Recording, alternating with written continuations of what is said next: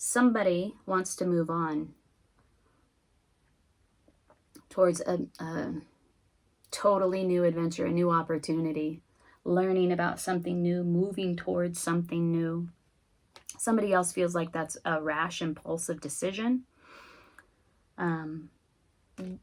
This could be a relationship that's well established, was on a pretty solid foundation, that was disrupted by this desire to move on towards something new, a new opportunity. Hi Aries, welcome to your love reading for January 2021. Thank you for stopping by. If you're new here, my name's Amanda. I'm at Lunacy Tarot. If you're returning, thank you for coming back.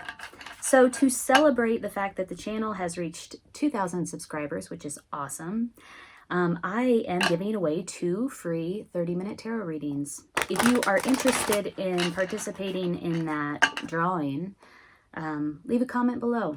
That's where I'm pulling names from. And I will do that on January 1st in the new year. So in this love reading, we're going to take a look at you, what you're bringing to the table.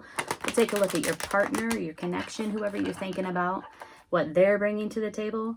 We'll look at your combined energies, what happens when the two of you come together, and we'll also pull a card of insight. We will clarify all the way through, and ooh, I'm having trouble shuffling here. And we'll also pull a card of guidance for you at the end, so stay tuned. All right, let's get started. I'm going to split the deck 3 ways. I'm working with the Osho Zen Tarot deck. In the position of you and what you're bringing to the table, ooh, some choice to be made, causing a little bit of conflict.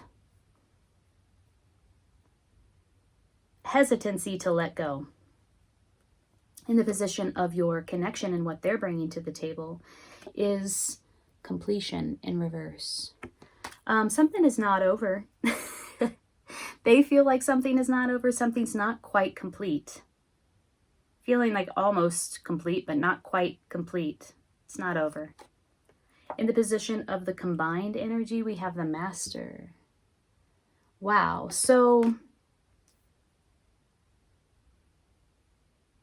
separation, distance, a time of solitude, wanting to come out of that distance, wanting to come out of that separation, wanting to reconnect. In the position of the insight, we have trust, and this is sort of self-explanatory. Needing to let go. This is sort of the opposite of what's happening with you, which is holding on to these 2 opposing choices, towers. Refusing to drop into the clouds. This is the opposite. This is the insight. Having trust, having faith, surrendering control so that you can fall into this juicy goodness that waits. It's a lack of faith and a lack of surrender that is coming from your end, Aries, here. Something's not quite over. Your connection understands this or feels this, believes this. Time of separation. You're both in this sort of separation. Solitude. There's a distance between you. And what is needed here, the insight, is an openness, a willingness to surrender, and an ultimate trust and faith in the universe. And what is in store for you, the future. All right, let's clarify these cards, Aries. If this is resonating with you so far, make sure to hit the like button so that the video can circulate amongst others. Other people can see the reading. If you're interested in a personal reading with me, there's a link below. All right, we're going to clarify with the Rose Monaco deck. And first we're going to take a look at you. What is this choice that you're making? Why this holding on energy?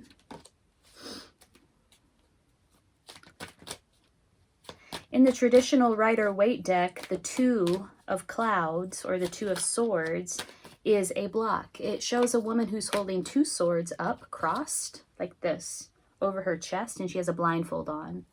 Some interpretations of that include blocking out external stimulation in order to look within and achieve clarity. about a decision that needs to be made. Other interpretations include a block of the heart, a wall up around the heart, where it comes to this connection. Here we go. We have the Page of Wands clarifying you, and we also have the Moon. Wow. Okay, so let me show you these. These are clarifying schizophrenia, or Two of Clouds, Two of Swords.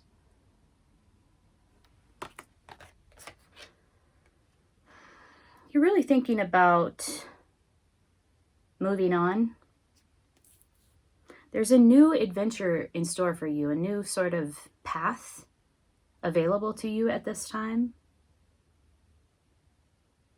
But it will involve you leaving. It will involve you literally physically moving. Moving away. It is ultimately something that you suspect might bring you a great sense of passion, creativity, a great sense of accomplishment and adventure. But I do see that there's hesitancy here. Not all things are known. Not all the information is available at this time. Something is hidden. This also has to do with fears. You know, really diving deep into your subconscious to face your fears, to bring them to the light of awareness, to your own awareness. There are absolutely fears here where it comes to following a new path. Some of these fears might be bound up with the fact that something is not quite concluded between you and your connection, you and your partner, whom you seem to be in separation from at the moment. Let's keep going. Let's clarify your connection. What is this completion in reverse about? There's also a sense of like, we haven't achieved what we meant to achieve. This connection did not achieve didn't achieve its potential, didn't reach its potential. It wasn't sort of the success you imagined it might be, and the lessons have not been integrated or learned, coming from your connection at least. Clarify Aries connection in January 2021. 10 of Pentacles. Again, it's like they're saying, hey, this thing that we invested in together, this was our goal. This was our ultimate goal. 10 of Pentacles. Financially secure, strong family foundations, ultimate blessings. It's getting to that point where, you know, it's moving through all of the numbers of the suit of Pentacles, 1 through 10, getting to that point of completion. And being able to, it's like building abundance, building wealth, and being able to share that abundance and wealth with your family, with your community. And I get the sense from your connection that they're like, hey, this is what we were headed towards. This is what we wanted. This was the goal. These were the objectives. This is what we were building together. And it is not finished. We haven't gotten to that point yet. All right, what's this period of solitude about? Why in the combined energies? Why are you separated? Why is there a distance? If you're not physically separated, why the distance? 9 of Wands. Wow. Protect what is yours. Believe in yourself and don't give up. 9 of Wands. There's a burden. There's a heavy energetic toll that has been taken. There's a wounding, a sort of psychic wounding as a result of battle, and a skepticism and a mistrust. And that is clarifying why, when we ask the question, why this distance, why this separation?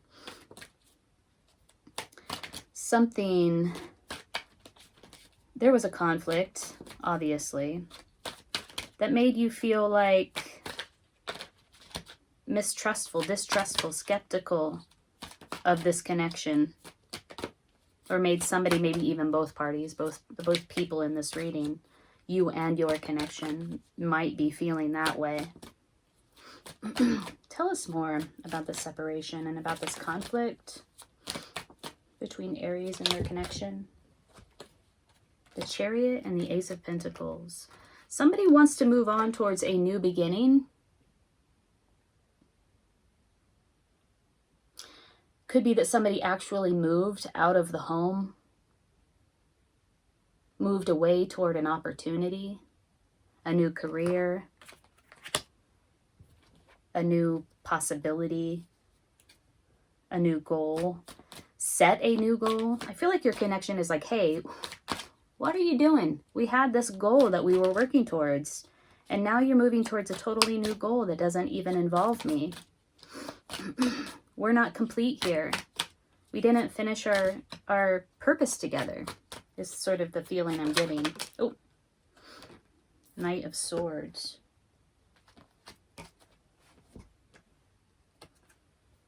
They feel like you're being impulsive, or somebody's being impulsive. Somebody's moving away towards something new, and somebody else feels like that's an impulsive act. You know, all the vices of ambition are being pulled up. Like you're being like, settle down, calm down with your ambition. You're being too impulsive. You're being too rash. You know, this card says seize the moment. And that takes action right now in this moment. You want to move on. I'm just going to say you because it's coming out on the part of Aries, but you know, energies are sometimes swapped, so take it how it resonates. Somebody wants to move on towards a totally new adventure, a new opportunity, learning about something new, moving towards something new.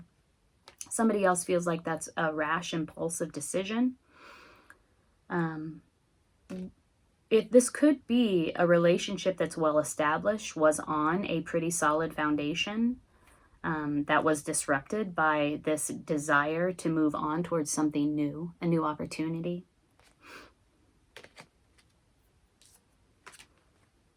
It's calling up a lot of courage on the part who wants to move on. Believing in yourself. There is something here for the person who is moving towards a new opportunity where there needs to be a lot of self-belief, belief in yourself, but also I feel like this is something that this person really wants and feels it's more in tune, in alignment with their passion.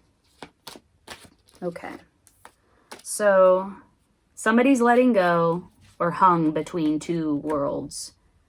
There's a call to let go and trust. Surrender, open up, trust, drop. Just drop. Drop it. Let's learn more about this insight. A call to let go, a call to surrender, and a call to trust.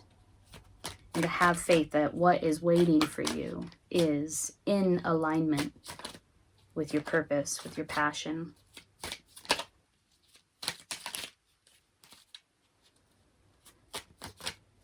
I feel like I want to pull more cards for your connection as well.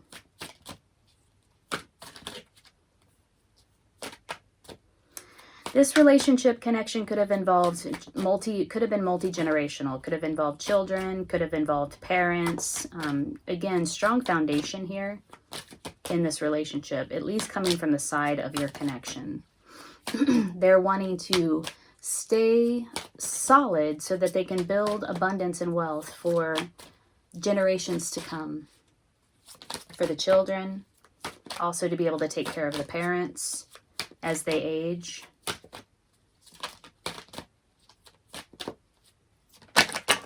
Whoa, gosh.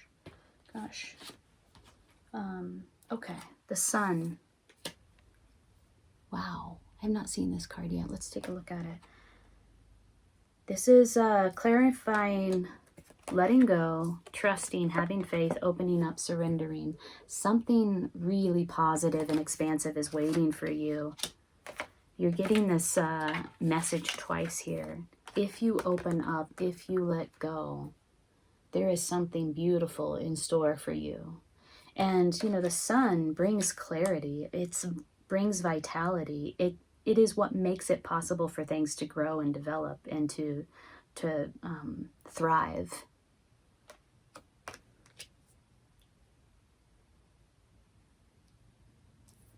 So even though it seems like your connection is doubting the direction that you want to take, this new opportunity that you're pursuing, it does seem to be more in alignment with who you are. There's a call for you to believe in yourself and to move toward this new opportunity, even though they might have their own fears about whether or not it will cause this relationship or connection to deviate from the original plan. There's this sort of plotting, P-L-O-D-D-I-N-G, not plotting, but plotting, this plotting quality of your connection, which is like, no, we follow step A, that takes some time. We follow step B, we come to step B, that takes some time. We follow step C, that takes some time, all the way through the alphabet, right, to get to this point. And I feel like you have a faster, quicker way, either to get to the shared objective, or your way is more passionate, more creative, more fiery, faster moving, and it involves a totally new possibility or opportunity. There does seem to be some sort of separation between you two, and if it's not a physical separation, it's a distance around that has been caused by this issue. Okay. Let's clarify your connection. I want to learn more about him or her. I said him. Maybe because I'm looking at the Ten of Pentacles and there's 3 males in this card, standing one right after the other, one in front of the other. See that? Could be that this connection is nearing a completion. We have completion in the reverse, and then we have 10, which is a completion. So this connection is coming to a close. You might have to be looking at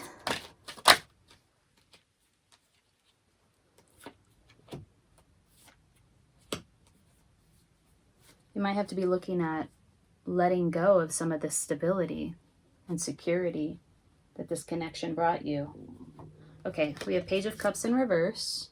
And again, more pages, and Page of Pentacles. Wow, okay. And we have a page on your side too. This came up to clarify you. Page of Wands. Like, look at her. She has a satchel. She has a staff. She's looking very much like the Fool in the Major Arcana. Like, I'm off. I am going to have a creative adventure. I'm inspired. And I'm in pursuit of something. And then we have the Page of Cups. This is lack of communication around how they really feel. And the Page of Pentacles. They're willing to learn about this thing that you're pursuing. They're also holding on to their coin, right? They're holding on to their coin. I get the sense that this is a person that doesn't like to deviate from the foundational, well-established path or plan that they've committed to, where it comes to building abundance, building wealth. And the Suit of Pentacles, all about the real things. You know, the home, the bank account, the family, the career.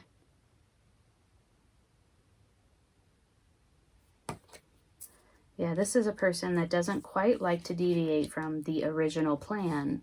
And again, not communicating and not offering much up in the way of how they feel, their emotions, their heart space. Okay, so we learned a little bit more about them. Aries, what is this thing that you're pursuing? Let's see, I'm going to use this one. What is this opportunity that you're pursuing? Qualities of this new venture, this new opportunity for you that you seem to be moving towards. And it's really requiring you to be very, to dig deep and to be confident and to believe in yourself. Despite your own doubts. Okay, well, whatever it is, it has brought some conflict. 5 is the number of conflict and change. Competition, testing. This card to me really is like testing your own abilities against the skills and abilities of others, just so that you can see where you stand, what you need to learn, where you're lacking and where you're strong, what your challenges are and what your opportunities are for developing your skills, developing your abilities. So it might involve others in helping you to do that. We had 3 other cards that came out here. It does include some study.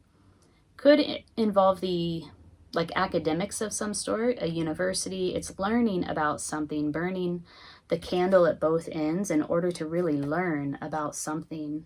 Deepen your understanding. This is not an insignificant investment of time and energy. It's a lot of work. It's research. You're just opening up. You're just deepening your understanding of something here. Knight of Cups, interestingly. It's taking action around your heart, taking action around the way that you feel about something. This is coming from deep within. It's like the way that you really feel, getting in alignment with the way that you really feel and taking action around it. And it is bringing about an ending of some sort. We have the 10 of Pentacles. We have the 10 of Swords again. 10 is the number of completion. We have completion on the part of your connection. However, it's in reverse. It's something that they're not quite accepting. I feel like this pursuit of yours is bringing about this ending, this finality to this connection. And they're not quite accepting that. It does involve a lot of trust and surrender and faith. And right now, it seems like you're feeling like you're caught between 2 worlds. All you want to do is let go so that you can experience this thing that you're headed towards. Strong intuition that this is your path. Look at that path between these 2 cliffs. Very similar to this card here. There is sort of an emotional excavation that's happening on your part, Aries, in order to pursue this thing. Let's pull a card of guidance for you, because I feel like you might take some advice at this moment. All right. Whoops. Let's keep going. That card that flipped up was, we'll take it, Athena, Inner Wisdom. We'll pull another one, though, as well. You know what to do. Trust your inner wisdom and take appropriate action without delay. Yeah, there is a call. Let go. A strong call for you to let go. And that is an action. Athena. Inner wisdom. All right. Another card of advice for Aries, please.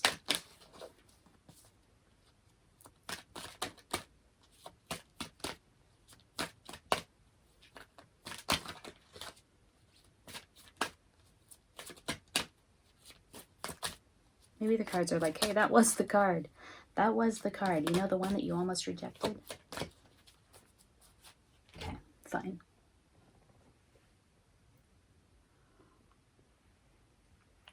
Let's pull a crystal card.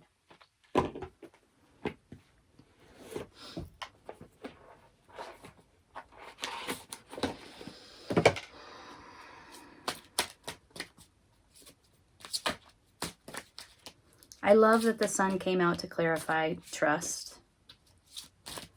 It just indicates to me that whatever you're pursuing will be a success. It is a card of success. Here we go. Ajoit, ahoit. This is your crystal card of guidance. Let's read both about Athena and about this crystal, shall we? The crystal looks a lot like the crystal that is behind her. Put these up for you.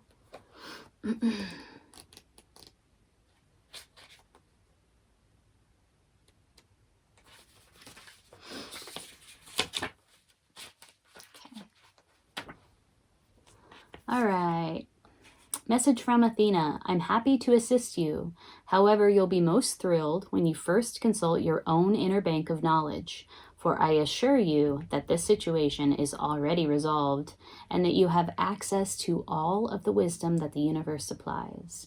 To access this wisdom, you must quiet your mind, surrender all worries and other concerns to the loving and almighty power of the universe. Close your eyes and note the thoughts and feelings that come streaming into your consciousness. If you like, you can ask me to give you a signal that you've heard your inner wisdom correctly. But have faith. I assure you that you have heard. Hold on. Turn the page.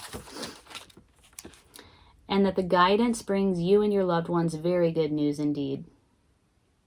Various meanings of this card include stop procrastinating, stop giving away your power to others, trust your gut, don't second guess yourself, you are correct, notice recurring ideas and take action on them. Wow. There's a lot of encouragement here, like you're on the right path. Trust yourself, trust your gut, don't second guess yourself, let go, surrender. Yeah, that's beautiful. Let's look at the crystal meaning of this crystal, which I cannot pronounce.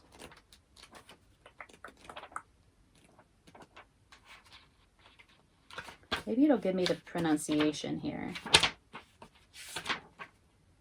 No, it does not. That would have been nice, because there's a lot of crystals here that are difficult to pronounce.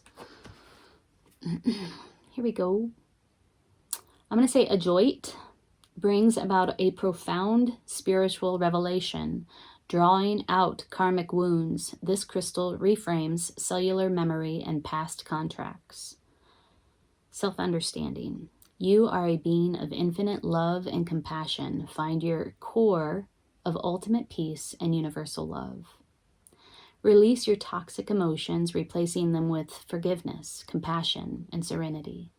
What you've been through allows you to appreciate the pain of another's path. Do not absorb their pain. Remain dispassionate. Detach gracefully and move on. Well, it feels like that's advice for you in this connection specifically. Divination. Put down your burdens, knowing you are a being of light.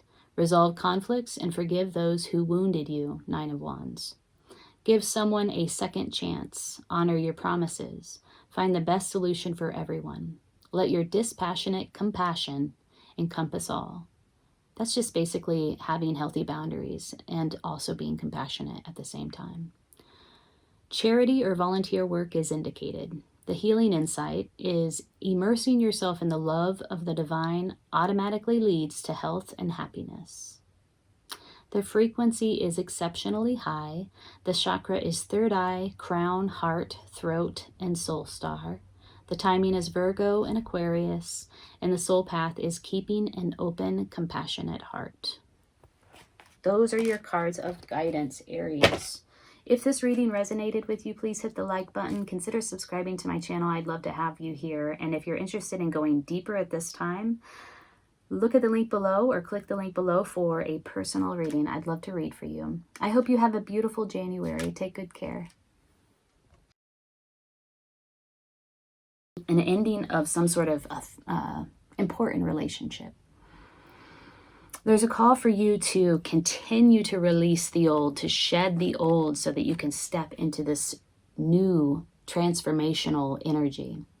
You are pursuing with the Empress your ultimate wish fulfillment, your ultimate emotional fulfillment, your ultimate happiness. Hello, Taurus. Welcome to your love reading for January 2021. Can't believe we're in 2021 already. So today we're going to take a look at you and what you're bringing to the table in terms of your love connection. We'll look at your partner and what they're bringing to the table. We'll look at your combined energy, and we'll also take a look at the insight for the connection. We'll pull clarifying cards all the way through, and we will pull a card of guidance at the end. I wanted to thank all of my subscribers. This month, the channel reached 2,000 subscribers. I'm super psyched about that, very excited. And as a way to say thanks, I'm giving away 2 free 30-minute tarot readings in January. So, wow, world popped up. If you're interested in that, leave a comment below, like, subscribe, and leave a comment below. I'm going to be pulling names from the comments, and I'll pull those on January 1st. So, coming up real quick. All right, then. I've been shuffling your cards and meditating on your sign off camera. I'm going to give it one last shuffle. And we'll sync up. I'm going to cut the deck 3 ways. Taurus, in the position of you and what you're bringing to the table, we have the 10 of Cups. Whoa. This is ultimate emotional fulfillment, especially where it comes to the people who are surrounding you, your family, your community. It's a feeling of giving thanks, gratitude.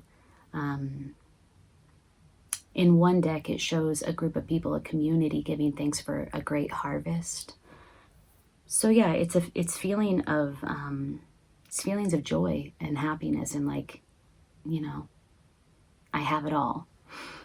Total emotional fulfillment. There's a completion of some sort, like something has come to its natural conclusion, or, you know, to its natural progression, to the end of its progression. In the position of your love interest here, we have the 3 of Swords. This is an emotional betrayal. Sadness, forgiveness. It's really felt mentally, it's felt emotionally as well. Yeah, it's emotional disappointment. This is what your connection is bringing to the table. In the combined energy, we have the 2 of Swords reverse. This is interesting. I haven't seen this card yet. So 2s often signify polarities. Duality also signifies making a decision, making a choice. The 2 of Swords is a block around the heart, an emotional blockage at sometimes. Really going within to try to make a decision, blocking out external stimulation. I feel like it is possible that the 2 of you are in a period of silence or separation.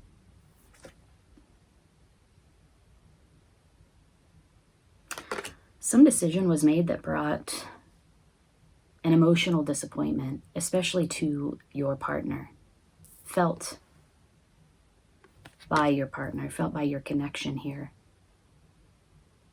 All right. Or maybe some decision wasn't made, as it is in the reverse. In the insight, we have the Knight of Pentacles. This is the slowest moving knight. Somebody was moving really slow.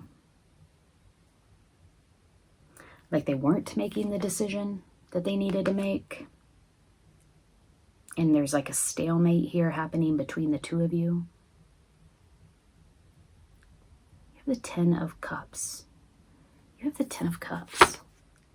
Maybe this is something that you invested a lot of energy into in the hopes that it would bring you this emotional fulfillment. This is on your mind, right? Okay, let's clarify some of this. What is the clarified Taurus with the 10 of Cups? Bringing the 10 of Cups to the table here. What is this about? Hopes and dreams, potentially. The Empress. Ooh. I feel like you worked really hard to get to this place of emotional fulfillment.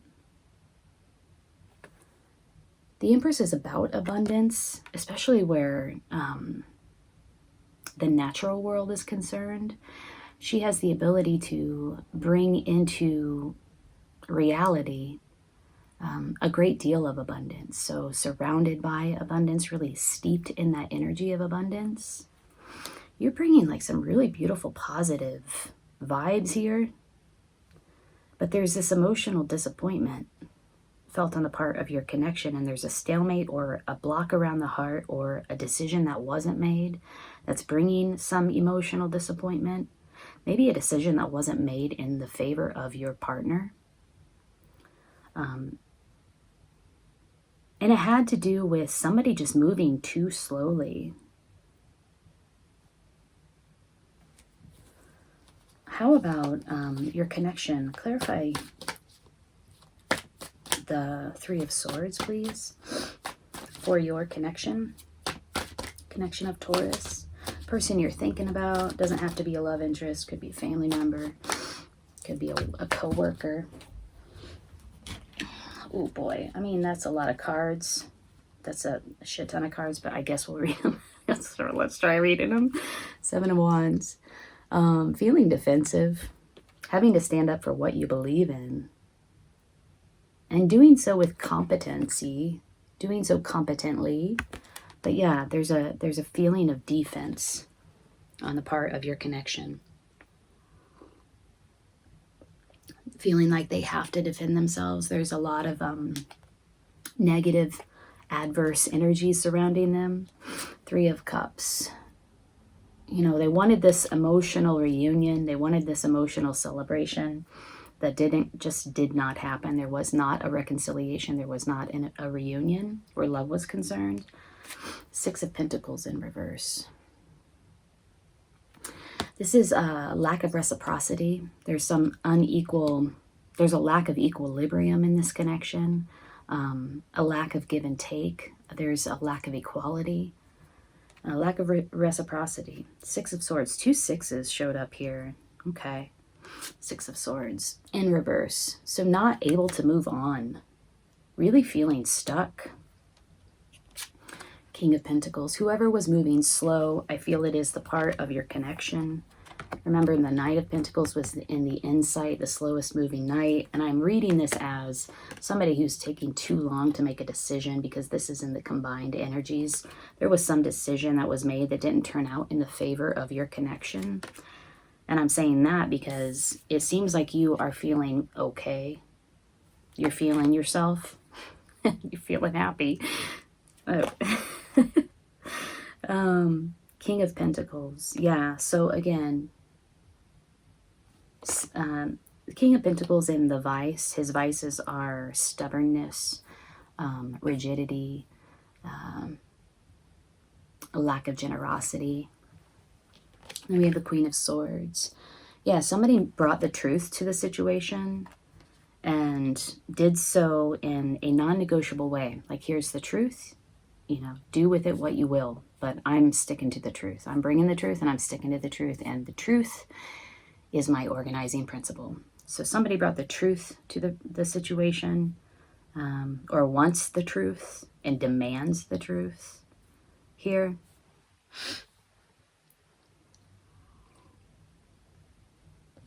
Let's see what your connection has to say to you. Let's get in a little bit deeper here with your connection.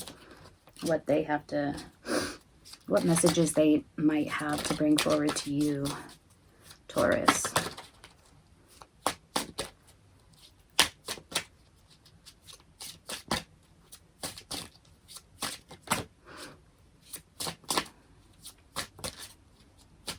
What does Taurus's connection have to say to Taurus at this time?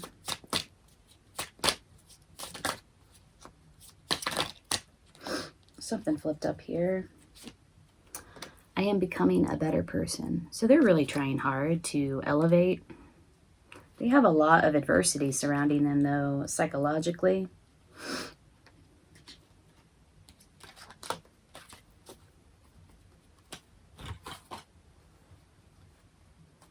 You're coming out as the Empress. They're coming out as the Knight and the King of Pentacles. You know, it's not a bad match. The Empress, her personality correspondent in the minor arcana is the Queen of Pentacles. And so the King of Pentacles and the Queen of Pentacles are divine counterparts. It's just that they're not, your connection is not quite at the level that you are at. I really feel like you have had a cosmic leveling up here, a spiritual leveling up here, and you are pursuing your happiness like hell or high water. It is a pursuit that you will not deviate from. And so it actually really is required that whoever you're with in an intimate type relationship levels up as well. Let's look at, what do we want to look at now? Challenges for your connection. What are their challenges here when it comes to this connection? We already see that they say that they're becoming a better person. It does seem like they want to level up here. There's like a indecisiveness. Yeah, so this came up for challenges for your connection. Just projecting onto the relationship, projecting onto you, fears, anxieties, past experiences. You know, this is just somebody who is bringing, you know, pain, past pain into the current relationship and just sort of playing it out in the connection, even though it might not be relevant. I mean, it probably is relevant to them. We trigger each other when we get into relationships, and that is, you know, that's supposed to happen. It's supposed to happen so that you can bring up those past painful experiences and shine a light on them and dissolve them under the light of your consciousness. It's supposed to happen. But if it doesn't, you know, if it just stops here at pain, projection of pain, then, you know, the work isn't done, right?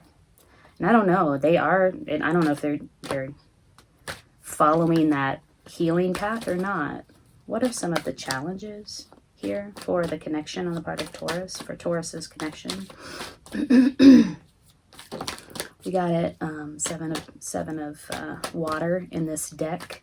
It's the 7 of Cups in the Ryder Waite deck. That's sort of having a lot of options, being very confused, not knowing which cup to choose, which choice to make. We see that indecisiveness is an issue.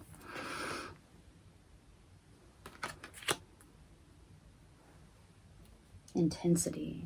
I don't know if this came out in the upright or the reverse, but I do feel like the emotional intensity of this relationship, this connection, was a lot for them to bear. Was very overwhelming for them. Let's look at your challenges, Taurus. What are Taurus's challenges inside of this connection? Oh.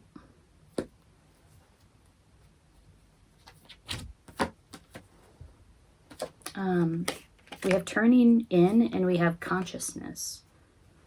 These are your challenges. Bringing your awareness to the fact that you might have a tendency to, what is the word I'm looking for?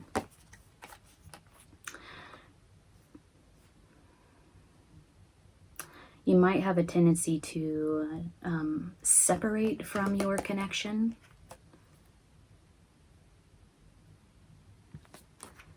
Isolate from your connection. I feel like this is a healing tool that you use to heal, to understand yourself better, to attain a sense of calm for yourself and to bring yourself to a greater place of peace,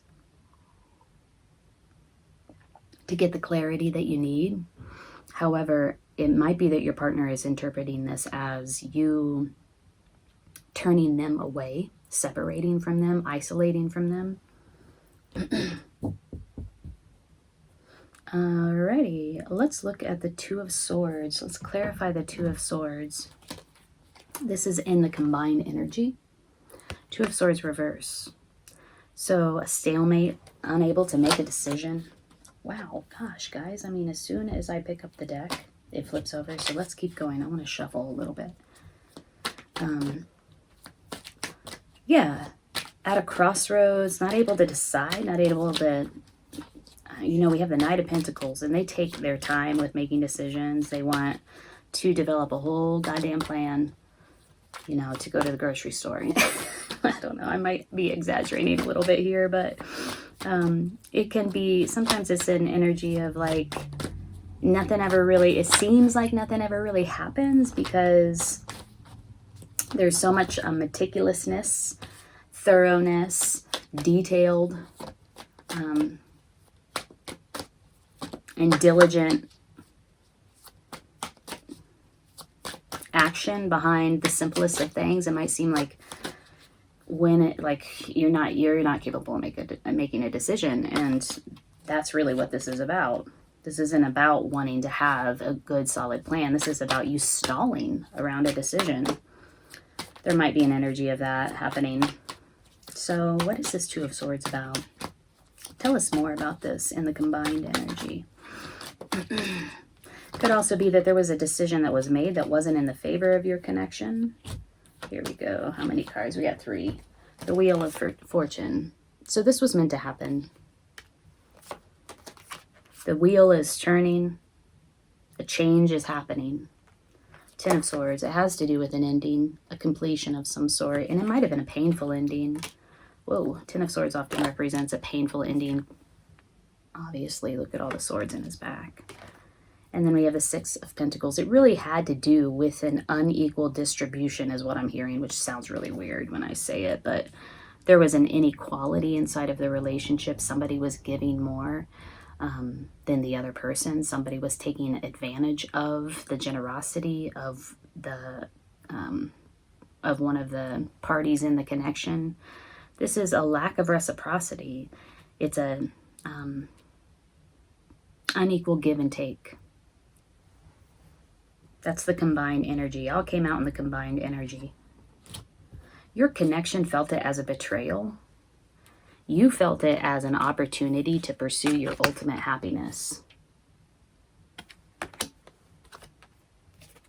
This is your challenge. I feel like this is the perceived challenge. Your connection perceives this as a negative contributor to the connection, to the end of the relationship. The fact that you turned away, that you isolated. I see you might see this as a strength. This is a tool that you use to gain consciousness and clarity, to deal with your demons. I will say this came out as your partner's challenge. Look at the similarities between this card and this card. Look at all the ghosts around her. Look at the ghosts that are emerging from the real human faces. Very similar. It's like she's dealing with this by going within, and he or they are dealing with this by projecting their fears onto one another. The other challenge that came up for your partner is just that this relationship was too intense for them to deal with. They had no idea. They don't have the tools to deal with this level of emotional intensity. They do want to become a better person. I think they understand they need to level up in order to match you, Empress. They're stuck. They're not moving on. Again, 2 6s in the reverse. Inequality inside of the relationship. There's a reunion, a reconciliation that's just not happening. It's stuck. They're feeling very defensive and, you know, betrayed. An emotional disappointment.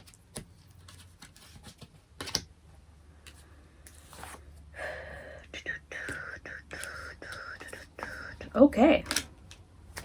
Well, let's pull a card of advice or guidance for you, Taurus, as you move through this connection. If this reading is resonating, please hit the like button. It really helps the reading to circulate, helps others to see it. Consider subscribing to my channel. I'd love to have you here. And if you're interested in a personal reading, that was Maeve. I might show it to you, but she pops out all the time, so I'm kind of tired of reading her. We'll read her. Cycles and rhythms. It's basically paying attention to your body, the cycles of your body, the rhythms, your energy levels, and your emotions. But yeah, if you're interested in diving deeper into your current situation, I'm doing readings now, personal readings. The link is below in the description box. I would love to read for you. Okay. Guidance for Taurus as they move through this connection in January. I love that you're bringing the Empress energy. I love that you're bringing the Ten of Cups energy. You are pursuing your ultimate happiness. And you're in your power. That's beautiful. Beautiful place to be. Ooh, yeah. Transformation, love. Butterfly Maiden. I haven't seen this in a while, so I'm happy to see that one pop out. Let's read about Butterfly Maiden.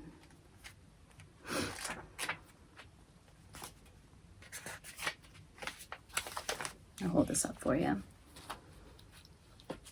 Beautiful card. As you go through this period of change, it's natural for you to wonder if your future is safe. I'm here to assure you that you're part of nature's cycles of birth, death, and rebirth. Okay, so maybe that's why Maeve popped out. Let's pull her up. All right, Maeve.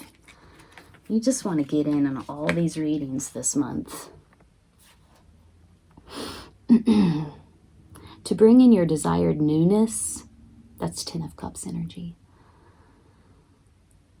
You must first allow old parts of your life to fall away. These changes are to be celebrated, not feared. Give thanks for the shedding of the old. Embrace all of the lessons it brought and then let it go. So if you're at the same time while you're pursuing your emotional fulfillment and you're in your Empress energy and you're doing your work, you're glowing up, basically, if you're having a hard time releasing the past, there's a call for you to engage in activities that will allow you to continue to shed the old so that you can step even more into this transformational energy.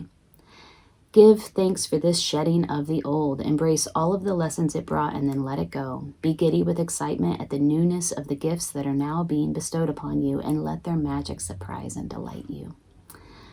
Various meanings of this card. Don't be concerned about endings as they're bringing in a new for you. The new for you. Your prayers have been answered with this change. Let go of the old. Wow, there is an ending here and there's a call for you to just let it go. Release it. Step into the new and transform. Don't worry about these changes. They're truly for the best. And this is a little bit about Butterfly Maiden. Butterfly Maiden is a Hopi Native American Kachina spirit who ensures that crops yield healthy and bountiful harvests. So she's kind of like the Empress. She's a springtime goddess who helps us escape from any cocoon situation that's trapping us or impeding our growth or joy. If you're feeling stuck, she's a wonderful goddess to call upon during the emerging process. She'll also guide you through life transitions and help you spread your wings. Whoa, beautiful Taurus. So what I see for you here is that, there is an ending inside of some connection. Could have been a past connection that's already over, but it's kind of still lingers for you. An ending of some sort of important relationship. There's a call for you to continue to release the old, to shed the old so that you can step into this new transformational energy. You are pursuing with the Empress your ultimate wish fulfillment, your ultimate emotional fulfillment, your ultimate happiness. Your North Star. And you've got this Butterfly Maiden as your call to action, release, and emerge. It's gorgeous. Taurus, I'm wishing you the best in January 2021, but it looks like you're already on a really beautiful path. I hope you take good care. I'll see you soon. I couldn't let you get close to me. Somebody is stuck and not facing their fears. Also, I can't stop thinking about you. You both are thinking about each other. I can't stop thinking about you coming from your side and from their side. So many things remind me of you. You're also saying I couldn't let you get close to me. So while somebody is doing some important work around this disconnection, where it comes to this relationship, the Hermit going within, finding the answers, finding clarity, really going within to get stability and to glean insight. Another person is stuck in their anxiety and unwilling to face their fears. Hey Gemini, Welcome to your love reading for January 2021. Thanks so much for joining me. My name's Amanda. I'm at Luna Sync Tarot. If you are returning, thank you for coming back. I appreciate you. If you're a new visitor, welcome. If this reading resonates with you, please hit the like button. Also subscribe to my channel if you are so called. And if you're interested in a personal reading, I'm doing those now. The link is below in the description box. We're going to take a look at the energies that you and the person that you're thinking about, your connection, are bringing to the table in the month of January. We'll also take a look at what happens when the two of you come together, the composite energies. And we will pull a card of insight for the relationship or the connection. Of course, we'll clarify all the way through, and we'll pull a card of guidance or advice toward the end. So I've been shuffling your cards off camera. In the pre-shuffle, I saw the Nine of Swords show up twice with two different decks.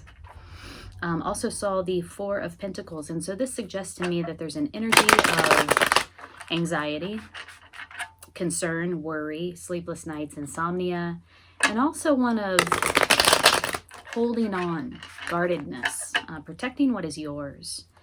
Also saw the Five of Cups, which is a card of grief, sadness, and sorrow, regret. So let's sync up and see what's going on with you and your connection, Gemini, in January 2021. Here we go. Lovers reverse. So some sort of connection here is feeling broken, feeling disconnected where it comes to love. Six of Swords in reverse. Somebody knows that they want to move on, but is having a hard time making that decision or actually moving on, putting, psychically, emotionally, even maybe physically moving on, having difficulty with making the moves to move on, engaging in the moving on. Having difficulty with that, not moving on, essentially. Composite energies, strength reverse. Could have been out of control of some of those base instincts like jealousy, just emotion, like out of control of your emotions. Your emotions are sort of running the show. High emotions, running the bus. Your emotions are driving the bus. You're not in control of them. They're sort of, all over the place, and they feel very intense. This is the composite energies. Ace of Swords in the position of the insight. Some truth needs to be revealed. Some truth needs to come forward. It could be that there was a truth revealed, and that's what caused this sort of instability, emotional instability. This disconnect where it comes to the love connection and this stuckness, right?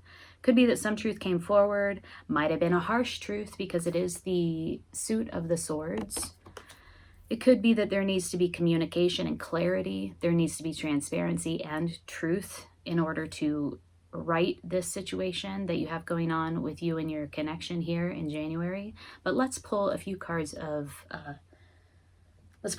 so that we can clarify. And let's work with the Magician Tarot deck by Rose Monaco. I want to look at the Lovers in reverse. What is this about? What is this heartfelt disconnection about? Yeah, somebody or both are in a time of solitude, taking some time to yourself to go within and to find some clarity where this is concerned. Could be that one or the other of you has decided to do that deeper work, and it requires alone time in order to, sort of glean those insights. It's really just like taking some time and space to figure this shit out. Somebody's stuck though here. Let's look at the Six of Swords, which is typically a card. It's in the reverse. It's typically a card of moving on, moving into calmer waters. It follows a very turbulent time. It follows a conflict. Five of Swords is about conflict, and it's a nasty conflict. It's not pleasant.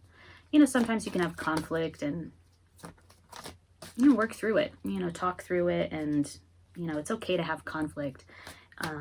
Especially, mostly, what am I saying? conflict in and of itself is not a bad thing. If you can talk through it, if you can work through it, it can be a huge growth opportunity. Sometimes conflict, though, is just nasty. It just hurts. And there's, you know, it's not about resolution. So we have the moon in reverse.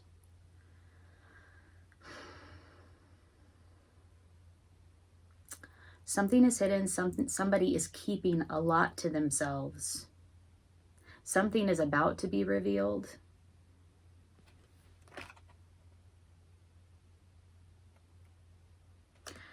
The moon is about fears and anxiety, all those things that are hidden, unseen. In your subconscious, it usually comes up at night when you're sleeping, when you're dreaming. Those fears and anxieties that we haven't yet found the courage to face. So somebody is in this place where it comes to this connection. It really does remind me a lot of the Nine of Swords that kept popping up in your pre-shuffle. Shows a person in bed, 9 swords behind them, their face in their hands, like they just woke up from a nightmare, and they're still in it. They're still in the nightmare. Oh, I just saw the Ace of Swords again. That came up in your insight. I think somebody said something, and it hurt. It really brought somebody, or put somebody in this place of feeling extremely anxious, stuck. Somebody might have realized that this connection was not the soulmate connection that they thought it was or hoped that it was. And now they're going within to heal this disconnect.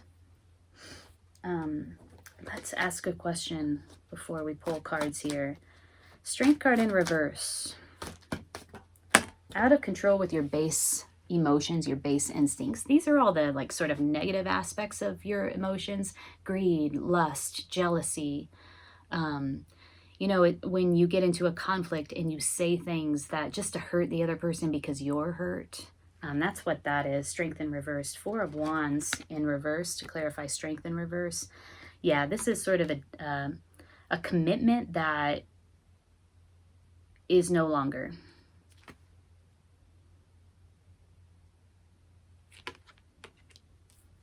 Could be a divorce, could be a separation.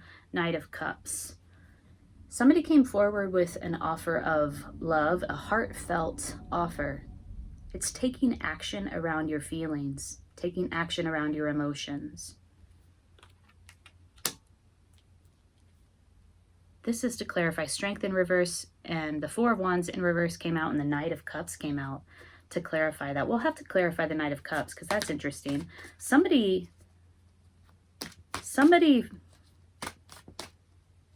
Knight of Cups is about following your heart. Somebody is connected with their heart here and wants to make an offer, wants to move on it. Wants to move on it, or did move on it. This is the composite energy. But I don't see that it resulted in a reconnection here.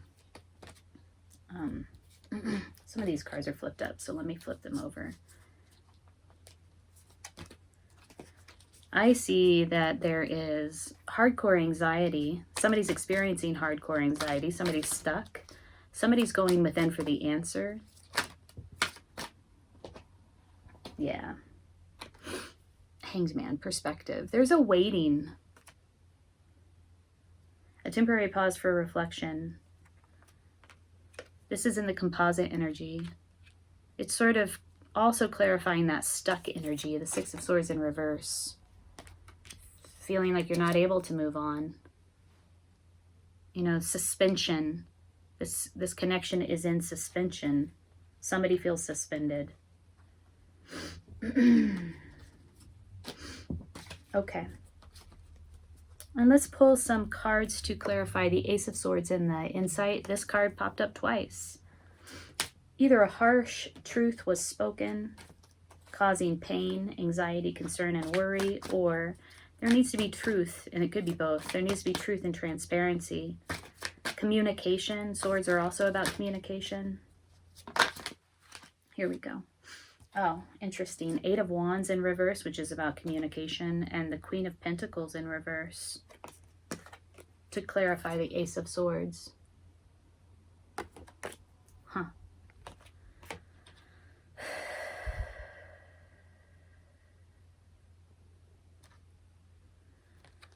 Some communication went awry.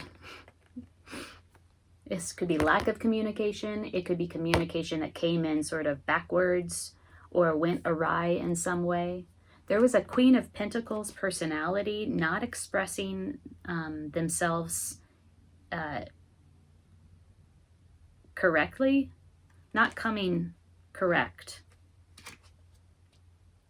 Okay, that's clarifying the Ace of Swords. An ungroundedness. Could be that this communication was coming from an ungrounded place.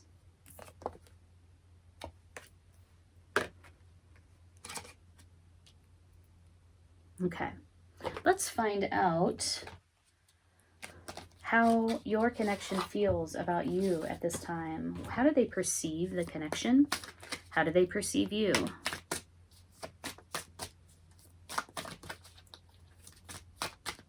What are the perceptions inside of this connection that are at play? Gemini, January 2021. Okay, 5 of, what is this? 5 of Pentacles in reverse. Interesting. Feeling left out in the cold. Feeling ostracized, isolated, wanting to come out of that isolation. Wanting to work their way out of that isolation. 5 of Pentacles in reverse. This is how your connection perceives the whole relationship, and also you. Feeling like they were left out in the cold, neglected, like poverty mentality, like there's not enough here. There's not enough for me. How do you feel about this connection?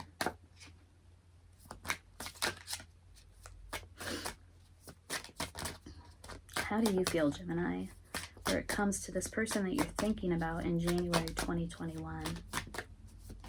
Here we go. There's 3 cards that came out here.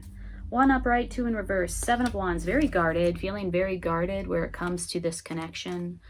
We have the Emperor in reverse. You feel like there's a distortion or abuse of power, like a rigidity and a stubbornness at play here in this connection. And the 3 of Pentacles, a lack of collaboration, lack of balance, lack of collaboration. So, gosh, looks like both sides here are not really viewing this connection in the highest expression, in the best light. That's what I need to say. Somebody's feeling neglected. Somebody's feeling left out in the cold. Like there's not enough. There's not enough.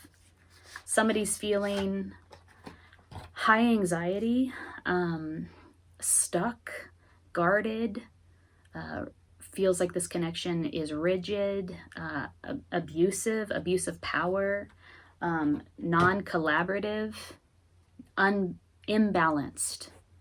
Okay. It seems, though, in the composite energy, that when the 2 of you come together, there is this out of control vibe. Like both parties are out of control with their emotions. Like nobody is really in control of how they feel. And so it's like coming out in backwards, sideways, in really negative, disconnecting ways. This at one point was a marriage or a committed relationship because the 4 of Wands came out, but now it's in reverse. So it's like, it's no longer. However, we should clarify the Knight of Cups. Somebody did come forward with a heartfelt offer, and there is now everybody's suspended. We see that twice with the Hanged Man and also with the 6 of Swords in reverse. There's a stuckness. What does your connection want to say to you in the month of January? What do they have to say?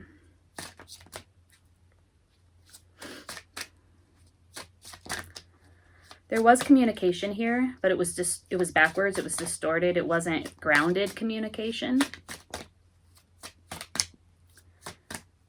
Might have had to do with a Queen of Pentacles type personality. This is a person who's very, she's like the minor arcana version of the Empress. She's got her shit together.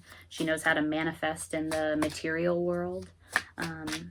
Typically very generous, very practical, very connected to her community, to her family. This is Taurus energy. All the earth signs, Capricorn. Here we go. So many things remind me of you. So your connection is feeling nostalgic, is thinking about you quite a lot, thinking about what happened between the two of you. How do you feel about them? I'm going to put that back. It said just being near you is intoxicating. You might feel like they are just in some ways your perfect match is what I want to say, but it also feels like a little bit of like a intoxication, right? That's like just obsession, sort of putting somebody on a pedestal. Let's pull another card. What do you want to say to them in January?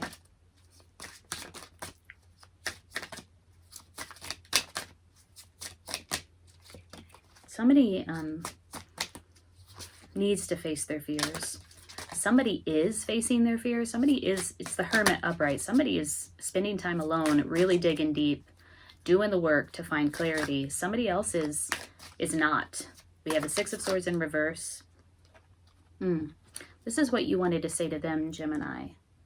I couldn't let you get close to me. Somebody is stuck and not facing their fears. Also, I can't stop thinking about you.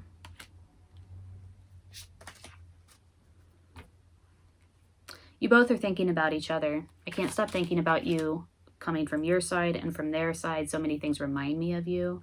You're also saying I couldn't let you get close to me. So while somebody is doing some important work around this disconnection, where it comes to this relationship, the Hermit going within, finding the answers, finding clarity, really going within to get stability and to glean insight. Another person is stuck in their anxiety and unwilling to face their fears, unwilling to look at it and to do that deeper work. And so there's this stuck energy. There was some sort of harsh communication. Oh, let's clarify the Knight of Cups. Remember, this came out to clarify strength in reverse. Somebody came forward with a love offer. Do I want to use this? Let's use this. Somebody came forward with a love offer. It's the Knight of Cups. The Knights take action. Somebody made a move. Some sort of move. Emotional move, because it's the Suit of Cups. It has to do with the emotions, has to do with the heart space. This is in the composite energy.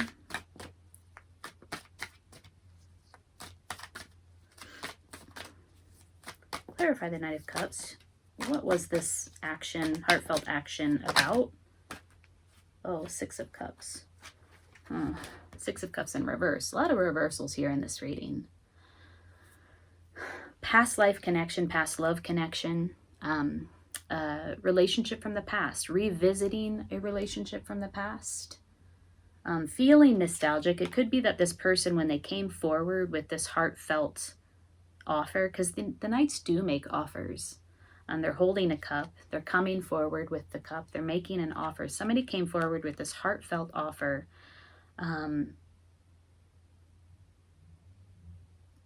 To a past love connection, right? I don't feel like it was well received because the Six of Cups is in reverse. Let's keep clarifying. Knight of Cups. What is this Knight of Cups, Six of Cups in reverse about? What is this all about? In the composite energy. Oh. Okay. All right. A bunch fell out, so I'm just going to read them all really quickly. Hermit. Whatever it was, it put you back into hermit mode, back into solitude. It did feel sudden. It felt shocking. It really brought everything down to the ground. Whoever came in with a heartfelt offer, the results were kind of dramatic and shattering. Ace of Cups. It was in pursuit of a new emotional beginning. Nine of Pentacles. This is an independent lady card, but it's in the reverse. So, you know, wanting to, I don't know. Nine of Pentacles in reverse. Let's put that aside. I'll read that later. Ten of Cups. In pursuit of a new emotional beginning based on this desire. Ultimate emotional fulfillment, right? Wasn't successful though. Six of Wands in the upright is typically a victory. Success. In the reverse, obviously it's not. And it put them back into this Five of Pentacles space. Now, didn't we pull this already for how your partner perceives the connection? Your person perceives the connection. Five of Pentacles in reverse. There's not enough here. Feeling neglect, feeling lack. Feeling left out in the cold. Abandoned, neglected. Nine of Pentacles in reverse. This could be seen as sort of a refusal of independence, or an uncertainty around self-sufficiency and independence. All right, wow. Okay, so let's pull a card of advice here for you, Gemini. What should we do? Let's work with the medicine cards. Actually, no. Hold on one second. Let me get I started this reading without being prepared. Let me get my other cards.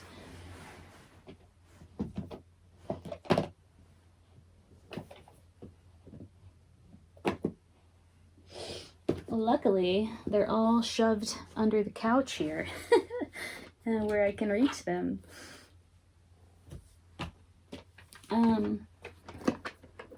This person, whoever this is that is stuck, unable to move on, kind of experiencing a dark night of the soul, but not really engaging with it 100%, right? Let's clarify. And also the baser instincts, being out of control with the baser instincts that shows up in the composite energies. Let's clarify both of those. What are these baser instincts that are at play here in your connection?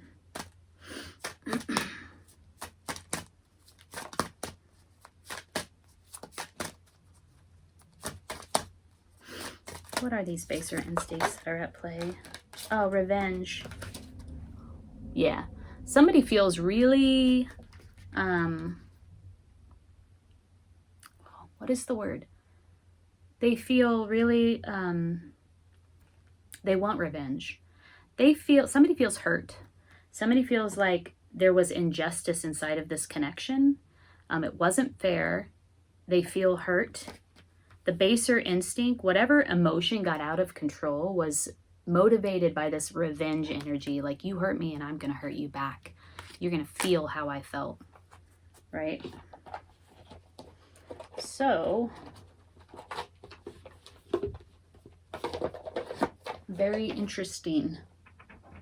Let's pull a medicine card for you, Gemini, as you navigate this connection, or your feelings around this connection in January 2020. Card of advice for Gemini. Hummingbird. Oh, yeah. Feel like what's going to serve you best is to connect with your joy. Connect with the things that make you happy, that bring you joy, that raise your frequency, raise your vibration, that elevate your emotional state. What is here? Let's read about hummingbird. This does feel like a very dense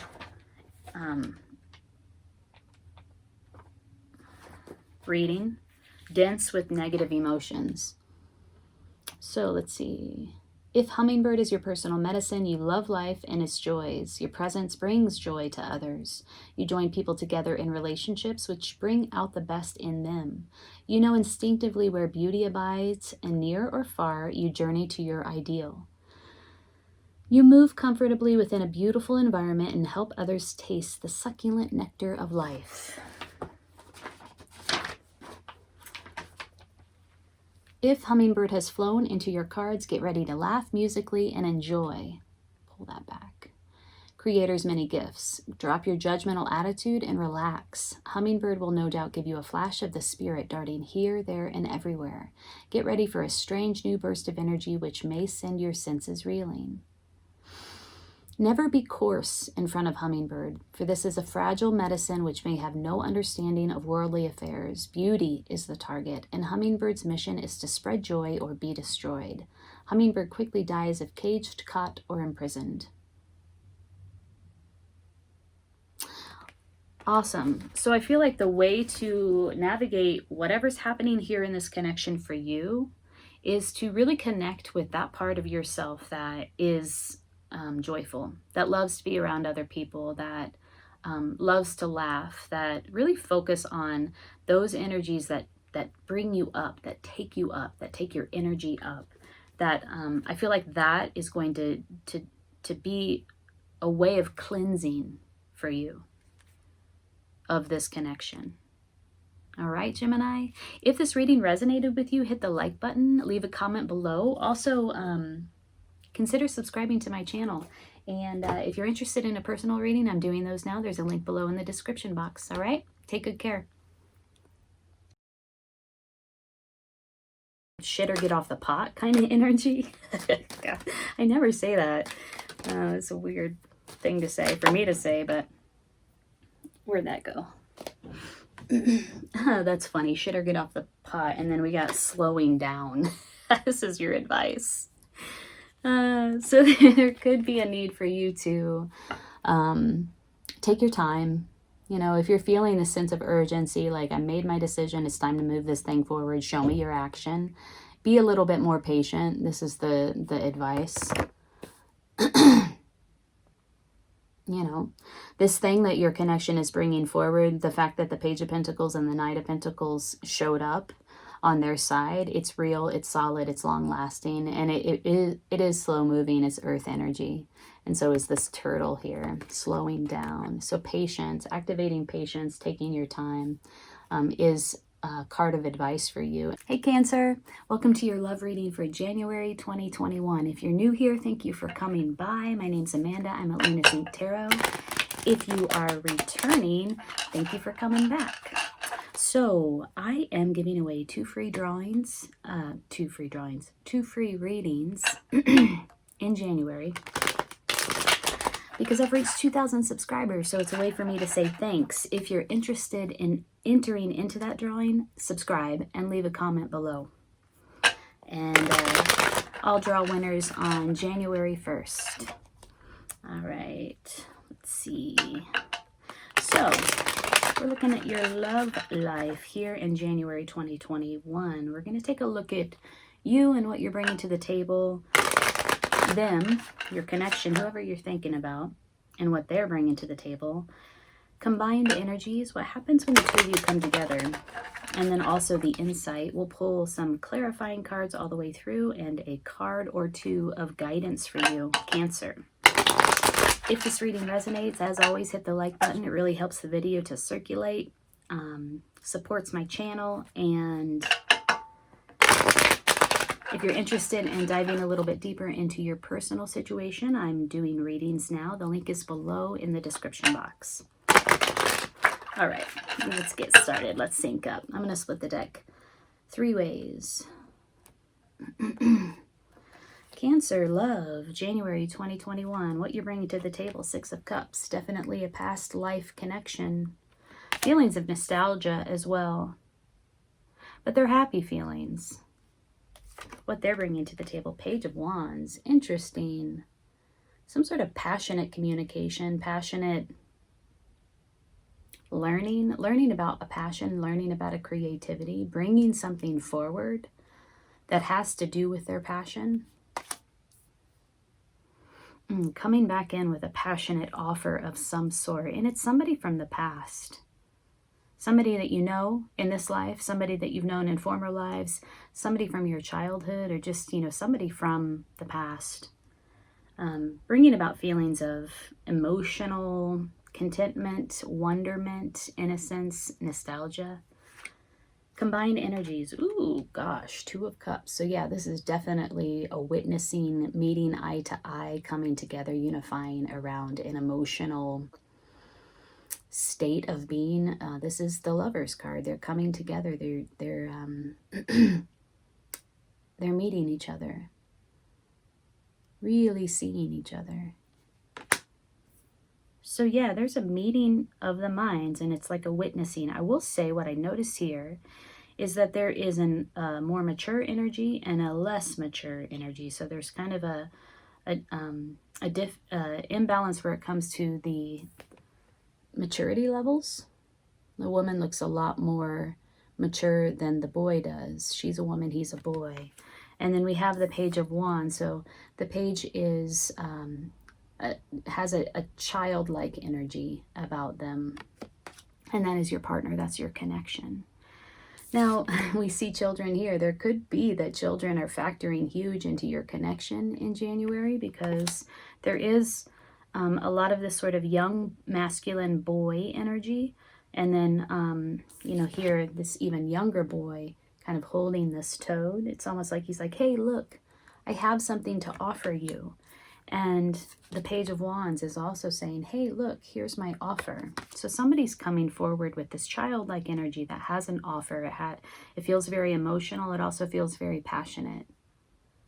And then there's this meeting of the minds. It's like the boy comes to the woman and makes this offer, and they see each other. There's a witnessing that takes place, and a connection that takes place. The insight is the Knight of Wands. Wow. So this is somebody who's willing to take action around their passion. So it's not just like making an offer that is, so this page is making an offer, right? But it's almost like they're also learning about what they have to offer. It's not as solid as when the Knight of Wands comes in and takes action on the offer. Like, okay, you can make an offer, but can you back it up with action? And here it is, the Knight of Wands taking action around this offer, this passionate offer. That's the insight. So it could be that, you know, the offer that the Page of Wands is bringing to you is not quite good enough. They need to actually put the action in. They need to bring it forward and take action around it in order for it to be a legitimate offer to you. I do see an imbalance here in the energies in terms of like wisdom, knowledge, and maturity. There's a masculine boy energy, a childlike energy. And it feels very innocent and open, like, here, look what I have. Here's my offer, right? And it's somebody from the past. And then there's a more mature feminine energy. So let's dig in, Cancer, and see what this is all about. I'm going to use this new deck. It is, it's by Rose Monaco. My mom gave it to me a couple nights ago for Christmas. And it's beautiful. Here's the cover, the back cover of it. I've never heard of it and had never seen it. And in fact, I watch a lot of tarot readings on YouTube, and I've never seen anybody use this deck before, so I'm excited to use it. Yeah, Queen of Swords. I feel like this is the feminine energy that I was talking about, the mature feminine energy, Queen of Swords energy. Lots of wisdom, lots of experience. Wow, she's formidable. She's also seen often as the widow of the queens. She's independent. She's very analytical and logical. She relies on herself, very self-reliant, and she is dependent on her thinking, on her mind, the power of her mind. So yeah, I feel like that's the energy, the feminine energy that's coming in here. And again, we have, wow, We have two cards that flipped up in the same shuffle. We have the Page of Pentacles, another page, and another Knight. So there does seem to be a need to progress from a simple offer from the page, from a younger person, into taking action around that offer, a progression of, yes, it's fine and good to make the offer, and I feel grateful for the offer. However, there needs to be action around the offer, and it needs to be real, right? It can't be like, it needs to be solid. It needs to be stable. It needs to be long lasting. This offer, whatever this Page of Wands, this Page of Pentacles comes in with, it needs to be backed by action. Because the page is coming to the Queen of Swords. And she knows what's real. She's a realist. So it needs to be a real thing. There, in the combined energies, there is this meeting of the minds. There is this uniting in love, this unification in love. There is love on the table here. So I want to learn more about you, my dear Cancer. In January 2021, we see you as the feminine energy. I'm going to say you. At the feminine energy, we see as this Queen of Swords. Somebody who's a more mature, maybe more advanced in years, could literally be older than your connection. Here we go. The Chariot. Ooh, yeah. And also underneath there, the Strength card. Okay. You know, when I said the Queen of Swords is very formidable, that is the energy that I'm getting from this feminine, this feminine energy. Very formidable, very strong, like inner strength, right? Tapped into universal abundance, to that universal energy that is manifestational. Inherently and sort of natively tapped into that. Could be a Leo. Have Leo factoring into your chart somewhere. Very aware of yourself, very, again, self-reliant. The way that you affect change is by activating your willpower and your personality. Like, you move things forward through the sheer force of your personality and your willpower.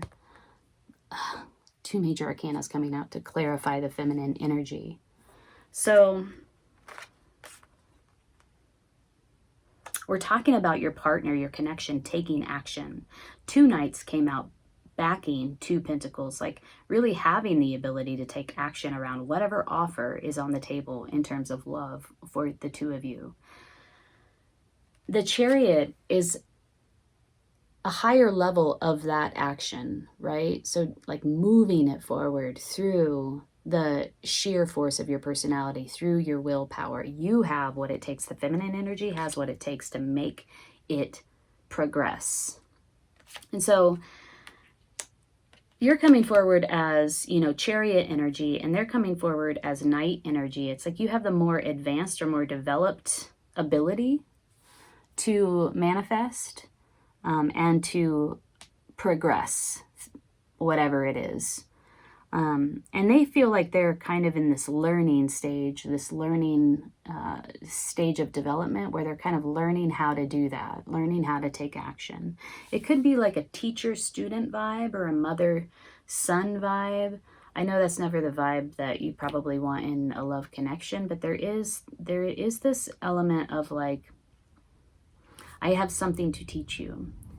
You know, I'm slightly more advanced in my understanding of this thing, of how to do this. For what it's worth, that's the feeling that's coming out right now around the feminine energy. Let's learn a little bit more about what happens when the two of you come together. We have the Two of Cups. So it is a love connection. A connection felt on the heart plane.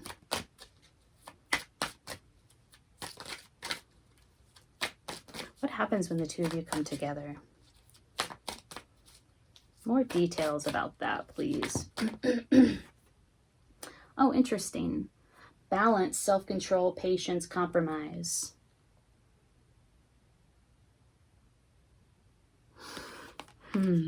These two do look very balanced here. Balanced in that they are witnessing one another. They're both bringing a similar, they both have one cup underneath them. They're unified. And there does seem to be a balancing here in terms of a meeting of the minds, how they see one another, each other. I love this burst of light here that signifies a unification. Like, just like like, boing, we connect. That's kind of silly, but so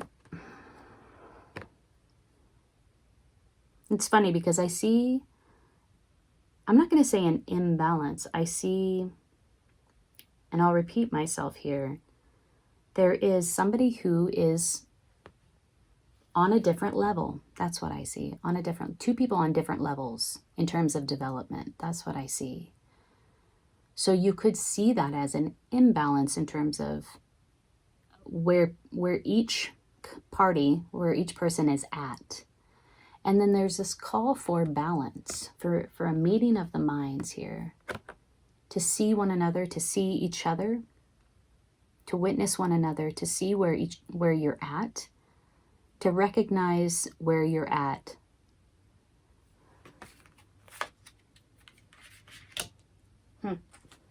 Okay, and so this Page of Pentacles to the Knight of Pentacles, Page of Wands to the Knight of Wands. What is this progression about?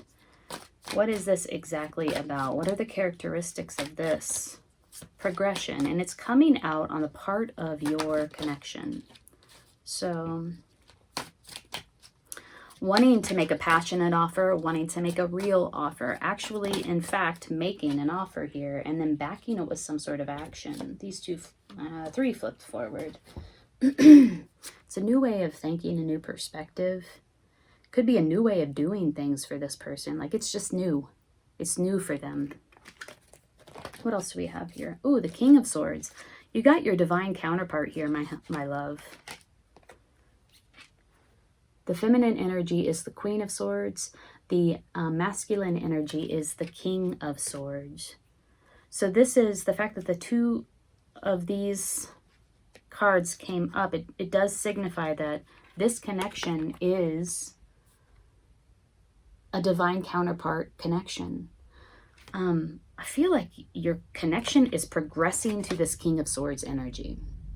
They feel like they know they need to meet you. They know they need to match you here, where your energy is at, where your native energy is at. It is a new way of thinking for them, a new understanding, even a new belief system. It's just new. And then there's a choice.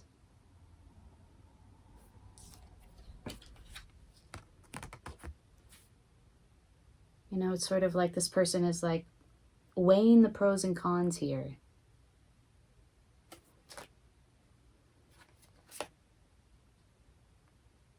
What are the I mean, that is kind of what the Queen of Swords and the King of Swords do. They look at the facts. They look at the pros and cons of every situation, and they make a decision. And that is happening here too, where something real is concerned, where an offer is concerned. And it also has to do with a choice. This person has to make some sort of decision. It could be just a decision to step into this energy of like, I need to make an offer. It needs to be passionate. It needs to be real. I need to back it with action. It needs to be backed by my behavior. I need to align my intention with my action. You might hear me say that quite a lot. I need to align my, whatever I'm offering with real behavior, right? It needs to be real. It also needs to be passionate. I feel passionate about it. And this is a totally new thing for me to do. It's a new way of thinking, and it's a new way of, it's a new idea. It's a new thought. It's a new way of thinking. It's a new beginning. It feels like truth and clarity is involved in it as well. I'm like coming forward in a very sharp, honest, truthful, clear way. And they do understand that they need to step into this divine counterpart energy, this King of Swords energy. And on this card it says structured, strong, dependable, using intellect over emotion. They both do this, and they both bring that energy. So yeah, I feel like your connection is really thinking about this, really trying hard. Really trying hard. And it's somebody from the past. It could be somebody that in a past relationship in this current life missed out on an opportunity with you because they didn't see you. They didn't quite see you for what you were worth. They didn't quite see you accurately. Let's just put it that way.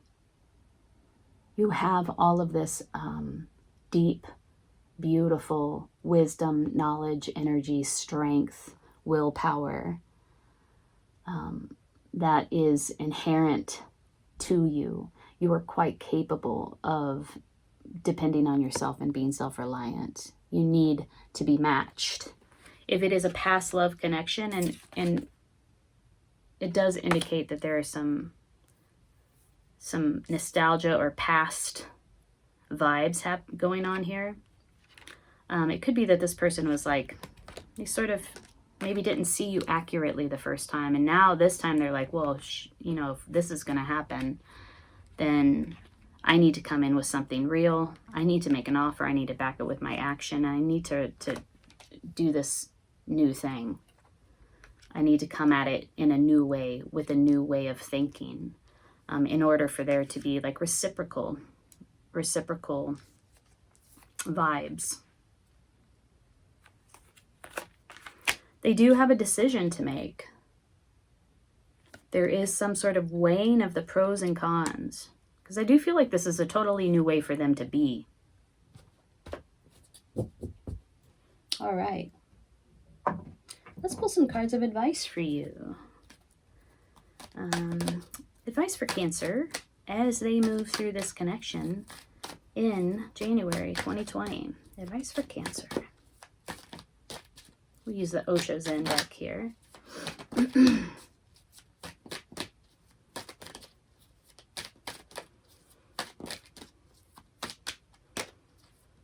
do feel like some of what you're bringing to the table, Cancer, is we got comparison. The Five of Swords. I do feel like some of what you're bringing to the table is this feeling of like, let's move this thing forward. She doesn't, the King or the Queen of Swords does not, she's pretty cut and dry. There's not a whole lot of ambiguity around the Queen of Swords. And she's very decisive and quick to take action around her decisions. And once she decides something, it's like, it's go time. Let's do this. It's time to do this thing. And so you have the Chariot here. I keep looking at the Chariot, and I feel like that's a component of that energy. Like, you know, shit or get off the pot kind of energy. God, I never say that.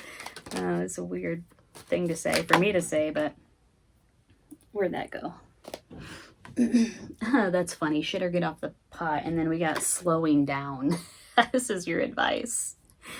So there could be a need for you to take your time.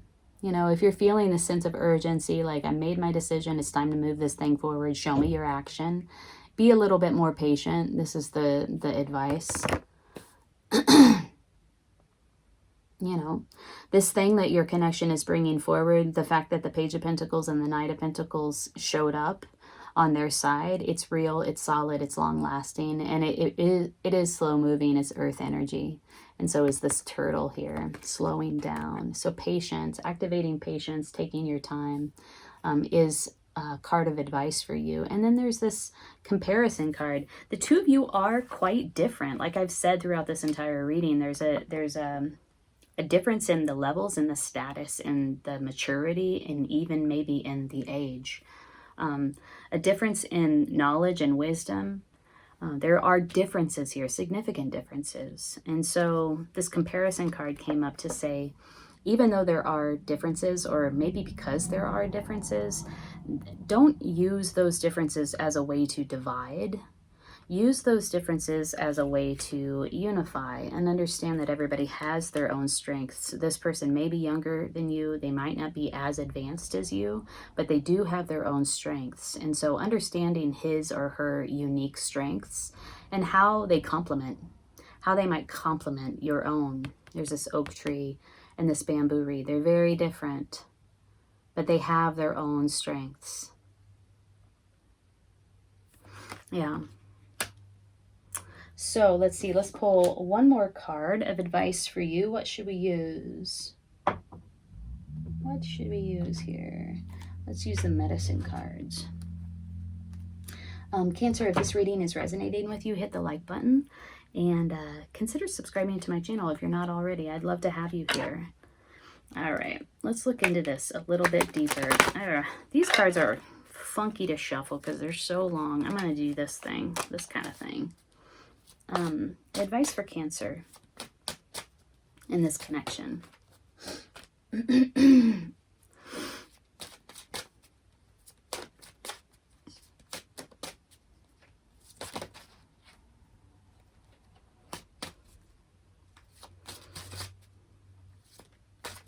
Advice for Cancer. There we go. Ooh, Beaver. 22. 2 plus 2 is 4. That's solid. That's stable. Where's my book? Here we go. Let's read about beavers, shall we?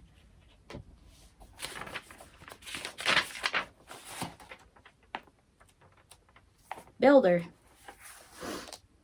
Beaver is the doer in the animal kingdom. Yeah. Put up or shut up. Let's see it. Let's see you do this thing, right? I feel like that's the energy coming from the feminine side. Like, show me. Beaver medicine is akin to water and earth energy and incorporates a strong sense of family and home. If you were to look at the dams that block woodland streams, you would find several entrances and exits. In building its home, beaver always leaves itself many alternative escape routes. This practice is a lesson to all of us not to paint ourselves into corners. If we eliminate our alternatives, we dam the flow of experience in our lives. A doer is characterized by industriousness, and beaver knows the limitation cancels productivity. What does that mean? A doer is characterized by industriousness, and beaver knows that limitation cancels productivity. Interesting. Beaver is armed with very sharp teeth that are capable of felling whole trees. Imagine what those teeth could do to the limbs of predators. From the rear, beaver is armed with a paddle-like tail that aids in swimming as well as in guarding its behind. This tiny mammal is well equipped to protect its creation. To understand beaver medicine, you might take a look at the power of working and attaining a sense of achievement. In building a dream, teamwork is necessary. You might have to team. That's an interesting perspective on this reading because you are teaming up in the combined energies, definitely teaming up, unifying, having very different levels and skills with this person, between the two of you. To accomplish a goal with others involves working with the group mind. Group mind constitutes harmony of the highest order without individual egos getting in the way. Each partner in the project honors the talents and abilities of the others. We've been talking about that, right? And knows how to complete the piece of the puzzle that belongs to them. In working well with others, a sense of community is achieved and unity ensues. Okay, group mind, working with others, teamwork. Look at this. Look at this group mind here. Honoring the talents and skills of others. If beaver has appeared in your spread, it may be time to put your ideas into action. That's the thing that's coming from the feminine side. Like, let's see that action. The offer is good. Let's see the action. Let's see if the offer, it's like the offer looks good. The offer sounds good, right? On paper, the offer looks real good. But what is the offer really? Does it have legs? And you don't know that until action is taken around the offer. It may be time to put your ideas into action or to complete some project that has been neglected. The Beaver card could also be asking you to settle differences with fellow workers or friends. Beaver tells you to look for alternative solutions to life's challenges and to protect the creations which you put your love and energy into. Sometimes Beaver brings you a warning to watch your back. If this is your message, you will know it by the position in which the card falls in your spread. Well, we didn't use the spread from this book, so that's not really relevant. So yeah, there is some themes that were repeated throughout this entire reading. One is that there's some sort of difference between you and your connection. There's this call to honor the differences. There is an offer. It's recognized by both individuals. You recognize it, they recognize it, and there's a call for the offer to be backed by action. It needs to be backed by action in order for you to see if it has legs, in order for you to see if it's a real thing, a real offer, or something that will turn into something real. There's a call for you or your partner or both to work together and to attain this sort of group mind perspective, this new way of thinking, in order to accomplish some sort of goal or some sort of project, or maybe it's to accomplish taking this relationship to the next level. In order to meet the objective, there's this need for the two of you to come together, like to unify in some significant way that honors each other's strengths, honors each other's skills, honors the differences in order to accomplish the objective, in order to accomplish the goal, or in order for the connection to be successful. It's a decision on the part of your connection, weighing the pros and cons and kind of like juggling these two different realities, these two different perspectives, these two different things, and looking at both of them like, well, which one do I choose? Or like, this one's good because of this, and this one's good because of that, and I don't really like that about this. And it's really weighing of the pros and cons in order to make a decision here.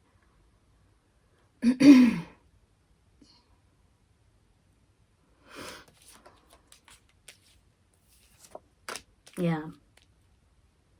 And again, a deliberation. Like, the offer is good, but will you back it with action? My dear, if this is you, if you are the feminine energy, you know how to take action. You already know how to turn. You have your own ideas about how to take action around this and how to turn this thing into a real thing, right? I've got the Chariot here. Your partner understands they need to match you. They need to match your energy. They're not quite there yet. That is what you require.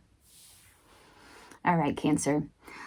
I hope you have the best January. I'm wishing you the best in this connection. If you want to dive a little bit deeper, look in the box below. We can do a personal reading. There's a link there to both my Etsy shop and my website. You can purchase off of both of them.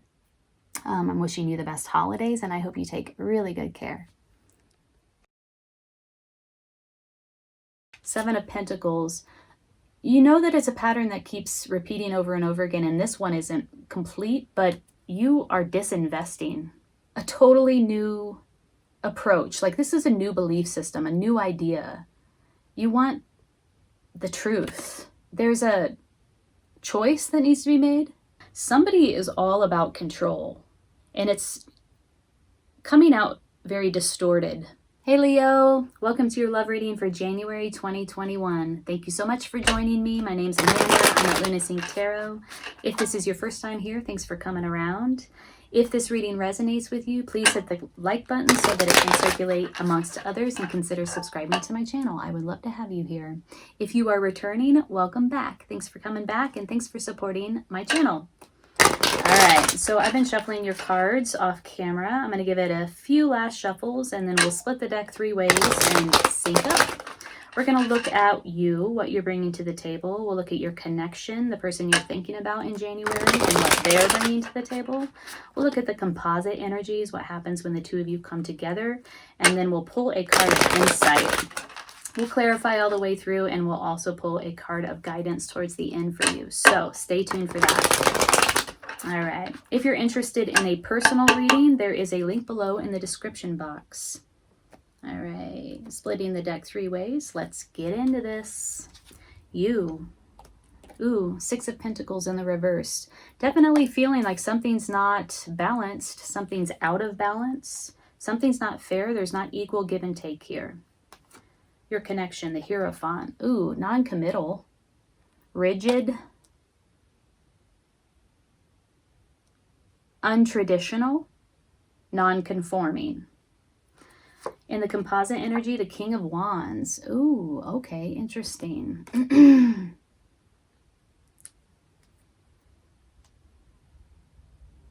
We'll have to clarify that one. In the insight, we have the World in reverse. So something's not completed here. A cycle has not come to its full completion with this connection. This person is taking a very non-conforming, non-traditional approach to this connection, whatever that means.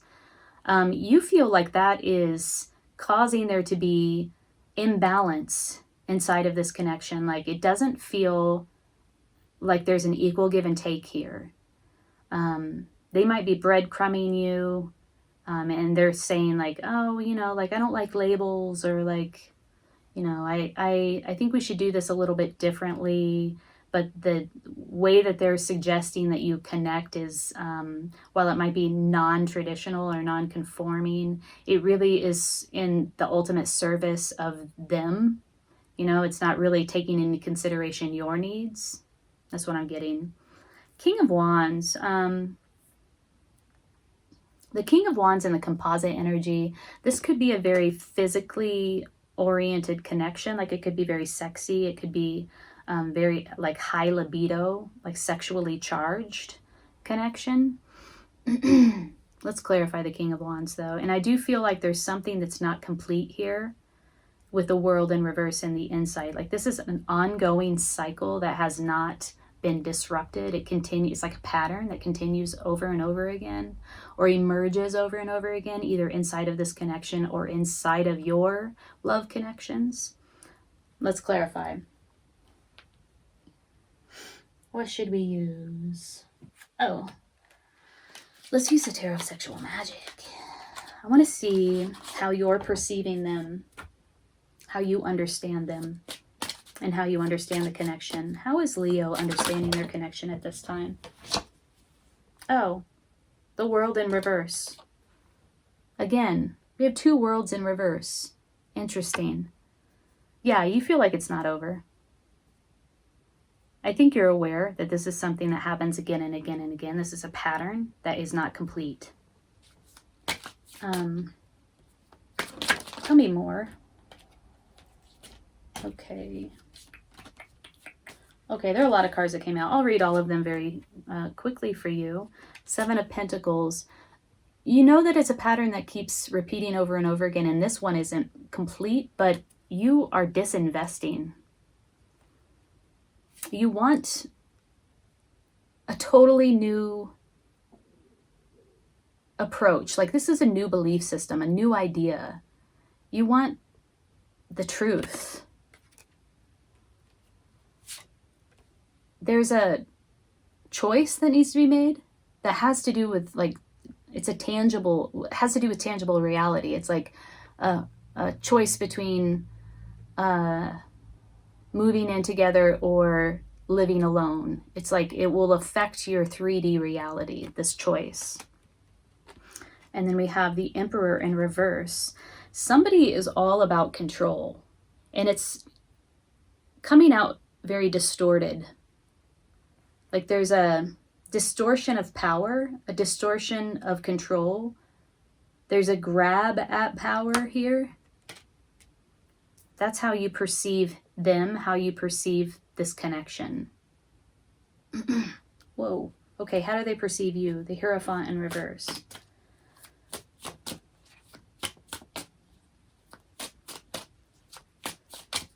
I'd like to clarify. We'll do that next. I want to clarify the Hierophant in reverse, though. 6 of Pentacles and 10 of Pentacles. Okay, this is really fascinating. You are bringing to the table the 6 of Pentacles energy, but it's in the reverse. So either what you're bringing to the table is not balanced, like you want more than you're willing to give, or you're feeling as if this person is taking you for granted. There's an unequal distribution of power here. And then you're coming out in the upright for how they perceive you and how they perceive the connection. This could be that they recognize that maybe you've vocalized that to them, like, this is not fair, this is not equal, you're not giving as much as you're taking. You know, you're taking me for granted, because this is coming out in the upright for how they perceive you and the connection. The 10 of Pentacles. This is how they perceive you. Like,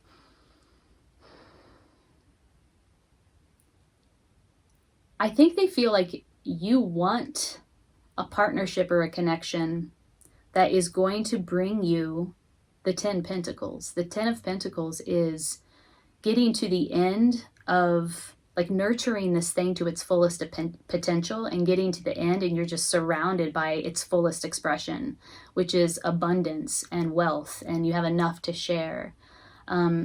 Inside of relationships, when the 10 of Pentacles shows up, to me it means that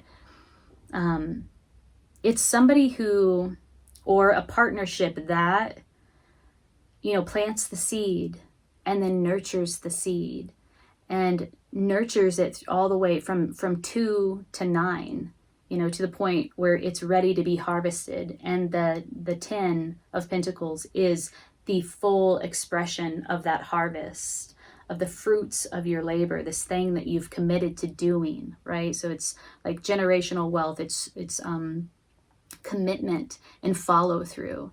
And I feel like that's what they perceive you as wanting. But they're coming at it from a very, like, non-conformist approach. And I have to say the Hierophant in the upright is traditional commitment. It's like, it's the marriage card.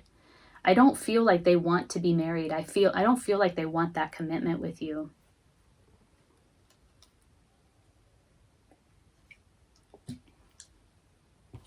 Let's clarify the King of Wands. What is this King of Wands about in the composite energy? They might just be like, you know, the Knights and the Kings have a reputation for being players. You know, they spread it around. They spread their energy around. They like attention. They like to be seen. They're very, it's hard to keep their attention sometimes, because they are very attracted to shiny things. They're very curious. It takes a lot to keep them engaged. So let's look at the King of Wands. Excuse me. Clarify the King of Wands, please. In the composite energy, this is like what happens when the two of you come together. It's interesting. King of Wands is also a visionary and knows how to leverage his network, highly networked. A lot of people support and want to be around him and want to execute his ideas. Entrepreneurial, business-oriented, really knows how to turn his passions into reality. And, you know, the Knights are the Knights of Wands are the ones that actually perform the work or perform the action that turns that idea into reality. The King is, he delegates, you know, like, this is my vision. I want you to execute it, turn it into reality, do the action. Okay, so clarifying the King of Wands in the composite energy is sorrow. This is bringing, the King of Wands is bringing somebody a lot of grief and sorrow. Ripeness. Something about timing here.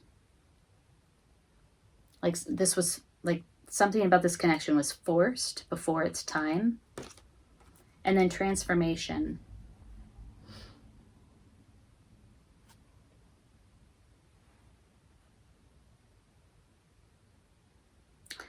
We have the world in reverse twice, which is like there's a recognition that there's a pattern or a cycle happening here. It's not quite complete. It's not quite closed. So there is, it's like this connection is in the midst of a transformation. Either it's transforming into something else or it's dying to itself. But it's like you're in the midst of it. Okay, let's clarify the World card in reverse. Came out twice on your part to clarify how you perceive the connection. And it also came out in the insight. So let's clarify the World in reverse, please. That was the Magician that just fell out. He was also in reverse, which implies sort of manipulation.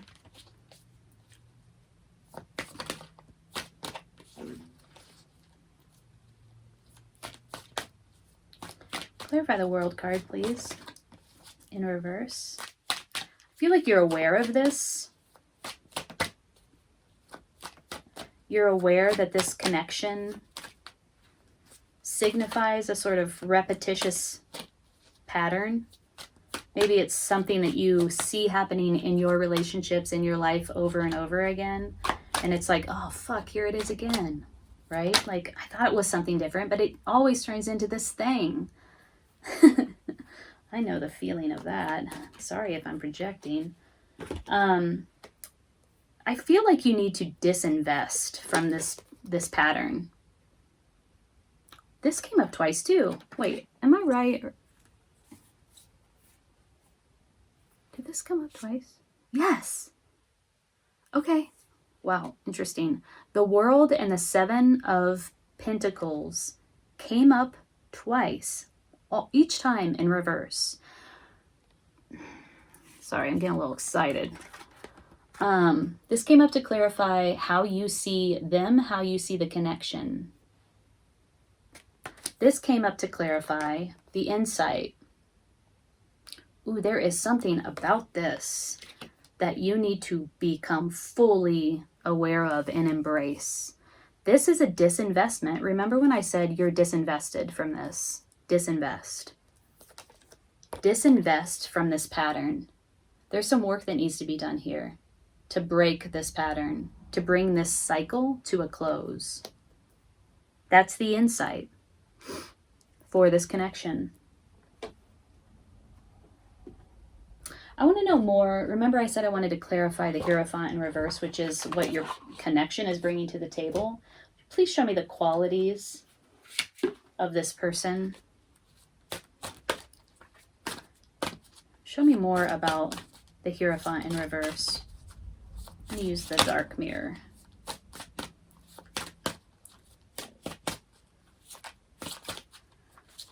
I do get a sense that they do see you for what you want, which is equal give and take, balance, equilibrium inside of a partnership.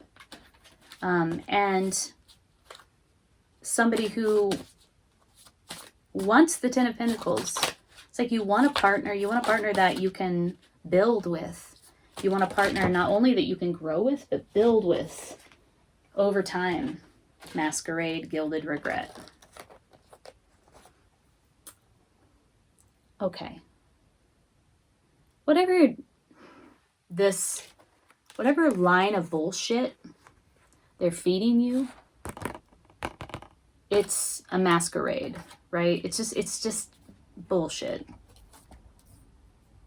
You know, if they're coming at you like, oh no, it's just that I don't know why we need to do it that way, or like, I'm just, I just don't believe in that, or like, okay. But it's really masquerade. It's like a facade so that they don't have to approach their own feelings about it. it's easier for them, like they don't have the depth.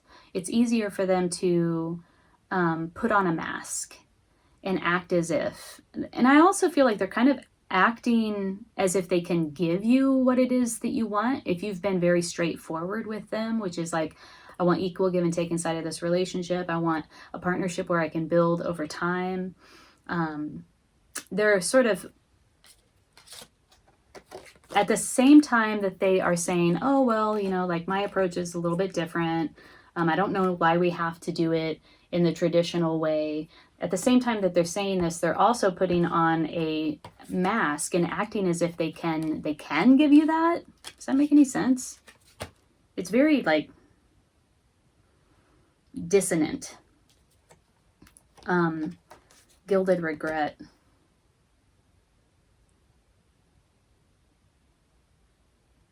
They might feel bad about this. They might have some regret about their approach here, about not being able to give you what you want. But I still don't, like, it doesn't feel authentic to me. Maybe they feel regret that you've found them out. I don't know. Doesn't feel true. Doesn't feel honest. Okay, my dear. Let's pull a card of guidance for you as you navigate these energies in January. Card of advice for Leo in love, please, where it concerns this situation. If this is resonating with you, please hit the like button so that the video can circulate amongst others, and consider subscribing to my channel. I do general love readings and general tarot readings for each sign for each month. Here we go. Siege, quiet time. Take some quiet time alone to rest, meditate, and contemplate. Disinvesting, closing a cycle. How can you close this cycle? How can you shut this pattern down? Right? That's the thing that needs to be contemplated. Let's read about siege.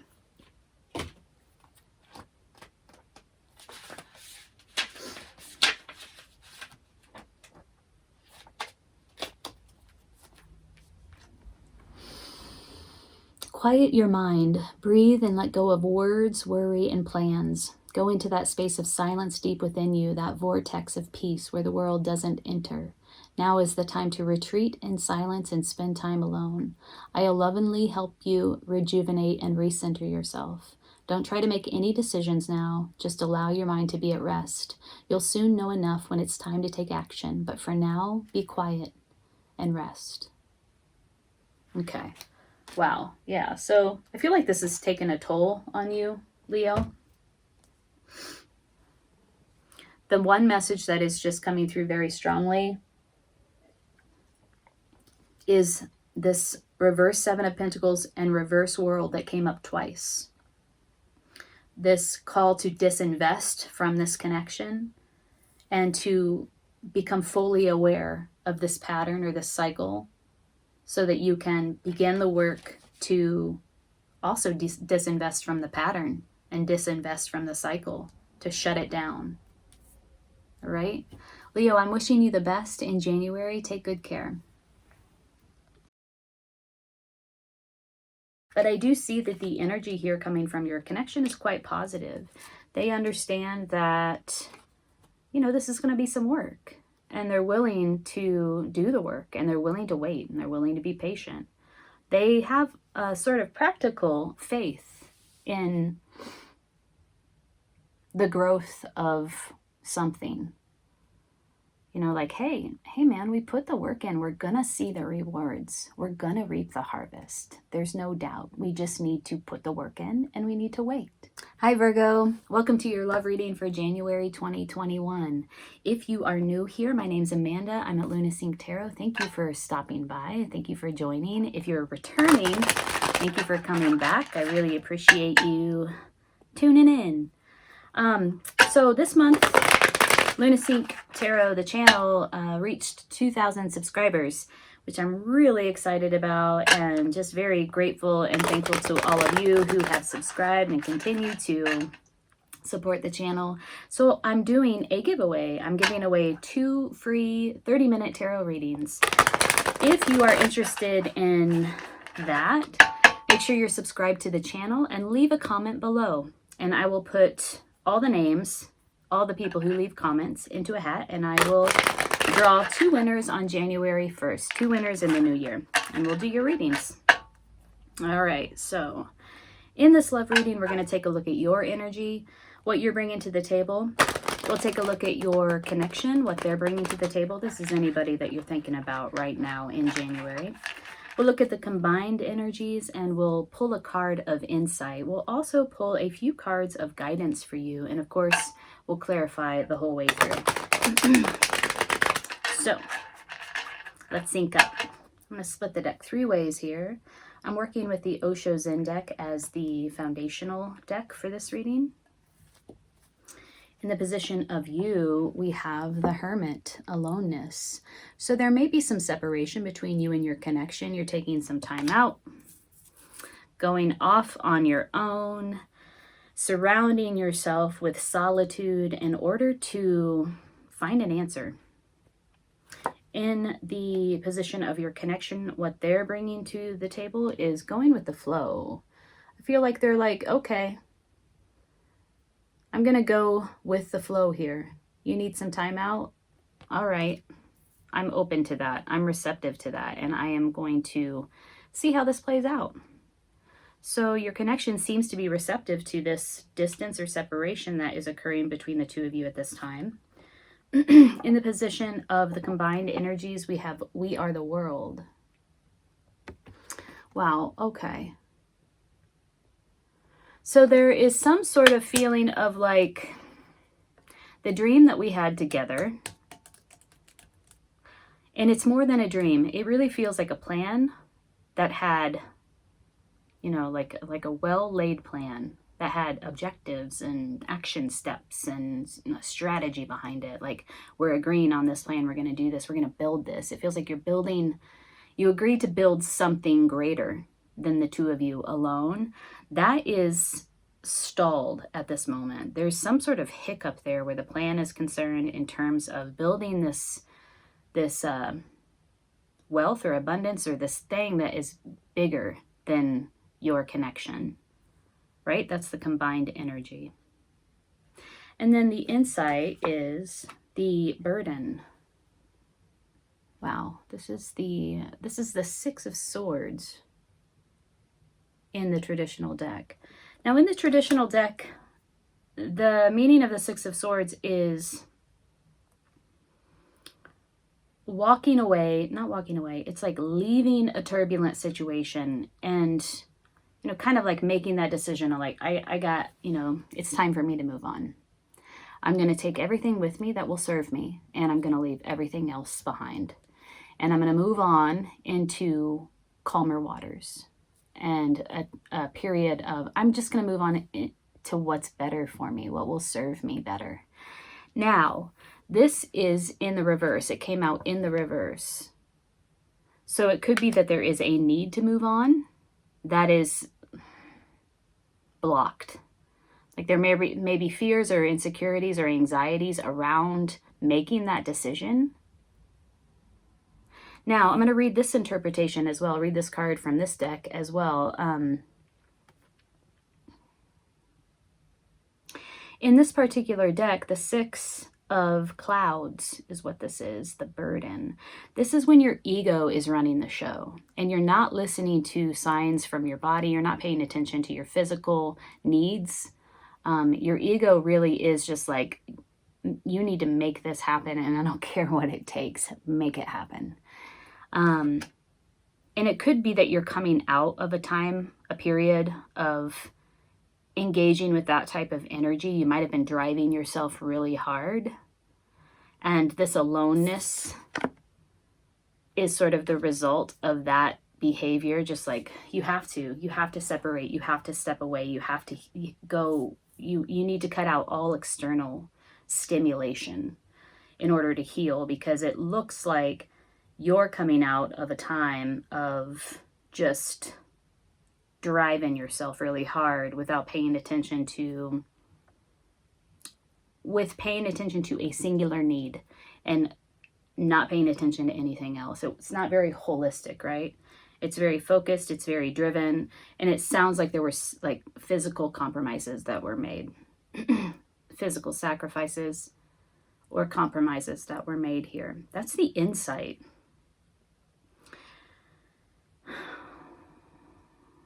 At this point, it does seem like, Virgo, this is more about you than it is about your connection. And your connection is just like, okay, cool.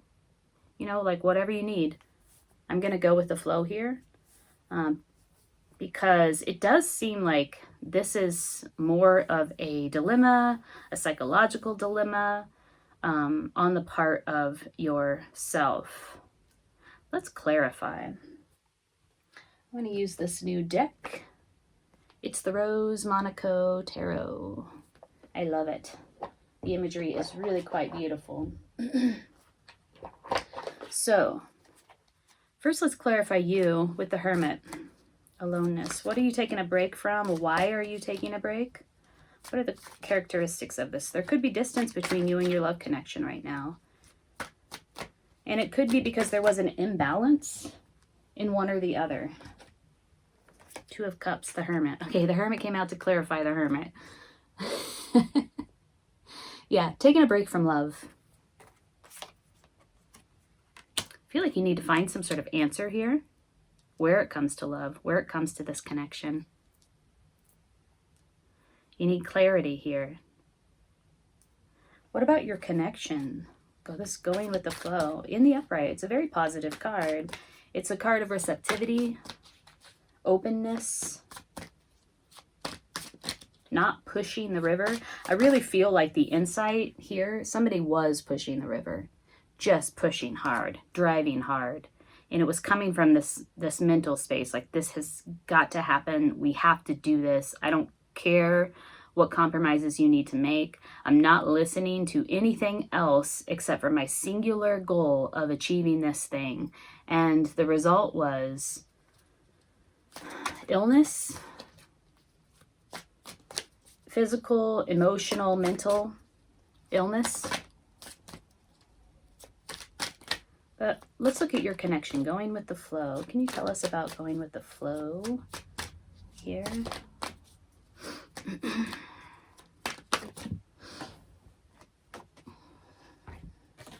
We have the Seven of Pentacles and the Eight of Pentacles. Okay, some sort of progression. They have a different perspective where it comes to this goal that you two have been working on together.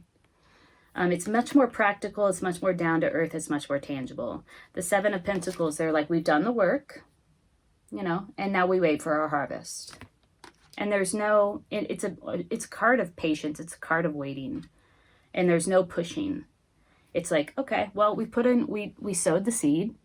We nurtured the plant. We nurtured the seed, the seedling. We did the work that we needed to do. And now we need to just give it time to ripen, to reap. There's a sense of divine timing and an understanding of divine timing. Eight of Pentacles. They also understand that there's more work to do, and they're fine with it. I feel like they have a very practical approach to whatever it is that you two were collaborating on together. Because again, I do sense that there was some sort of shared objective, shared plan, shared dream, shared goal. And they have a more practical approach. They're like, all right, well, again, I'm willing to put as much work into this as need be. And I also am willing to let go of control and relax and go with the flow and be receptive. They understand that this thing will ripen and the harvest will be rewarded. They will be rewarded. They'll see their return on investment within divine timing. So they have a patience about them. I feel like this took more of a toll on you, Virgo, whatever this thing that happened, because you're taking a time out in order to get clarity. And it has to do with this love connection. And I think there might be a question too of whether or not you both are seeing eye to eye. And so there's a timeout here for you, like a distance, a separation. Like I need to figure out how I feel about this, or I need to figure some things out for myself. Go within, be quiet, cut out all external stimulation. What was this plan that you had here in the combined energy? You had some sort of shared goal, some sort of objective. Two radically different approaches. I feel like you have some burnout happening here. Here. Ooh. So we asked, what was this shared goal? I'm not sure if the Seeker came out in the reversed or upright, so I'm going to read both interpretations. This is typically the Fool. I like that she calls it the Seeker in the Rose Monaco deck. That's also what another tarot reader calls, instead of saying client or querent, she calls the people that she does readings with seekers, which I think that's a really interesting way of looking at it. Okay, so we wanted to clarify what the shared objective was that you had going on with your connection. It definitely had to do with something totally brand new, like a new journey of some sort. It could have been travel. It could have been, I mean, it's just the Fool or the Seeker is about just embarking on a totally new journey and leaving your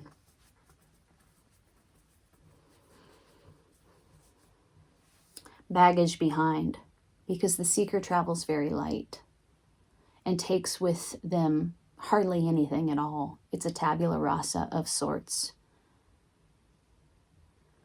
In the upright, it is this energy of openness and receptivity. The Fool or the Seeker is extremely wise, and this is a state of being that is difficult for most people to attain. There's a lot of fears for most people that come up when you embark on a totally new journey, and you don't take much with you. You have to let go of a lot. So there is a letting go. There is a going with the flow. In the reverse, it's sometimes seen as foolish behavior, impulsive behavior. It could just be that energy is blocked. So there's some new beginning here around, I feel like it's a plan that you talked about. You know, you both were on the same page with this. This was like something that you put a lot of time and energy into that just stalled. Could be your connection as well. It's like a stalled new beginning. There was a plan that you had in place, also stalled here. Dare I say that the energy, the call to action here for you, Virgo, is to heal, cut out external stimulation, go within, find the answers. You need an organizing principle for yourself at this moment, and that's only going to come from within. There's a quest for clarity on your part. And I see that the energy that your connection is bringing to the table here in January is quite positive, and they do seem receptive and open. This Fool energy is very much mirroring this go with the flow energy.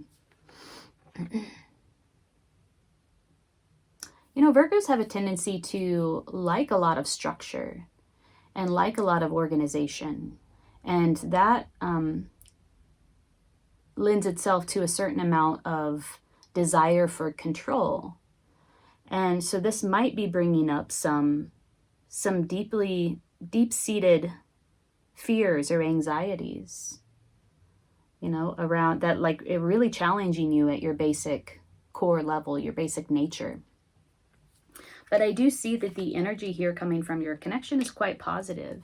They understand that, you know, this is going to be some work, and they're willing to do the work, and they're willing to wait, and they're willing to be patient. They have a sort of practical faith in the growth of something. You know, like, hey man, we put the work in. We're going to see the rewards. We're going to reap the harvest. There's no doubt. We just need to put the work in, and we need to wait. It's like typical Taurian energy. I don't know if you're involved with the Taurus, but, or an earth sign energy.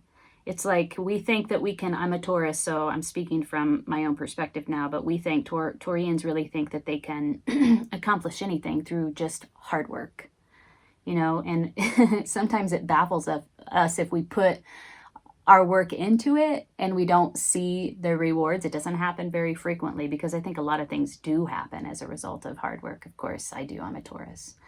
But that's kind of the vibe I'm getting here from your connection as well. It's like, hey, you know, it's cool. We put the work in. We're going to see the rewards. There's a patience. And so if you're taking a time out, it's cool that they're patient with you and that they're just willing to wait. All right, so let's look at this burden card that came up in reverse. Six of Clouds reversed, Six of Swords reversed.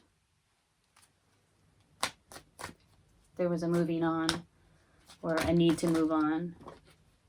Oh, yeah. Whoa, I haven't seen this card yet. Nine of Swords. I think you just got to the point, or somebody got to the point. Keep in mind, these energies could be reversed. It could be that you identify more with what I'm describing as your connection, and vice versa. Just take it for how it resonates, because oftentimes it does come up in the reverse or flipped. Nine of Swords. This speaks for itself, really. Look at the anxiety, sleepless nights. Somebody got to the point where they were like, I am so overwhelmed with fears and anxieties and concerns and burnt out, really.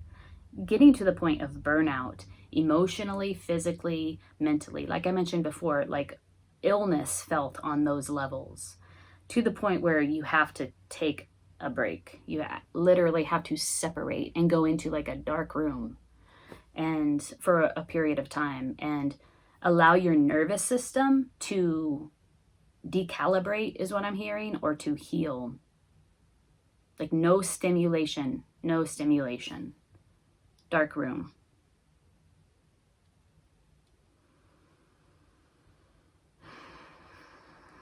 Okay, tell us more about the insight. Give us more information about the insight here.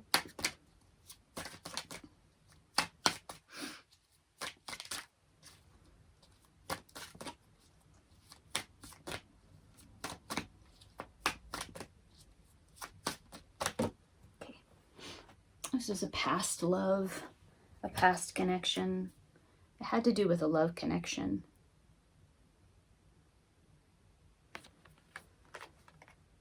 Could be feelings of the past, memories of the past. You might be triggered in this connection.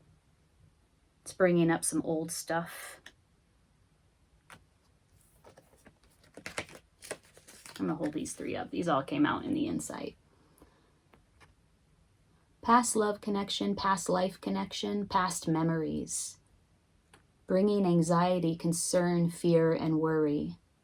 Pushing you to the point of burnout, needing to take a break in order to heal mentally, emotionally, and physically. That's what I'm seeing for you, Virgo. I want to look a little bit more into these two cards. I'm not totally clear about what this is about. Some sort of shared goal, objective that was thwarted or halted or stalled in some way. It had to do with a new beginning. It had to do with, whoa. It had to do with the requirement was a leap of faith. It's like this shared thing required a leap of faith, and you were just like, I'm not too sure about taking that leap. Somebody was like that. Tell us more about this. What happens when they the energies combine when you two meet. These are just cards are coming out in clumps. Just 1 or 2 cards, please. Here we go. Okay. Whoa. What we have here is the 6 of Wands. I'm going to just take a look at this really quick. Look at this. That's a cool interpretation, visual interpretation of the 6 of Wands. Like, you can really see people celebrating this person and like the look of satisfaction on his face and joy. I mean, it's just pure joy. Like, yeah, I did it. Freaking did it. Job well done, victory, recognition, good news, 6 of Wands. This is about success, achievement, victory. There may have been an emphasis, an overwhelming emphasis on achieving something. Like, we have to be victorious here. We have to do this. This has to be successful, right?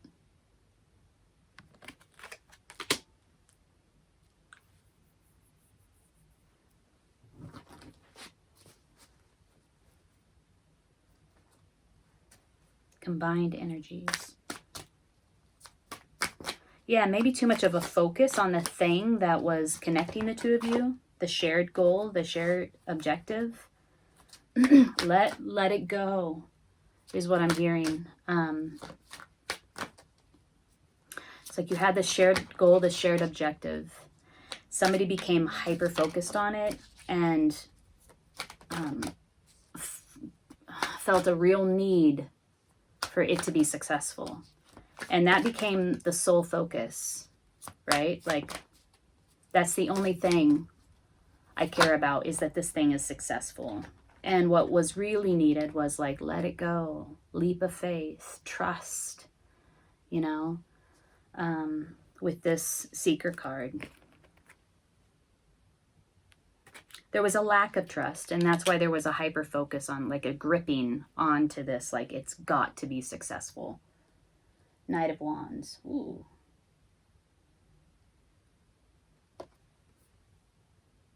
Yeah. Coming in with this fiery, passionate, impulsive energy, taking action, right? The knights come in and they save the day and they take action. They're all about action.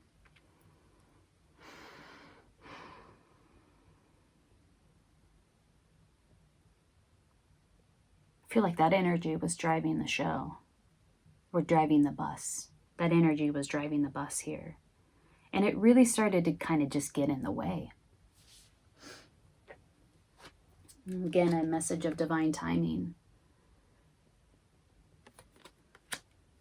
The wheel is turning, and it turns in its own time. Okay, dear Virgo, I'm going to pull a few cards of advice for you.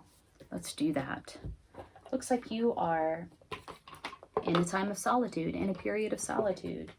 Going within, there may be a distance, a separation between you and your love connection at this moment, or maybe you're just taking some time for yourself. Does seem like your connection is open to that.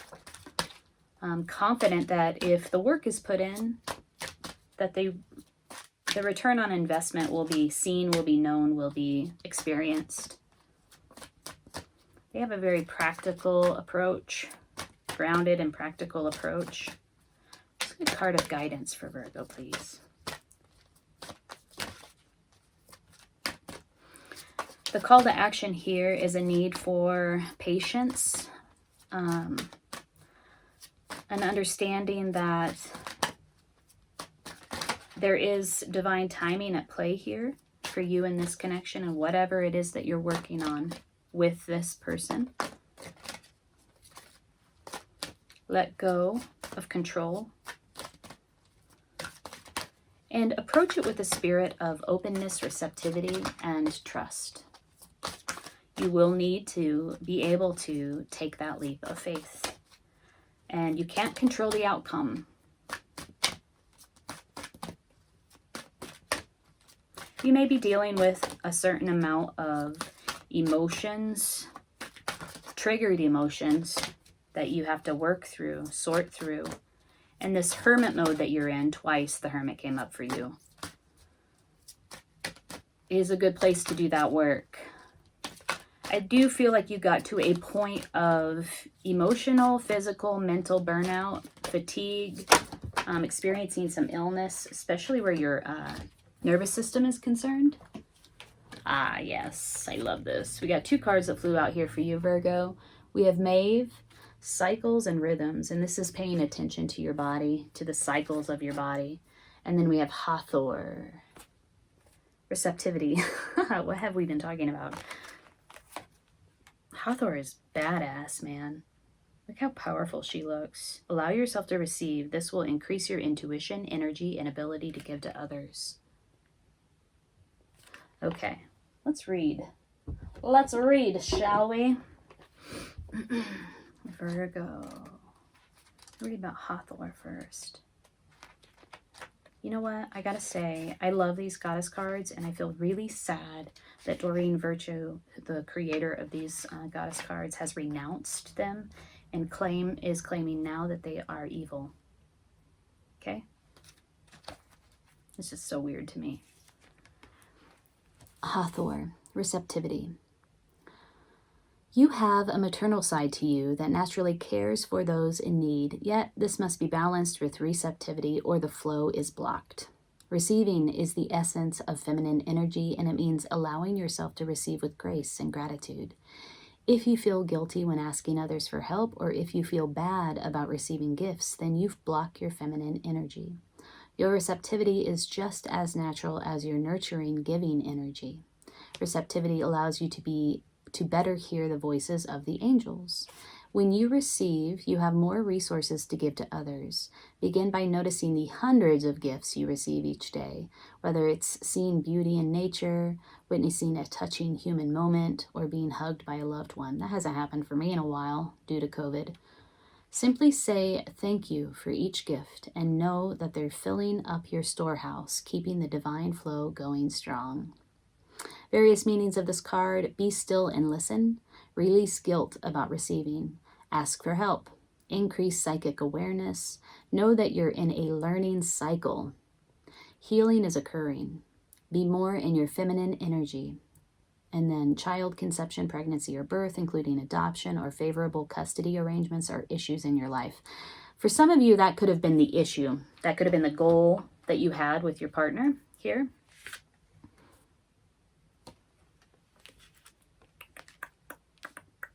Yeah. You know, I had a friend who was trying to get pregnant. This story just occurred to me. She shared that she was trying to get pregnant. This was several years ago. And she was doing it through IVF. And they were having, it was costing thousands and thousands of dollars. And she was having trouble conceiving. And they were trying again and again and again. And she was in my office talking with me about it. And I made the suggestion that she step into that mode of receptivity in whatever way was tangible for her, in whatever way she imagined that meant for her, stepping into that energy of receptivity. And she went to Florida, within the next 2 weeks, she went to Florida, and she put her chair in the ocean at the, walked into the waves, not deep into the waves, but at the, where the waves crash onto the shore. And she put her chair in the ocean, and she sat there for, not 24/7, but for the whole length of their time there. She sat there and just put herself into this headspace of receptivity. And she got pregnant.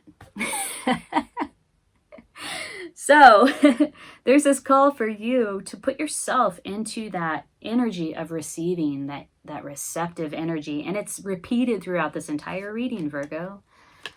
Your partner seems to be in that energy.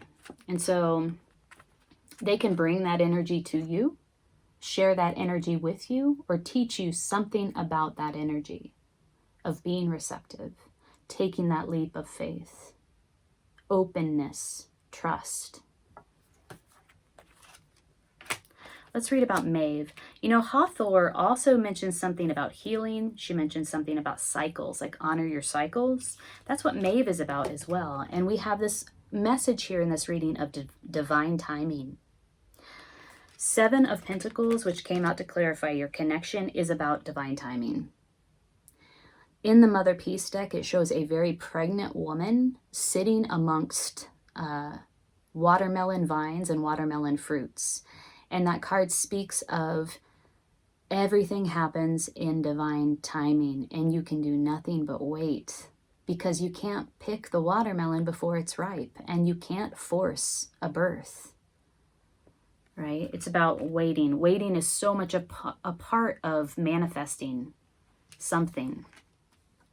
That energy of patience, that energy of patience. Okay, let's read about Maeve. Cycles and rhythms.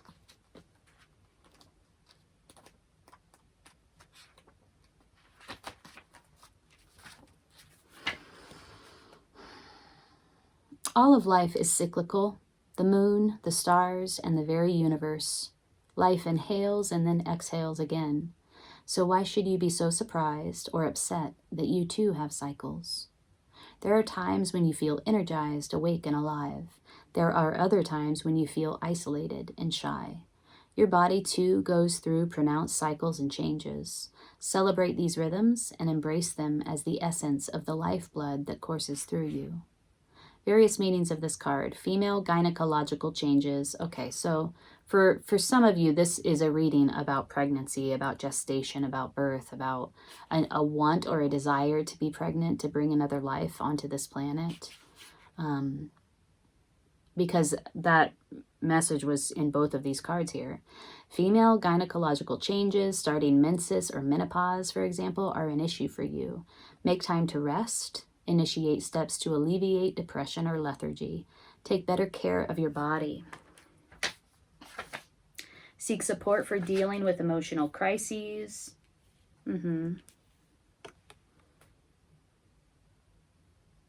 Allow yourself to grieve or take time off. Know this lull won't last forever. A doorway of opportunity has opened up and you need to walk through it now. Wow. Ooh, that's intense. If some of you out there are going through a hard time, know that this is temporary and will change. This is just part of a natural cycle that of your body, and also just your emotional development, right? I know from my own experience that when I am depressed, when I'm having a hard time, it's hard for me to see outside of it. It's hard for me to remember that this is a temporary reality. And so just know that's a message that's coming through strongly for some of you who are going through a difficult time right now, especially where, you know, this maybe desire to have a baby, or maybe, God forbid, a loss of a child is concerned. I don't have experience with that.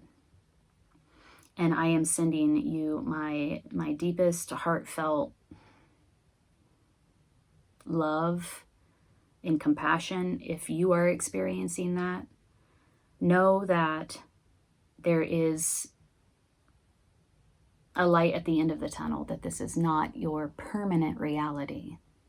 And there's a call to honor what you're going through right now. And it does seem like you're going through this period of healing, separation and healing.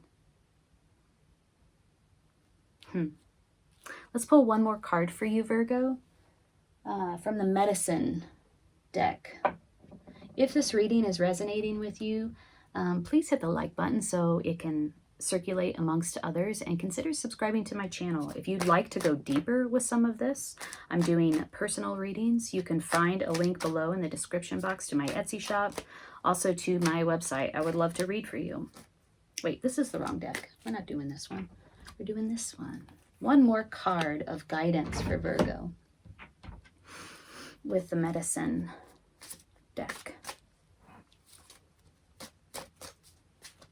Children, Six of Cups features children.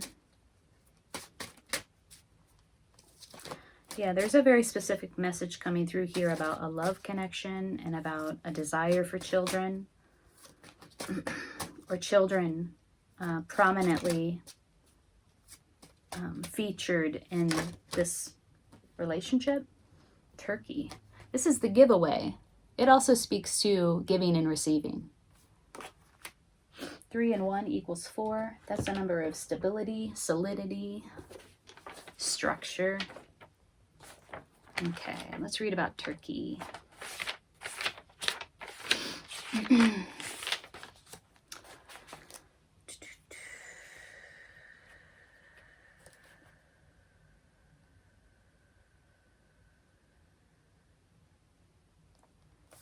Turkey was the medicine of many saints and Gnostics or mystics. Celebrate if you have turkey medicine. Your virtues are many. You have transcended self. You act and react on behalf of others. You aspire to help those who need help. This is not out of some sense of self-righteous moralism or religious guilt. Help and sustenance is given by Turkey out of the realization that all life is sacred. It is knowing that the Great Spirit resides within all people. It is an acknowledgement that what you do for others, you do for yourself. Turkey medicine rests in true ego in enlightenment. True ego is enlightenment. Oh, that's cool. Doing unto others and feeding the people is the message of all true spiritual systems. Depending on how Turkey is aspected in your cards, you are being given a gift. This gift could be spiritual, material, or even intellectual. The gift may be great or small, but it is never insignificant. Congratulations. You may have just won the lottery, or the gift may be a beautiful sunset or the smell of a fragrant flower. On the other hand, you may feel the spirit of giving growing within you and wanting to share with others. Was it Hawthorne that also said, like, acknowledge the gifts, right? The hundreds of gifts that you receive each day. You know, the beauty of a flower, or, you know, the smell of cookies baking. This is also asking you to acknowledge the gifts and also prepare for a gift, a spiritual gift that is coming your way. Wow, Virgo. I'm wishing you the best in January. I hope you take good care. Have a good one. Libra, I am not sure what happened. I sat down to do a reading today for a totally different sign and ended up doing another love reading for the sign of Libra. I didn't even realize it until I got to the end of the reading. I started packing my cards up and I thought, wait a minute, did I just do another reading for Libra? Yep, sure enough, I did. So I'm just going to put this reading out here in the world as a bonus reading. I figure there's somebody that really needs to hear this message. And so, yeah, here's your bonus reading, your bonus love reading for January 2021. I must be obsessed with your sign this month. Hey Libra, welcome to your love reading for January 2021. I can't believe we're in January already. If you're new here, thank you for joining me. I'm Amanda at Lunasync Tarot. If you're returning, thanks for coming back. These readings, I hope, will support you in heightening your awareness around your situation, deepening your understanding, and kind of supporting you in whatever action is appropriate for you at this time. So I've been shuffling your cards off camera. I'm going to give it one last shuffle. We'll split the deck 3 ways and we will sync up. This is for Libra, love, January 2020, 2021. Okay, that's always hard when the year changes. I split the deck 3 ways, and this card for some reason was in the upright on the middle pile. So Ace of Wands, a fiery, passionate, creative new beginning. Who doesn't want that for the new year, right? All right.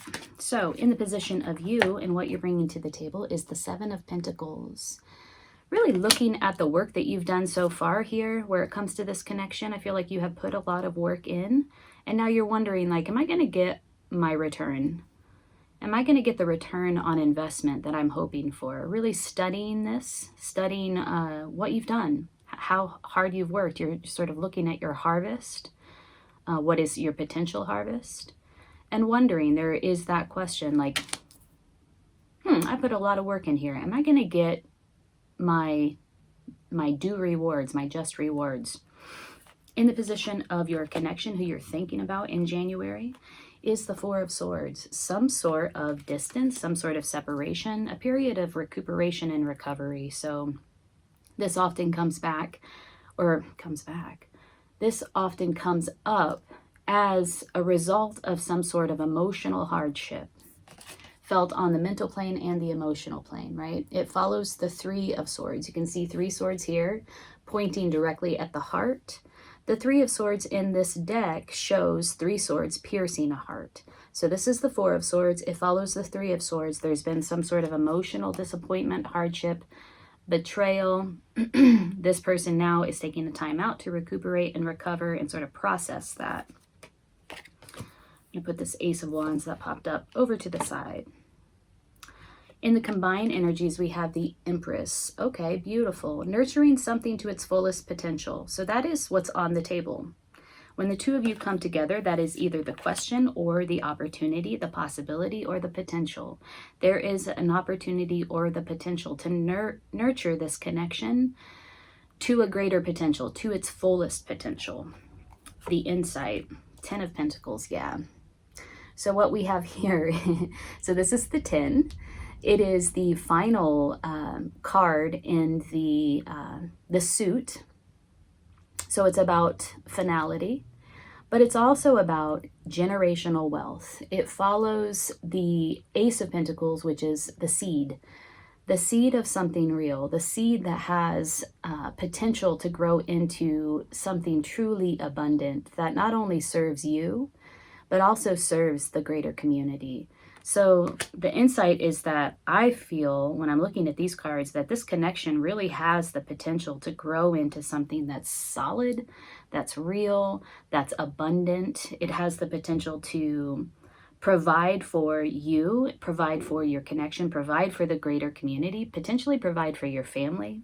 There's a lot of potential. There's a lot of potential here. We have the Empress and the 10 of Pentacles coming up in combined energy and the insight around the connection. There is a question on your part of like, I'm really studying this thing, this Pentacles. There's 2 Pentacles here. Really studying this thing. Waiting. This is a card of waiting as well. Waiting to see what ripens, what fruit, what harvest comes from this seed that I planted and nurtured, just like the Empress nurtures things to its fullest potential. And this is really curious to me. This is a distance, a separation, a time out. It's also a recuperation and a recovery period. There may be silence between you and your partner right now because of some sort of emotional disappointment, emotional hardship.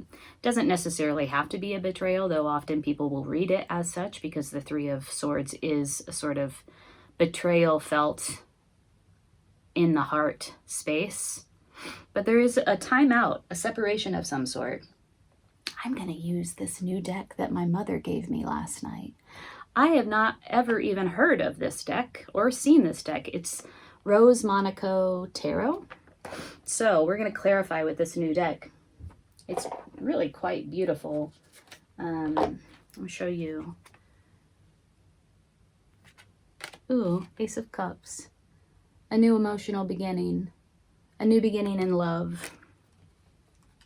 Okay, my dear, so let's clarify. I want to clarify you. I want to clarify them. We're going to look at challenges and opportunities where this relationship is concerned.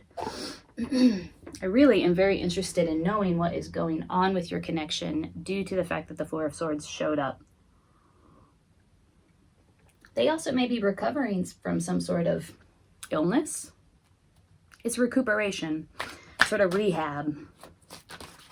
So let's look at you first. The Seven of Pentacles, really studying what your efforts will yield. I've put the work in. I've planted the seed. I've I've sowed the seed. I've nurtured the seed, the plant, the young seedling to its fullest potential here. Oh, King of Swords. Wow. There is a real need for clarity and some sort of truth here. There's a speaking of your truth with confidence and clarity. The King of Swords.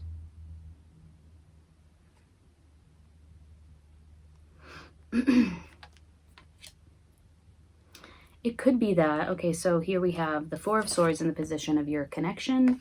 The King of Swords came out to clarify the Seven of Pentacles, which is you and what you're bringing to the table.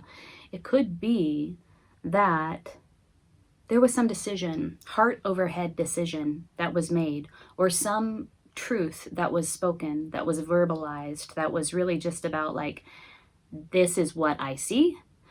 I gathered the facts. I'm sharing with you the facts. And this is just like straight up. I'm giving you this information straight up. And it's, which is, you know, there's no judgment there. That is one way of delivering information, but it's not necessary. It's not soft and fuzzy, right? It's not delivered in an emotional way. And there is some sort of divorce from the emotions around this delivery of this communication. The swords are about communication, about clarity, about truth, about facts, analytical, logical, systematic, right? Using your intellect over your emotion. So you're looking at the work that you've put in. I almost feel like you're kind of like, with your love connection, hey, listen, I've put a lot of work into this, and I'm investing quite a bit into this connection, and I need you to show up for me. Like, it's like delivery time, right? Because she's waiting for her harvest. Put a lot of work in here. Now I need to see results. It's almost like you delivered that type of message to your connection, and they were like, oop, time out, right? That's too harsh for me. That's too much reality, too much truth. I need a timeout. I need to take a break. I need to like process this. And you delivered that information in a very powerful way. King of Swords does not F around, right? Whenever the King of Swords speaks, you know you get the truth.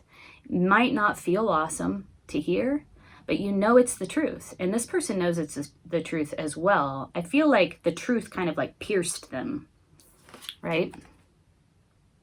The truth pierced them in such a way where they were like, shut down, right? Because look how shut down this person is.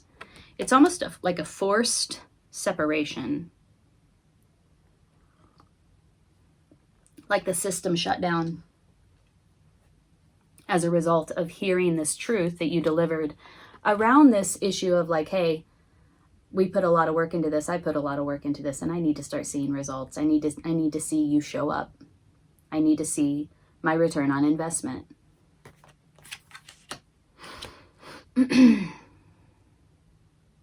Ultimatum. It might have been an ultimatum like, hey, show me the goods. Show me my ROI, or, you know, we need to take a different direction here. Let's look at your partner. Your partner has the Four of Swords and what they're bringing to the table, the energy they're bringing to the table. What is this Four of Swords about? For Libra's connection. January 2021. I got it right that time. What is this? Recuperation, this recovery, silence, separation, no communication. You know, like I said, the Swords really is about communication, clarity, vocalizing, a lot of talking. It's the suit of the, it's a suit of air. So if you know air signs, they do quite a bit of talking. They're very articulate. Very articulate. Very sharp mentally. Ooh, King of Cups. Very interesting. So to clarify you, we got the King of Swords. To clarify your connection, we have the King of Cups. They certainly have a lot of love for you. And they are deep in their feels. There is some sort of emotional rectification that is occurring for them. Like how a time out in order to process their emotions, to process their feelings, so that they can get back into balance with their emotions. King of Cups is very compassionate. Also, somebody who's advanced in their years or very mature, and particularly emotionally mature. So there's this, I feel, a need for your connection to really get back into this balanced place with their emotions, so that they can come at this connection from their native energy, which is that of generosity and compassion and love. They act from their heart, like they use their emotions and their heart to guide them, to lead them, to make decisions. Not like the King of Swords. The King of Swords uses his mind, his intellect, his logic, his ability to analyze. He's very analytical. These two are opposites, I have to say. And that might be your challenge here in this connection. I see you as very practical, very hardworking. You do want to see the results of your labor. And I think that is particularly true where this connection is concerned, even in the matters of the heart, even in the matter of love. You want to see your return on investment. You work very hard. You invest quite a lot. Your investment is significant. And you're coming at this from a place of like, hey man, like these are the facts. These are the facts. And I need to see this. So it's like A, B, C, D, E, like lining up the facts and delivering the facts. And however that the facts were delivered, I do feel like it caused your connection to take a break. Like, whoa, that is a lot of truth you just laid on me. And I need a time out to process this and to get back into balance, emotional balance. So, moving on, there is this opportunity for you to nurture this connection to its fullest potential, right? It's harmony, it's abundance. This connection has great possibility.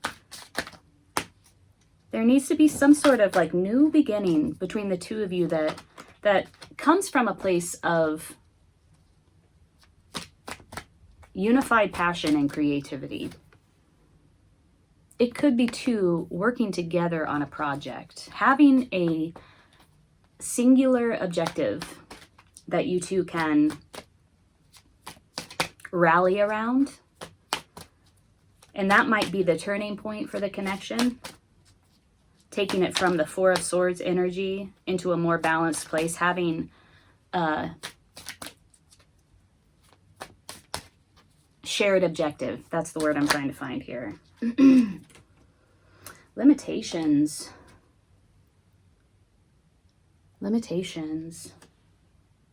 Self-imposed restrictions, constraints, materialism, fear-based thoughts. That is the challenge to overcome. This clarified the Empress. There is the potential to bring this thing to its fullest, nurture it to its fullest potential. There are limitations to overcome. And they're felt up here. They're self-imposed. This is like the Eight of Swords energy here. Somebody feels trapped, mentally trapped. They're not actually trapped. They're not physically bound, but they are mentally trapped. And that's almost even more difficult to overcome because it's so ephemeral and it has to do with fears and anxieties and worries and concerns. And, you know, you can't see them, you can only feel them, and you feel them in your mind, you feel them in your heart. And so there is the challenge for this connection is to overcome some self-imposed limitations, and it happens, has to do with your thoughts, the way that you think, the way that you're thinking about you or them or both of you, the way that you're thinking about what is actually possible for this connection.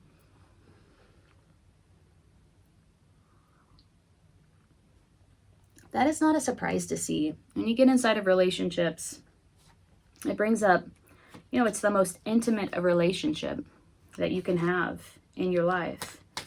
And it brings up a lot of baggage, right? To sort out and to work through. A lot of fear, fear-based thoughts. So you do have some significant challenges to overcome in order to bring this connection to the next level. The groundwork is here. The groundwork is here for that to happen. The potential is here for that to happen, but there are challenges to overcome. Oh gosh. Hey, these cards are going all over the place. Tell us more about what needs to happen, what are some of the challenges, what needs to be overcome in order to take this connection to the next level here. You both are like in your power, like you both probably are leaders in whatever way. Because he's showing up as the King of Cups and you're showing up as the King of Swords, both upright. So when you come together, you're both in that sort of emperor energy, that leadership boss energy. It's just really interesting. Do you feel like it was your connection that stepped away from the connection because there was something said that they just felt like they couldn't process or hear? And there's a consideration like, is it time to move on?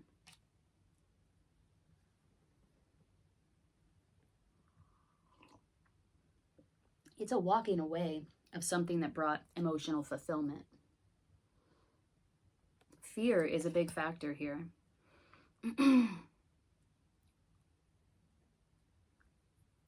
Fear is playing a big part in this connection. Somebody couldn't hear the truth. Like, you delivered the truth. Yeah. Balance, moderation. Well, that's so beautiful. I love these cards. I love the colors and the design and the imagery. Your partner, your connection, stepped away in order to find some sort of balance, emotional balance.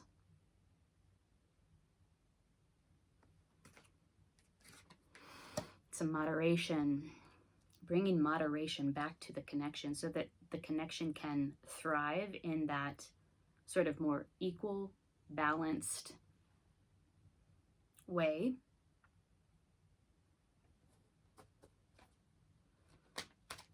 Your connection might also be a therapist type individual, somebody who is a counselor, somebody who gives advice around matters of the heart or psychological support in some way. School counselor, could be just a therapist, a psychologist, or it could just be, you know, like that is their native energy. That's who they are, and people gravitate toward them for that type of support. Whatever role they assume, they do understand the importance of balance and moderation in order to maintain their own energy, in order to get reconnected with their heart. They do understand that the place for solitude and separation in order to process difficult emotions. And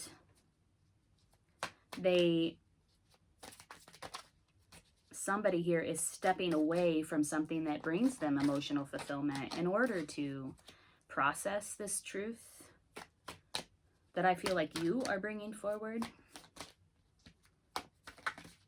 about the relationship, about the connection. Oh, here we go. Oh, beautiful. But listen, there is a lot of love. There is a lot of love between the two of you. We have the Lovers. No doubt. And there will be forward movement. I really feel like this thing that your connection is doing is the emotionally mature thing to do. They are doing this because they need to do it in order to get back into balance with who they really are and how they really feel. There will be forward movement. There was emotional disappointment, a sense of loss, and a period of time where they're just looking at what was lost, right? Without looking at what is still there. But that's part of the healing process. You know, you got to be with your emotional disappointment instead of stuffing it, right? And acting as if it doesn't exist. There will be a reconnection. If you are in separation, there will be a reunion, a reconnection. This is a past love coming back around. It's a progression from sort of this emotional disappointment to this feeling of like, oh, okay. It's like reconnecting, revisiting a love connection. Two of Pentacles. Some sort of choice as a result. Some sort of choice, some sort of opportunity. Taking the Ace of Pentacles to the next level, that new beginning, where something real is concerned, something tangible is concerned. Taking it to the next level. Sort of like assessing it, very much like how you're doing here in this energy that you brought forward in the beginning. Assessing it, making a choice, making a decision. And that is really what you wanted to begin with, right? That's the energy you came full force out with in the beginning. Like, hey, I've been working on this and I need to know where you stand. I need to know if my investment of time, energy, and resources into this connection is going to reap a reward, reap a harvest. That's the question that finally will be answered. You will come back around to this. There's a period of separation and silence and solitude, and I really feel like it's because your connection needs an opportunity to process this truth that you came forward with in a very like focused, strong, clear way.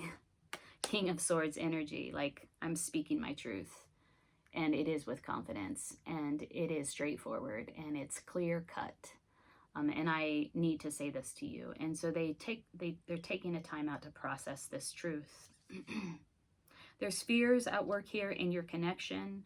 There certainly is potential. The fears are the challenge. There is potential to take this relationship to the fullest, I want to say fullest extreme. That doesn't sound right. This relationship, this connection has the potential to grow into something long-lasting that generates abundance for you and your connection and your family and your community. Like this is like a solid relationship that lasts the test of time. There's potential there for that. There's limitations where it comes to the way that, you know, like baggage from the past, self-limiting beliefs, all the stuff that happens in the mind. It's sort of a mental trap, fears and anxieties, the things that we all have, right? That's the challenge to be overcome.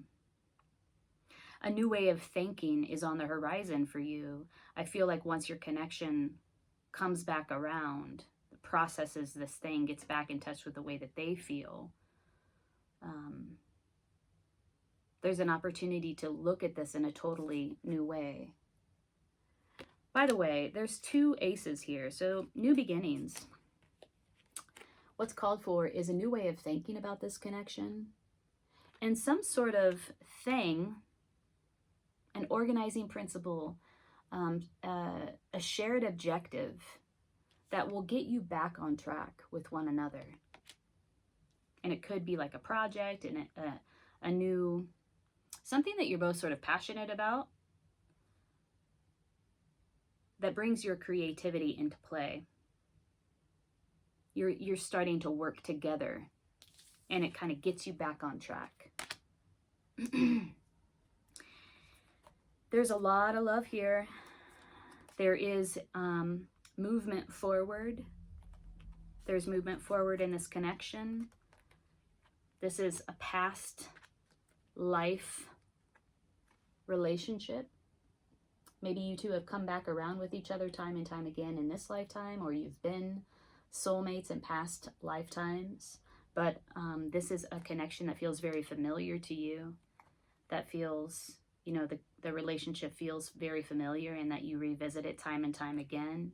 Somebody had to walk away, and it was probably very difficult, because it wasn't as if this connection wasn't bringing them great emotional fulfillment and happiness. It really was more of like a thoughtful, intentional stepping away from the connection in order, like I said, to process these emotions.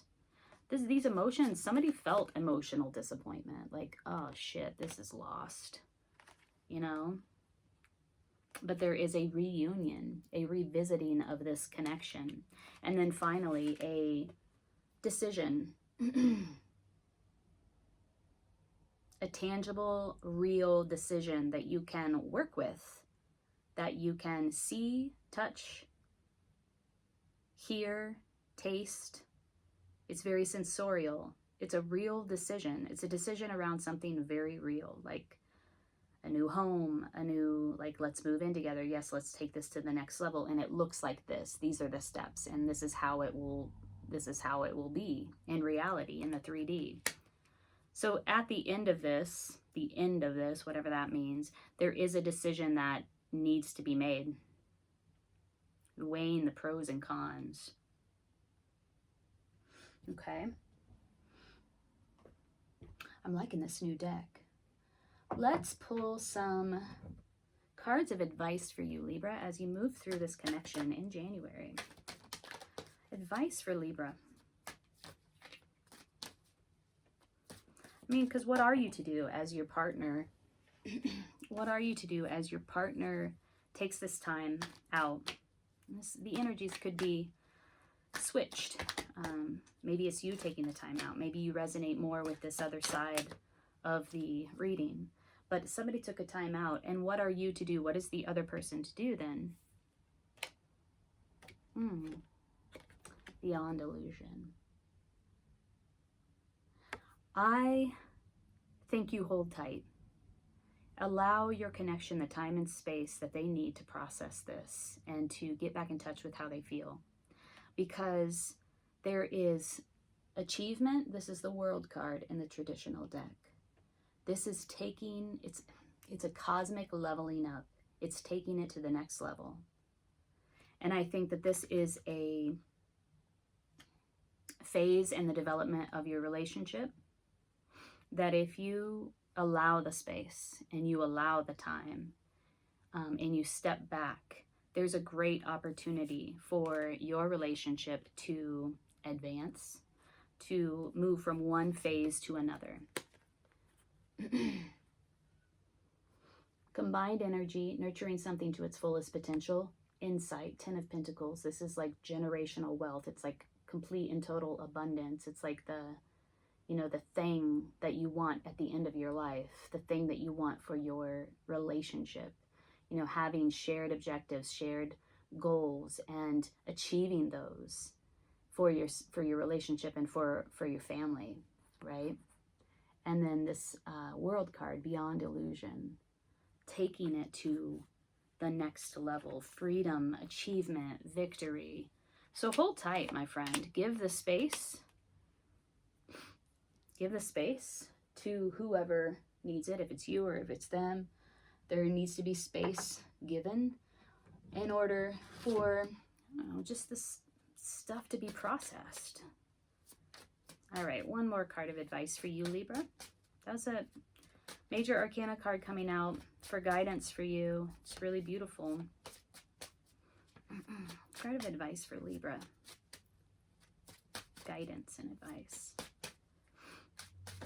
Libra, if this reading is resonating, please hit the like button so that it can be circulated amongst others. And if you're interested in going deeper with this connection or with whatever's happening for you in your life, I'm doing personal readings, so the link is below in the description box. What we have here is the Hawk. Now, it came out in reverse. So let's read about Hawk in reverse. Where did I put my book? I think it's down here. Yes. Okay. Messenger. I'm going to hold it up I'm going to put it in the upright so that you can see it, the details of it, but just know it came out in reverse. If you've drawn Hawk reversed, it may be because you have shut down your powers of observation on some level. If something in your life has become too painful to feel, too unbearable to hear, or too dark to see, and that is exactly what is coming out on the part of your connection, but it could be you as well. Something was too painful to hear. Some truth came out that they were like, shut down. It is time to examine the point at which you chose to let yourself become emotionally involved and to no longer be the observer. When you allow your emotions to override your perceptions, the message from Hawk cannot penetrate the chaos and confusion. At this point, you're asked to be mindful of the honest observer's neutral position, which allows the message to be intuitively and clearly understood without emotion coloring its true meaning. The King of Swords delivers information in exactly that way, right? And the King of Swords expects that you will receive that information in the way that this describes. Clearly understood, without emotion, coloring its true meaning. The King of Swords wants you to really understand what he's saying. He does feel like emotion colors the truth. Emotional coloring is a tendency of Hawk medicine people when they are off balance. Their emotions cloud their vision and lead to a crash landing. The ego can clip the wings and leave Hawk grounded. Also, if Hawk believes that those who cannot fly the same way he or she does have weaker perceptions, then the winged messenger has not. Winged messenger. Let me reread that sentence. Also, if Hawk believes that those who cannot fly the same way he or she does have weaker perceptions, then the winged messenger has not understood his or her own medicine. Freedom of flight is a privilege, and being a messenger is an honor. The responsibility for delivery of the message is up to you. Okay, well, there's so much here about this truth being delivered. So many messages here. Take your flight and forget about interpreting the omen your own way. Let the receiver decide what the message means. After all, unless it was sent specifically for you, you would be tampering. Hawk in the contrary position teaches you to 1. Open up to the powers of observation. 2. Not to tell others how to think or behave. 3. To take your own emotional baggage before you begin receiving omens, visions, or messages. To take care of your own emotional baggage. And then number 4, to remember that all gifts are equal in the eyes of Great Spirit. Wow. So there's so many messages here about delivering your truth. I'm getting like jazzed up. I can't speak now. Somebody delivered a hard truth. There's a call for whoever delivered that truth to allow the other person to interpret it in the way that they need to interpret it, to understand it in the way that they need to understand it, and to let go. No judgment here about this other person if they are doing it in the way that you would like them to, if they understand it in the way that you would like it to. You spoke your truth. They have their responsibility to understand it in the way that they're going to understand it. And you have to do this kind of thing, like, okay, I surrender to that.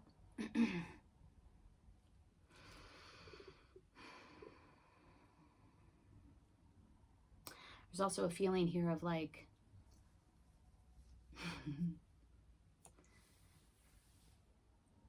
no, listen, I told you this truth and you're taking it in a way that I didn't mean. I need you to understand it in the way that I meant it. And yet we have no control over that. We have limited control over that. When we speak our truth, when we deliver what we think is the truth, that is the point. That is the thing that we need to do. And it stops there. Like our responsibility stops there because it is we can't control how people perceive that. We can't control what they do with that information. And so there's this sort of like, okay, surrender to that fact, to that reality. that you did speak your truth. I feel like it needed to be spoken. You needed to speak it. Sometimes when we speak our truth, it results in realities that we didn't intend. We did not intend for that to happen when we said the thing that we needed to say. But that's part of the process. And though it may be painful, there is a call for a surrender, to surrendering control around it, right? Hawk. All right, Libra.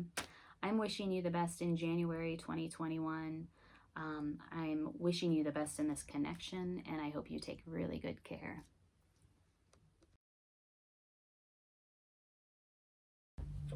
I want to feel that way again. Okay. Seems like you do too. With all those aces and Two of Cups energy. Hey Scorpio, welcome to your love reading for January 2021. Thank you for joining me. My name's Amanda. I'm at Luna Sync Tarot. If it's your first time here, thank you for joining me. Welcome. If you're coming back around, thanks for tuning in again. If you're interested in your general tarot reading for January 2021, that is published. Check it out. I have shuffled your cards off camera. I'm going to give it a last shuffle and then we'll sync up. We're going to look at the energy that you're bringing to the table, what you're bringing to the table. We'll look at what your connection, the person that you're thinking about in January, is bringing to the table. We'll look at the composite energies, and we will pull a card of insight. We'll clarify all the way through, and at the end, we'll pull a card of guidance or advice for you. So if this reading resonates, hit the like button. Consider subscribing to my channel.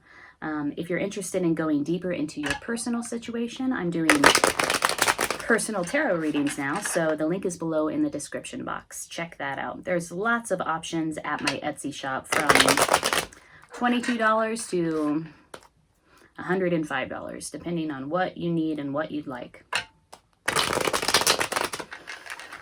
All right, with all that being said, let's get going here. I'm going to split the deck 3 ways. This is you and what you are bringing to the table. Ooh, justice in reverse. Maybe feeling like justice has not been served, like something has been unfair. You feel like something has been unfair. The truth has been distorted or buried or hidden. There's not a lot of honesty here or transparency here.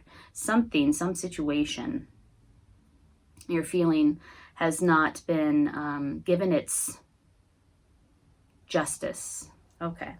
What they're bringing to the table. Page of Wands reverse. Okay. Sort of like this is, the Page of Wands in reverse is communication. A withholding of some sort of communication. Has to do with the spirit. In the composite energy, Queen of Cups. Wow. Okay, so this is an emotional experience for both of you. This is the composite energy. What happens when the two of you come together? Really analyzing your emotions, really pondering the way that you feel about each other, about this connection, about what's going on between the two of you. In the position of the insight is the Page of Cups. Okay, so this is a better communication. This is, pages are about communications. They're about offerings. This is an offering or a message or a communication that is heart-centered, heartfelt. So whatever is being withheld in the way of communication will come forward or needs to come forward, because this is in the insight. Like, hey, this is what needs to happen. Needs to be heartfelt communication. Okay. Very interesting. I feel like there's been a conflict here in your connection with this person. Primarily because of the Justice card in reverse coming up in the position of you.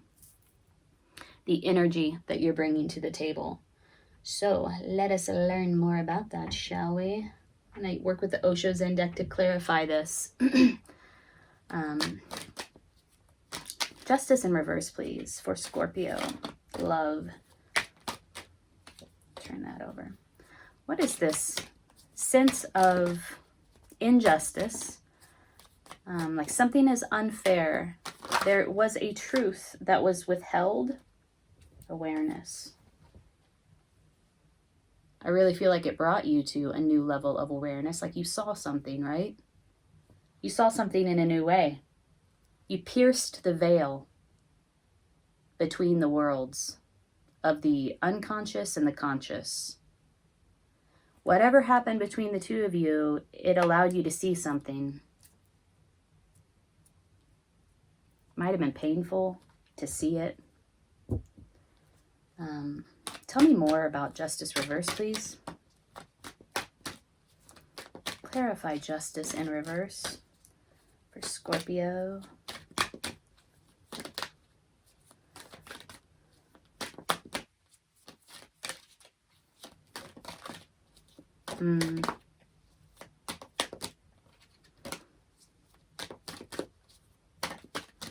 Looking at the Queen of Cups and the Page of Cups, here we go, past lives.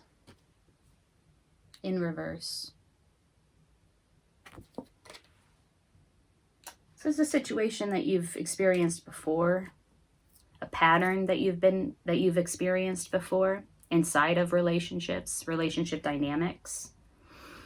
There's an opportunity here for you to, I'm saying this because of the awareness and the past lives and also the justice in reverse. There's an opportunity here for you to supersede this dynamic, this pattern, which I feel has had a negative impact on your life.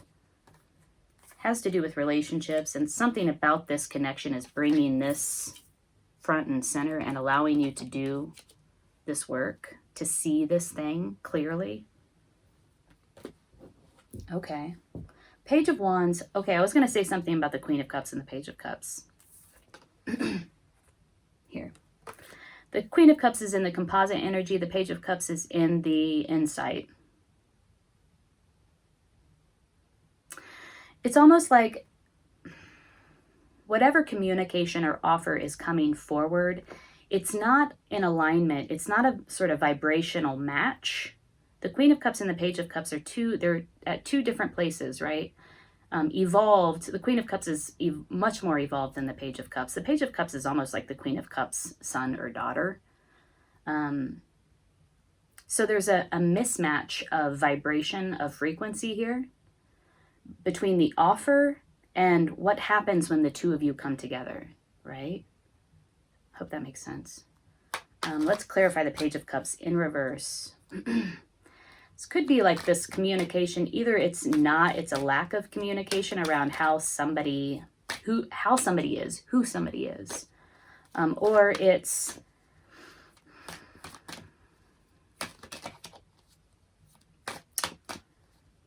fragmented, unfocused communication. Dispassionate communication. It doesn't feel transparent. It doesn't feel honest.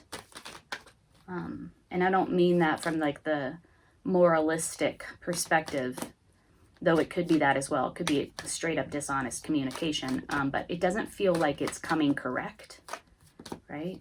And I guess transparent is the word to use there. Page of Wands in reverse, please. What is this about? Scorpio's connection.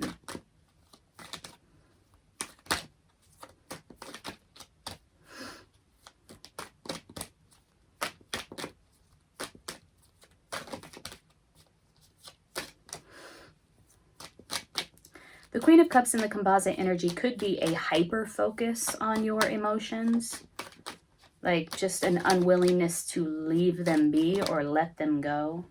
Creator. Okay. Look at this. Creator comes out to clarify the Page of Wands in reverse. Okay. Coming correct with your communication about who you are. There's some sort of challenge for this person to connect with their essential self, their source energy, which is creativity, right? Kundalini energy, which is root chakra energy, like the fundamental aspects of themselves. They are out of sync, out of alignment with that.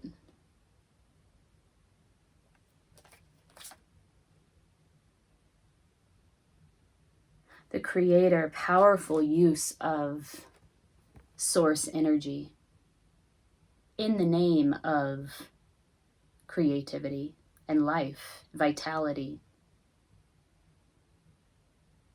This person is not quite connected with that.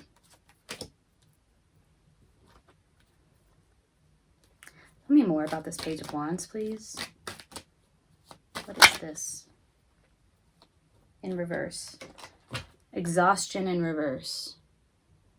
Burdened, wanting to lay down the burden. There's some sort of I feel like this person, I want to say facade. This is the word that came to me. There's some sort of facade.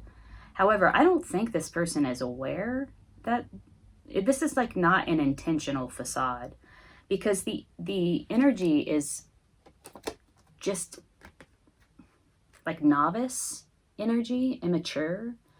And again, I'm not using that word to judge.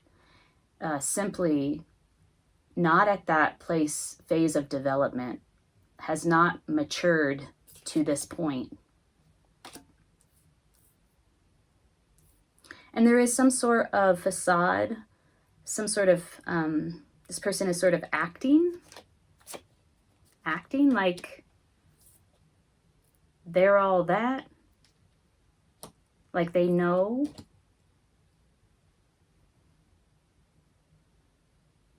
But it's not fooling you. It's not fooling you. I feel like you see right through that. Let's look at how they see you.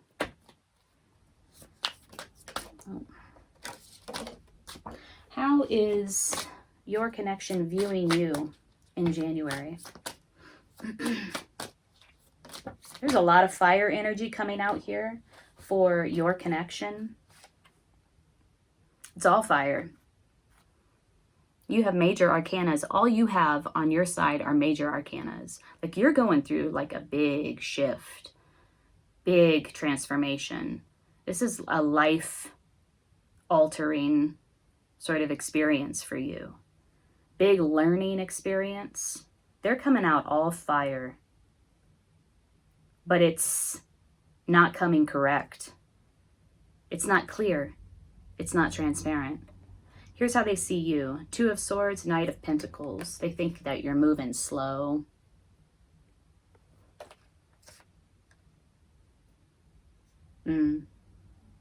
This is how they see you. Okay. You will notice in both of these cards that there is the masculine who is making an offer to the feminine. The feminine is blocking the offer. In the Two of Swords, the feminine is rejecting or turning away from the offer. In the Knight of Pentacles imagery, it's almost as if he kind of came up upon her without her really knowing, unwittingly, and is offering her something, and she's just automatically like reaching up like, oh, wait, what? And like trying to see what it is that he has to offer. But I don't feel like it's a full an acceptance of his offer with full awareness of what is being offered and what is happening. Yeah, I feel like the masculine in this situation is wanting to make an offer, or has made an offer, is actively making an offer and feeling rejected by the feminine.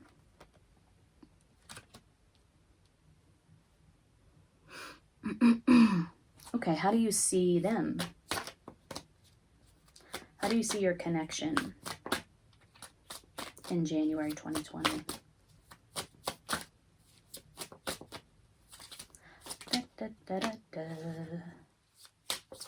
I was just listening to Nako Bear, Medicine for the People. That's such good music. Okay, this is how you see them. Four of Wands. Okay. Again, fire energy coming out for how you see your connection. They have all fire. Huh.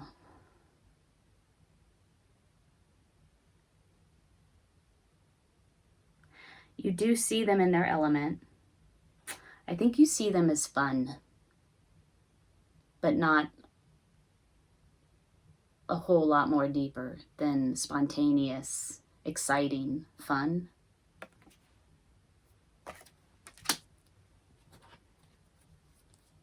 Okay, tell me more. How do you view the connection? Maybe that's the positive side of them that you're really enjoying, the fact that they do bring this spontaneity. They're very spontaneous, very passionate. They're fun, right? Okay, so a lot of cards just popped up here. I'm going to read them all. This is how you view the connection. Ace of Wands, Ace of Pentacles, High Priestess, Two of Cups. Whoa. Dang, Scorpio. Okay. There's 2 2s. There's 2 1s. 1 and 2. Uh-huh. Are you into this connection? I feel like when I'm looking at these cards, like you're into this connection. Ace of Wands, fiery, passionate, creative, new beginning. Libido, high libido. Ace of Pentacles. You want this to be real. This feels like a real thing to you. Like a new home, a new beginning in the 3D. These, in both of this, I mean, this feels like a sexy connection. In both of these cards, they're in bed. Again, I mean, I guess in this deck, they're all having sex all the time. Not all the time. Well, I mean, in your images, they're having a lot of sex. They're in bed. They're very intimate. In his images, or their images, I said his, but it could, I mean, this could be the feminine as well. In your connections images, there isn't sex. There isn't intimacy. There's just an offer, right?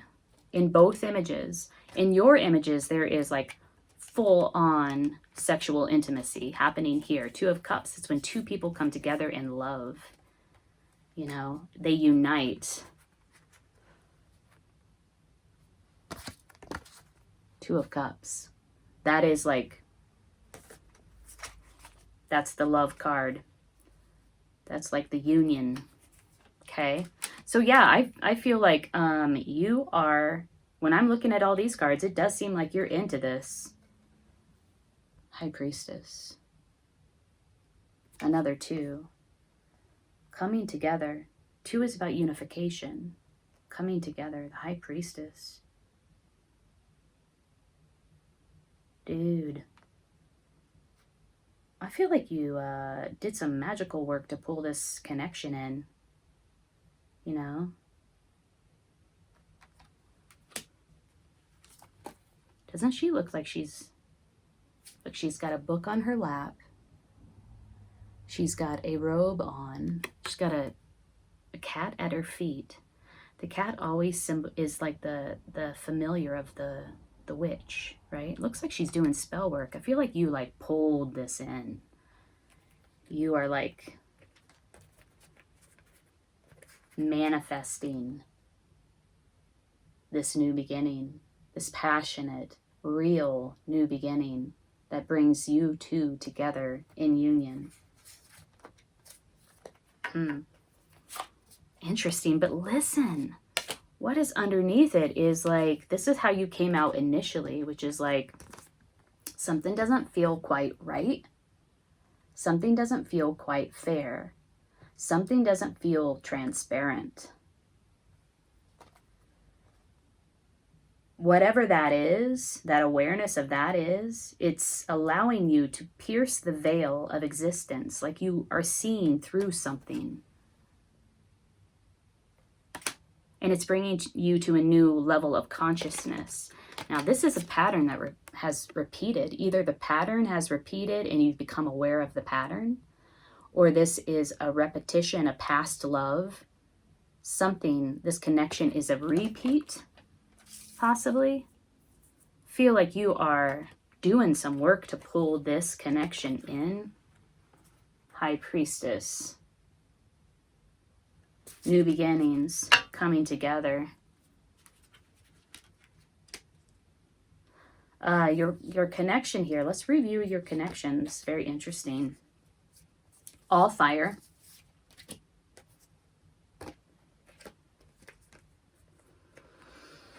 There's something distorted about the way that your connection is coming forward. Either it's distorted, it's not quite honest, it's not coming correct, it's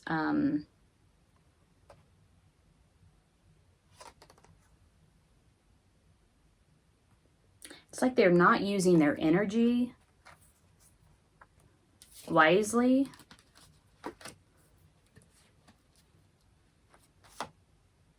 And they are offering you something. Are they offering you something, or are you offering them something? This is how they perceive you. I don't know who the masculine or the feminine is in the situation, but the masculine is making an offer,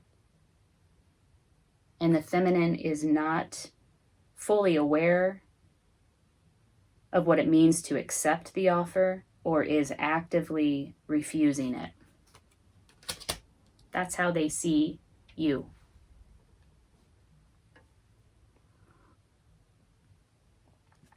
All right. That is fascinating. Scorpio, if this is resonating, hit the like button, please, so that it can circulate amongst others. I'm just going to play with these, the Hidden Truth Oracle, just to see if there's any messages here that'll further clarify. Whoa. Here, allow me to shuffle just a little bit longer before you freak out all over the place. I want to know if your connection has something they would like to say. I want to feel that way again. Okay. Seems like you do too. With all those aces and Two of Cups energy. Okay. What do you have to say to them?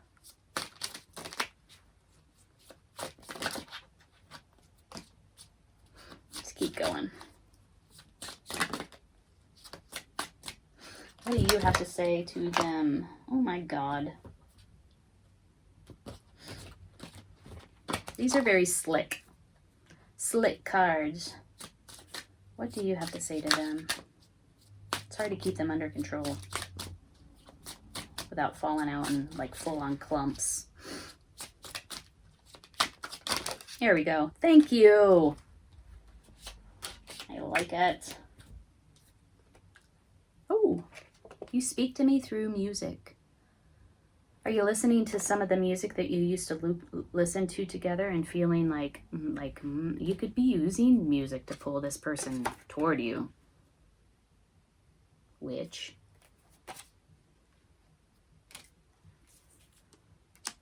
Okay, so you guys are feeling each other. It does seem like you're feeling each other. Yeah, all right. Let's just move forward. Let's move forward with the Queen of Cups. I don't know. This is kind of interesting how this is playing out.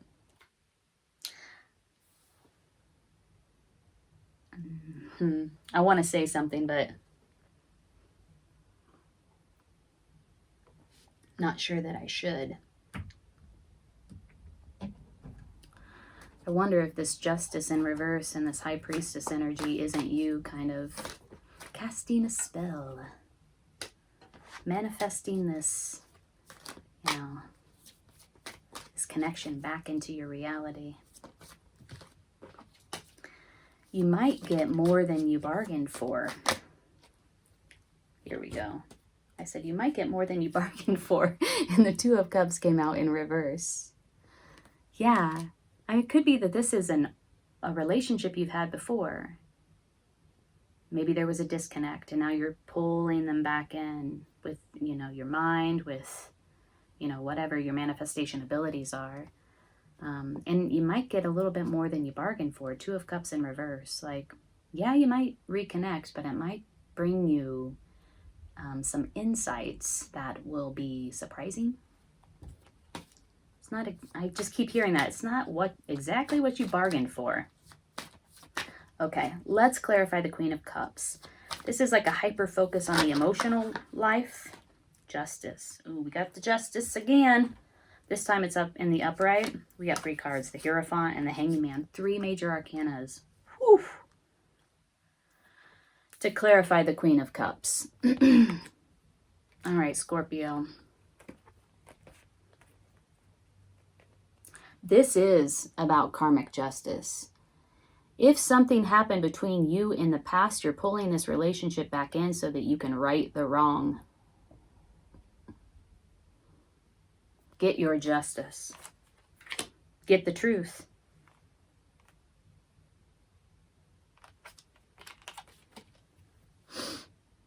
This is about commitment, traditional commitment, marriage, wanting a traditional commitment. Composite energy. It's clarifying composite energy. Wanting the truth, traditional commitment. Hanging man. Waiting, seeing things from a new perspective.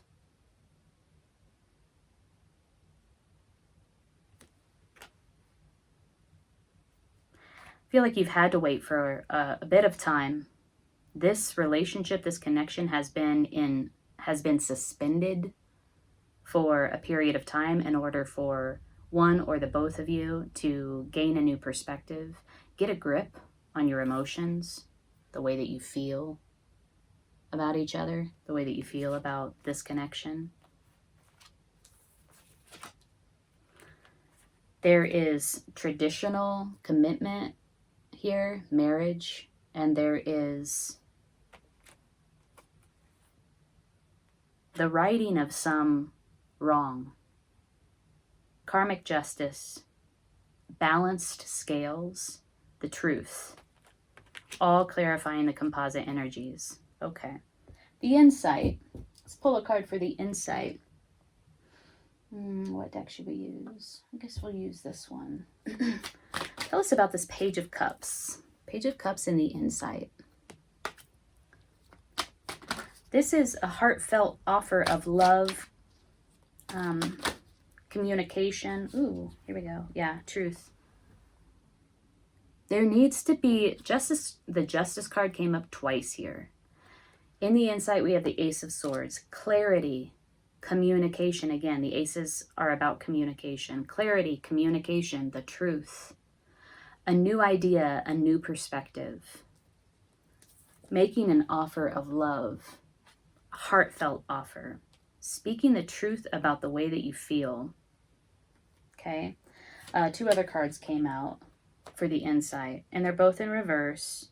We have the Seven of Wands. Drop the defense. Recognize the opportunity that's right in front of you. Recognize the cup of love, the divine cup of love that is being extended to you. Somebody needs to get on board with this recognition.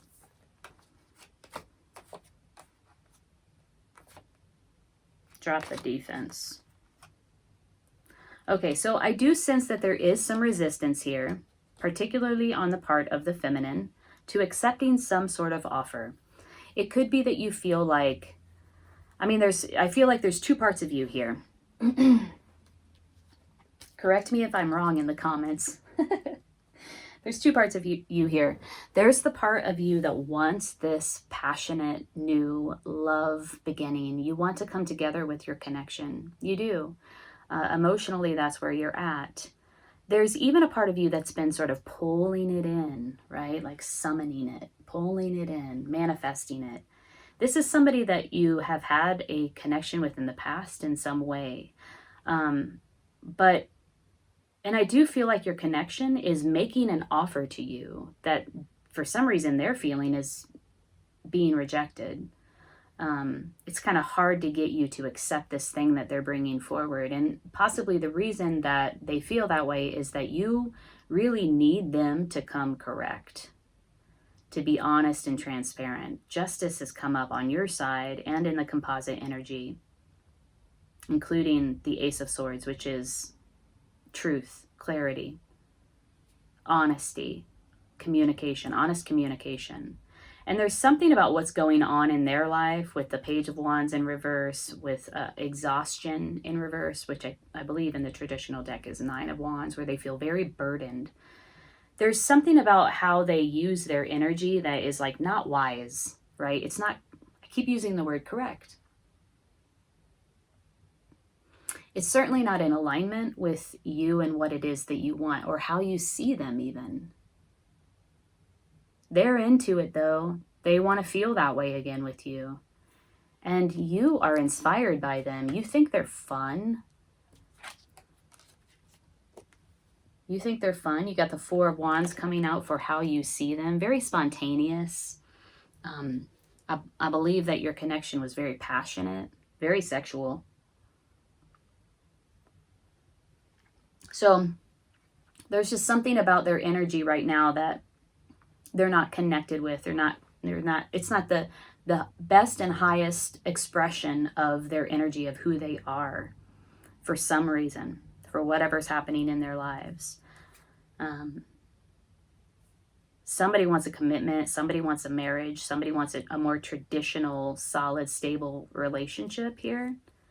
This is in the composite energy, so it could be that both of you are coming after that.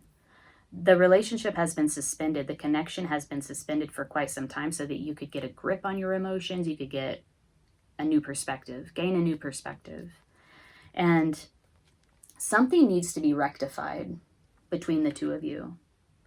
Certainly, honest communication, the truth, transparency, a heartfelt offer. Maybe you feel like the offer wasn't heartfelt, because if they are coming in with an offer, whoever's coming in with an offer, because somebody is offering something for sure, the other doesn't feel like it was heartfelt from the heart.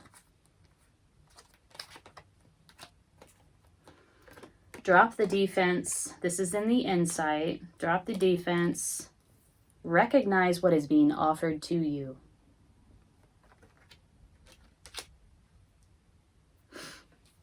This is how they perceive you. Look at all these offers that are happening here. The feminine is sort of being surprised by the offer, accepting it without knowing what it is initially. In this image, she is actively refusing it, rejecting it. Like, no, that's not, nah. It's like she wants something better. Like, oh, you're going to offer me this tulip? Yeah, thanks. It's like she wants a rose.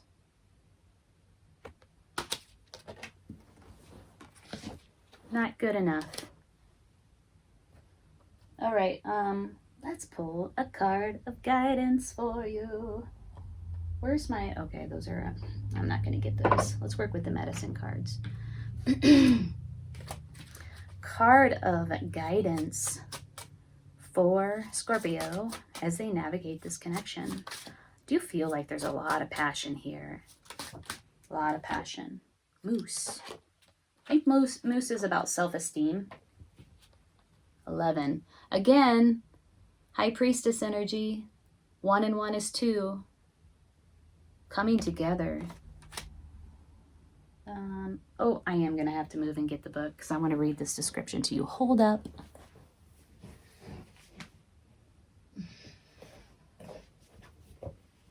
Okay.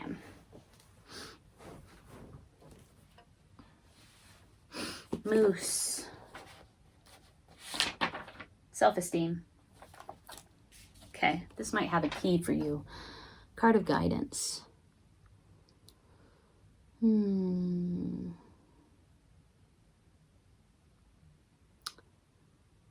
Moose medicine people have the ability to know when to use the gentleness of deer and when to activate the stampede of buffalo. They understand the balance between giving orders to get things done and having a willingness to do things themselves.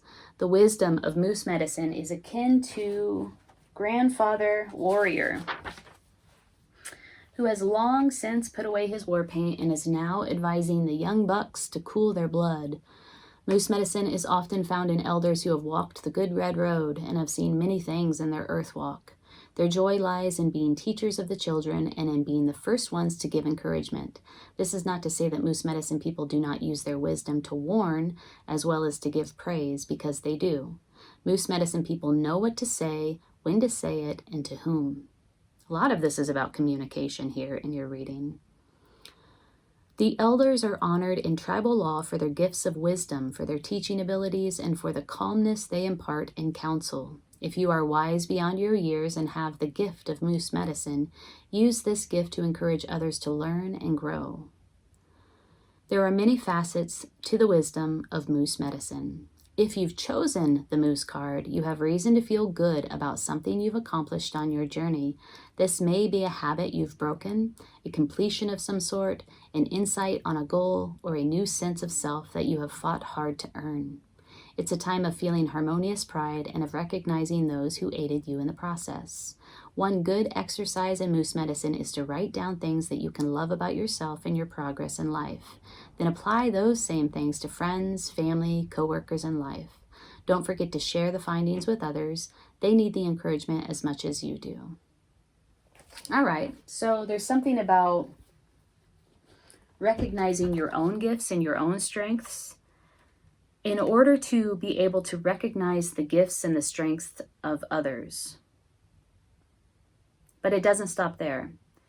Then there's a call to share what you notice, what you witness, what you see, the gifts and the strengths that you see in others with them, so that then they can recognize it within themselves. And hopefully they'll continue that, recognizing it within themselves like you did, and then sharing it with others, sharing that with others so that others can then recognize it within themselves and share it with others. It's sort of like this flow of generosity of spirit, right? So there's a call that's your guidance for this connection. All right, Scorpio? Hey, check out your 2021 reading. Check out, I guess it'd be down here. Check out your 2021 reading.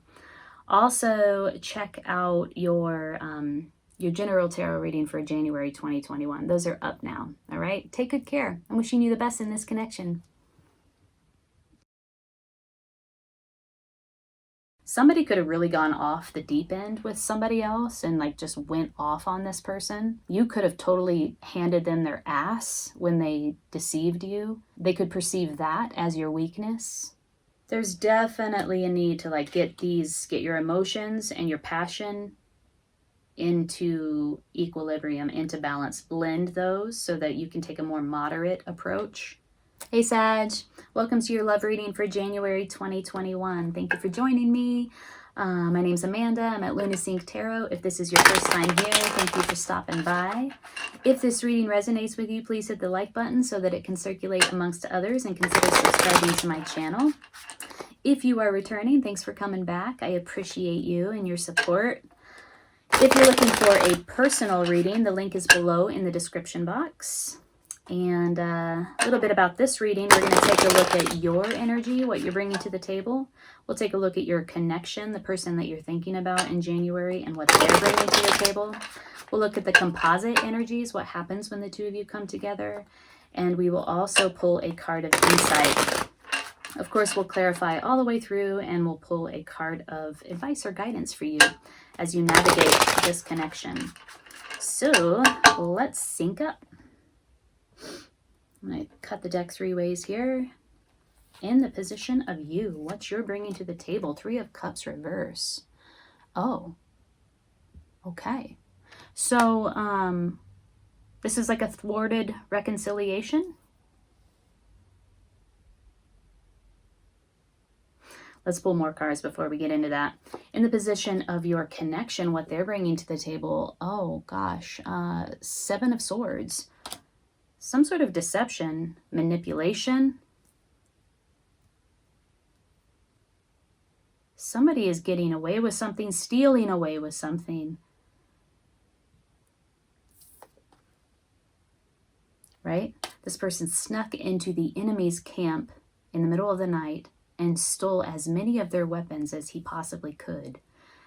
He would have been more successful if he reached out and collaborated with others to execute his plan, because you can only hold and steal away with so many swords. But this was a little underhanded move that this person made in the dark of night. Okay, so there's some sort of deception at play. Maybe your connection left quite suddenly. Maybe they deceived you in some way. Manipulated the situation in some way. The Swords is a suit of the mind, thoughts, ideas, words, communication. So it could have to do with some sort of communication. In the composite energy, we have the devil in reverse. So this tie, this connection is loosening. This is a good sign that this is in reverse. If this is a sort of a negative connection that you're hoping to shed or to escape, because it implies that the ties, look at how they're bound to one another. This is a toxic connection, a toxic situation. Could be a tie to addiction. It feels like, and it, you know, when you're addicted to people, you're addicted to a connection. There's a loosening here of this tie, this toxic tie. In the result, we have, or the insight, we have strength in reverse. I feel like this is having one or the other or both feeling as like depleted. You know, sort of like, you took it all out of me, right? It feels like a depletion of energy. It feels like a depletion of strength. And I want to say like psychic strength. This is in the insight. We got to clarify this. This looks like a pretty intense situation, Sag. Somebody pulled the wool over somebody's eyes. Somebody's like snuck off or was sneaking around. Hold on. Before cards start flipping up, let's ask a question. How do you, Sag, perceive this connection? What's your perception of this person? What's your perception of the connection itself? I'm going to work with the Tarot of Sexual Magic because this is just a fun deck. Yeah, so you have the Three of Cups in reverse. It's like, okay, so this could be read a few different ways. Like, nope, I'm not celebrating. I'm not coming together with you. I'm not reconciling with you, with this connection. Yeah, moving on. New cycle. It's like this is the world. You've gathered and gleaned all of the information that you need about this person, about this connection, and you're taking that information and you're taking it to the next level. You're like, nope, I'm moving on. This cycle is completed. I feel like that's where you're coming from. That's your energy. How do they perceive you and this connection?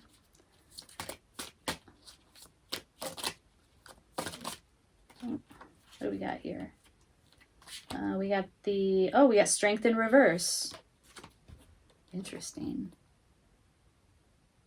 How do they perceive you? As weak. I wish I could say it any other way. They think you're weak.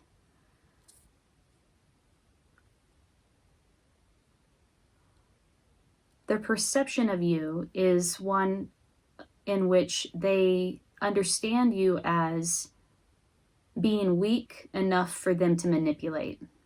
Because this is about manipulation, the Seven of Swords. It's about deceit and manipulation.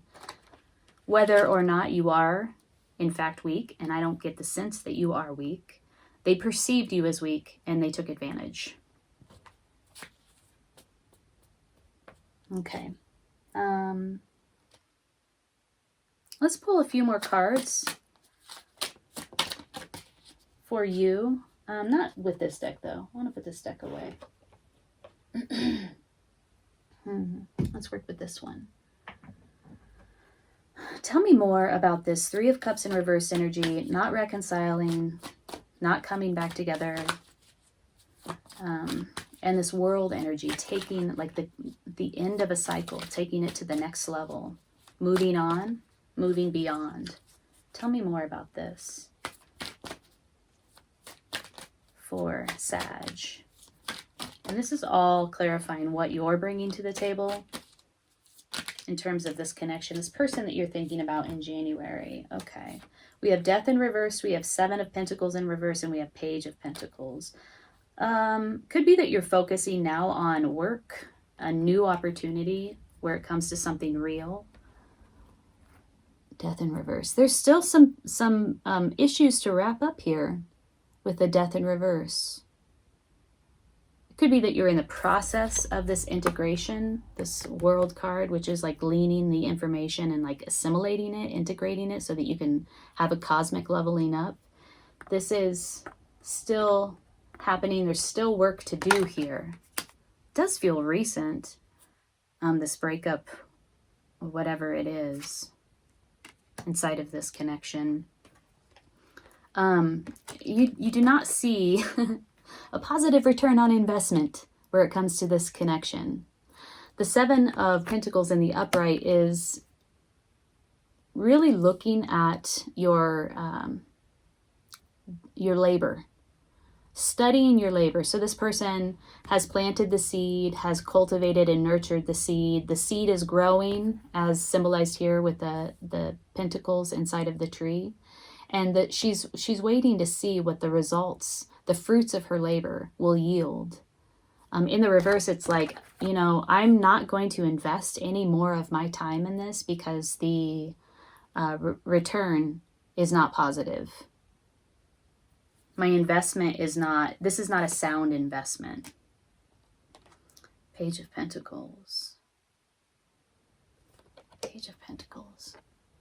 The page is often symbolize communication, often symbolize offers, and they're also apprentices. So they're learning about something. They're in that phase of development where they're really learning about something.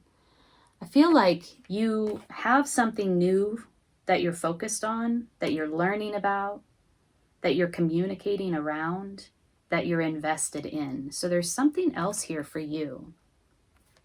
And that's where that's what you're bringing to the table here. All right, how about them? What was this sneaky move that they pulled? I'm curious about this manipulation, this deception. They have a misperception of you. They understood you to be someone that they could take advantage of.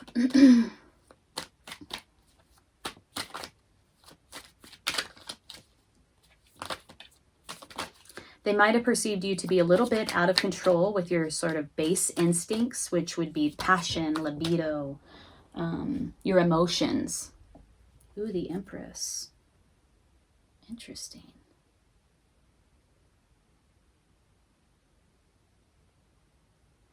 I want to say,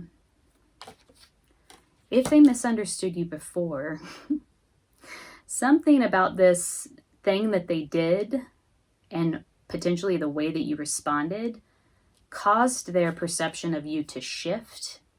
And now they're seeing you more like the Empress. Somebody who has taken back their power, who stands very strong in their power. This is divine feminine energy.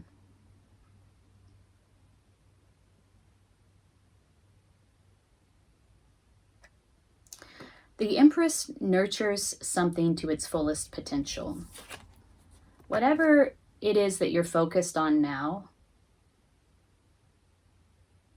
there's real potential for it to blossom and grow and reap the rewards that you were hoping this connection was going to manifest for you. They do see you as having turned your focus away from this connection. They do notice that you are focused on something else. Okay, so the Devil in reverse. This is what happens when the two of you come together. Maybe you're both working to loosen this tie, to separate from one another, to end this sort of toxic connection. But it's a break. It's a break from the toxicity. Yeah. This has to do with a love connection. It's a break from a love connection. Break doesn't sound right. When I say that word, it doesn't sound quite right. It's like a...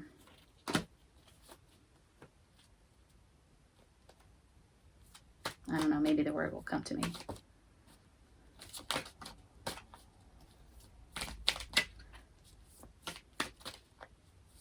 There's something that about, I mean, obviously this person was not seeing you correctly, but there's something about really seeing each other for who you are. Look at how deeply they're staring into each other's eyes, witnessing one another. When the two of you came together, there was some sort of toxicity. Tell me more about the Devil and the Two of Cups.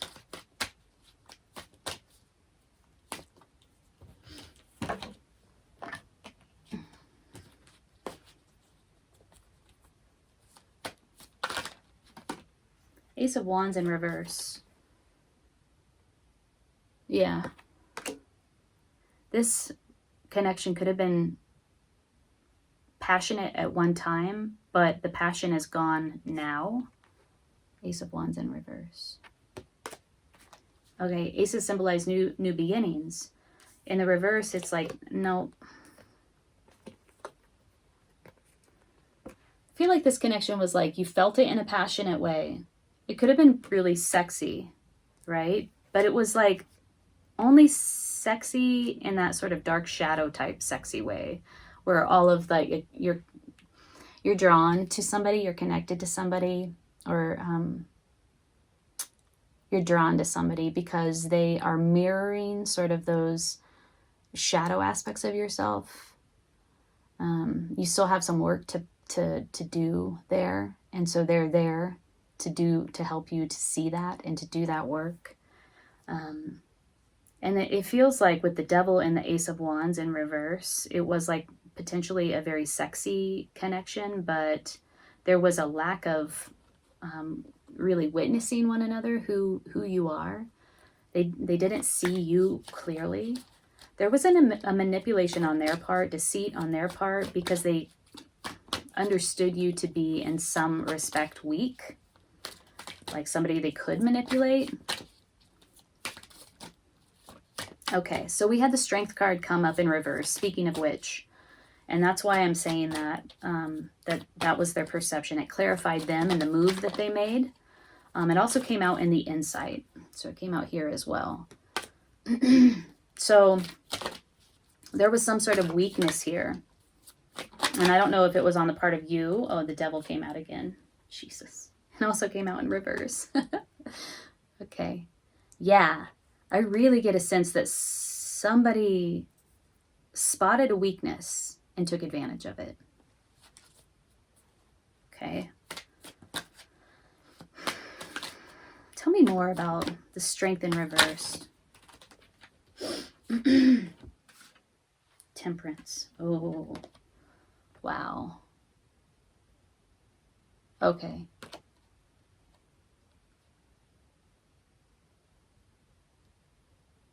Okay. It could be as well with the Strength in reverse clarifying how they perceive you and also showing up in the insight. And now with Temperance here, that they perceive you as somebody who was not in control of their emotions, not in control of their baser instincts, which would be like lust, greed. The Devil is in reverse twice here, so I have to mention this as well, that their perception of you is somebody who is out of control with their emotions. This could have just been a super lusty connection.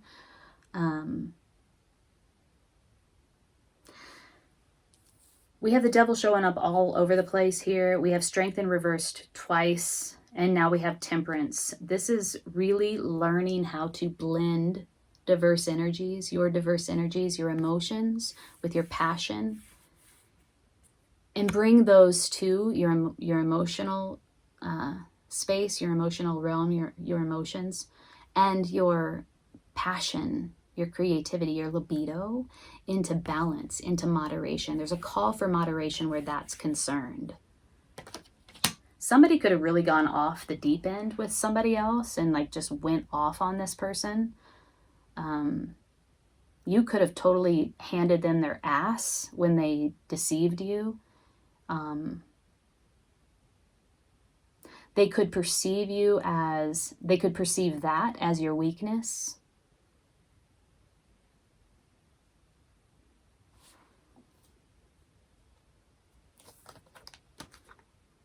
These are all major arcanas in the insight. And they're all, well, these two are in reverse. The Devil is in reverse. Strength is in reverse. There's definitely a need to like get your emotions and your passion into equilibrium, into balance. Blend those so that you can take a more moderate approach moving forward. Looking here again, like lack of reconciliation. Like, no, I'm not coming together with you. New cycle beginning, closing off the old cycle, entering the new cycle. An integration of understanding, information. Not investing because you don't see a future. You don't see a return. There's work to be done. Like this cycle, this completion, this transformation is not quite complete. There's still work here for you.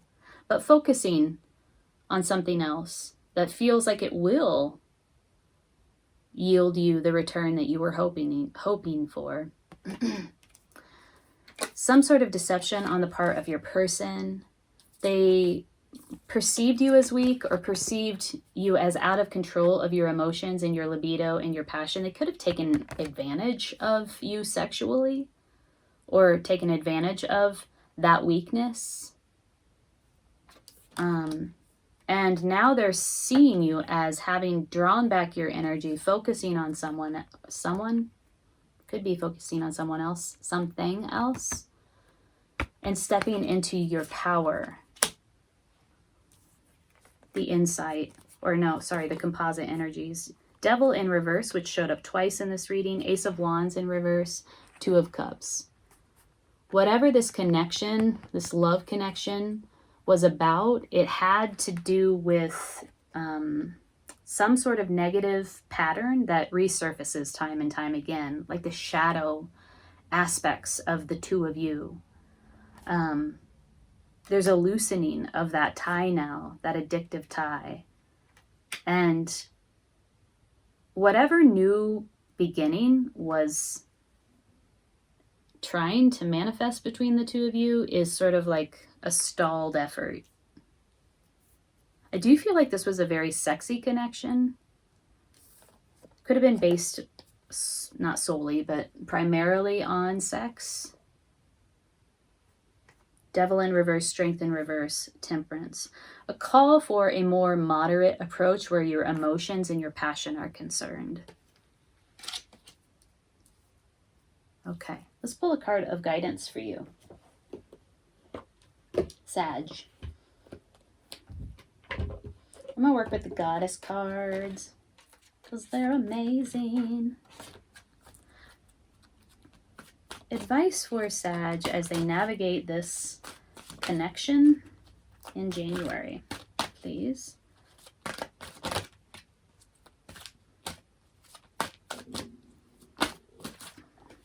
Sulis, bodies of water. Spend time near water, such as a lake, river, or the ocean to recharge your batteries. So this is, water is associated with your emotions. There's some sort of depletion, emotional depletion of your emotions. And you are being called to recharge your emotions. Baths are wonderful ways to do that. Epsom salts, herbs, meditation inside of baths, really powerful. Let's read about Sulis. Water's curative effects are well known and well documented. Since the human body is composed almost entirely of water, this makes sense. Water can wash away sadness, pain, and the ill effects of suffering. Engage in purification rituals involving water more often, and you'll experience an uplift in your spirit and outlook. Water's magical properties are amplified when you infuse it with your prayers and intentions. Whether you soak in a sea salt bath or bathe in a freshwater spring, you're sure to see the difference the water that water will make. Go for a meditative walk near water. Take a vacation to the ocean. Move to a home situated closer to a body of water. Wow, that's like, that's a heavy prescription. Swim. Take a sea salt bath to detox your energetic and physical body, and drink more water. Okay. Wow. So I do feel like there has been intense emotional output here. We see this lack of balance between your passion, your libido, your passion, your creativity, you know, like that source energy, that fiery, passionate energy, and your emotions. Feeling out of balance there, needing to bring that into balance, more moderation where that is concerned. And then this call, you know, this is sort of like, hey, you can do this by engaging in this activity, which is spending time in water or near water. All right, Sag, I'm wishing you the best in this connection. If this reading resonated, hit the like button, subscribe to my channel. And if you're looking to dive deeper into your personal situation, there is a link below in the description box for personal readings. Take good care. Your connection's coming in with a love offer, and they're taking action around this offer. Look at this. This is a message of love. It's a new opportunity in love. It's a new emotional beginning, and they are bringing it. Look at how he's holding the cup up in his hand. It's a totally new adventure. Hey, Capricorn. Welcome to your love reading for January 2021, and happy birthday. It's your birthday month. I hope you have a beautiful birthday full of love and laughter and light and happiness and all the things that you would wish for yourself. I've been shuffling your cards off camera, so I'm going to give it a last shuffle, split the deck 3 ways, and we'll sync up. I am doing a giveaway this month for the month of January because the channel has reached 2,000 subscribers. So as a way to say thanks, I'm giving away 2 free 30-minute tarot readings. If you make sure to like, subscribe, and comment below. You must leave a comment in order to be entered into the drawing. And I'm drawing names on January 1st. So if you're interested in that, go ahead and leave a comment below. All right, so let's get started. This is your energy and what you're bringing to the table in January, where your love connection is concerned. Ooh, nice. A fiery, new, passionate beginning. Some sort of passionate offer coming from your side, Capricorn. What your partner is bringing to the table is also an offer, and it's a love offer. Taking action around some sort of romantic pursuit, romantic connection, love connection. Nice. Knight of Cups. In the combined energy, we have the Star. Wow, some sort of wish fulfilled. This is beautiful. Being recognized for something. If somebody sees you, or when you come together, you both, like a dream is fulfilled. This is beautiful so far. In the insight, we have the 3 of Pentacles. Yeah, putting in the work. This is craftsmanship, yeah. Craftsmanship. This is putting in the work. It's a collaboration, potentially working on some sort of project together. There will be whatever you're working on together, whatever this dream is, this shared dream. It does feel like there's some sort of like passion project potentially that you're collaborating around. It will involve the 2 of you working together and dedicating time, energy, and resources to this thing. It does feel like a dream is coming true. When the 2 of you come together, like some dream is able to happen. You're both bringing something that allows this thing to come into fruition. Wow, it's really beautiful. Okay, let's clarify some of this. All right, so Ace of Wands. You're feeling pretty passionate about this, huh? It's like, gosh, it's this energy of like anything is possible.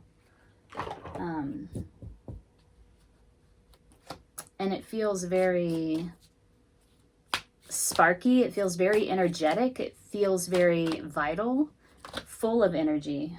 Ooh, yeah. Chariot, clarifying you and what you're bringing to the table. You're ready to move on it, right? Let's get this going. Let me put some of these cards back in the pile here. Ready to take action, and so is your partner, actually. The Knight of Cups and the Knights in general are all about taking action, moving forward on something. In this particular case, moving forward on their emotions, where love is concerned. Clarify the Knight of Cups. We have two, there's, in this picture of the Chariot, we have a man in a chariot with horses involved. I'm just looking at the similarities now between the cards. This is clarifying you, and this is your connection. Also involving horses, also involving movement. It could be that there is a move. Potentially you're moving in together in January. It feels like a taking. Wow, this is clarifying your connection. Yeah. They're coming in with some sort of heartfelt, emotional offer that has to do with love. It's a new relationship, or it's taking the relationship to the next level. It seems like this idea is coming from your connection. It's an offer. It's like, hey, I've been thinking about this. I think we should move in together. Or could be a proposal. Taking the relationship to the next level in some way. And it is a dream fulfilled. It's a wish come true for both of you, because that's in the combined energy. So what is this? I'm fascinated now. What is this wish come true for you and your connection in January? Clarify the Star, please. Oh my gosh, really? It just slid all of the cards off of the table. Cards have a lot to say.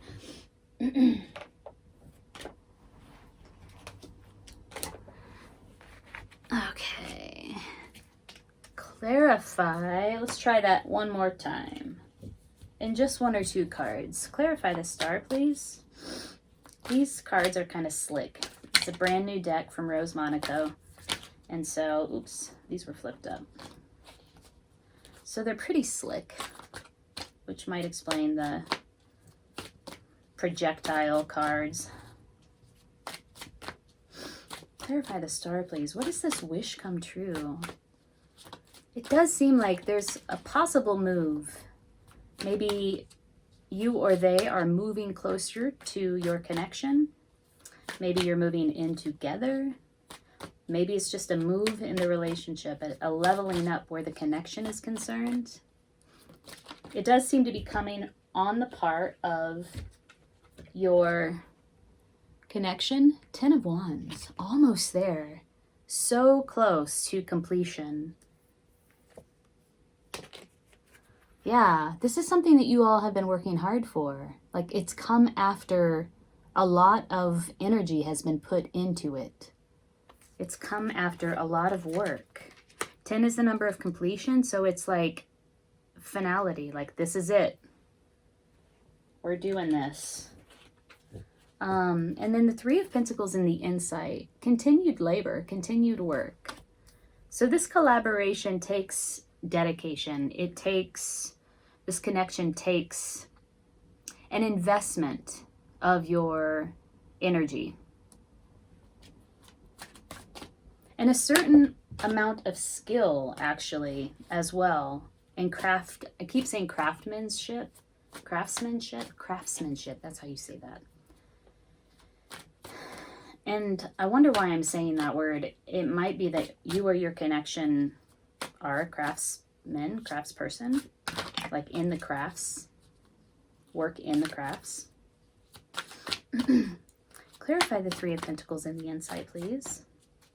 For Capricorn, January 2020, where their love connection is concerned. Okay, we got the Ace of Wands again. Yeah. You all are going to be working together on something tangible. a new business venture, a new entrepreneurial endeavor, a new business. And it could have to do with the crafts, because it's also, while it's also feels very entrepreneurial, it's also very tangible, the pentacles. So it could be something that you're working on with your hands. What is interesting is that the wands are the suit of fire, and what we see here is this, he's creating his coins from the fire. Whatever you're working on together, it's going to be profitable, prosperous. I have to say then too that the Queen of Wands also popped up here right after the Ace of Wands. So either you or your partner or both are stepping into this Queen of Wands energy.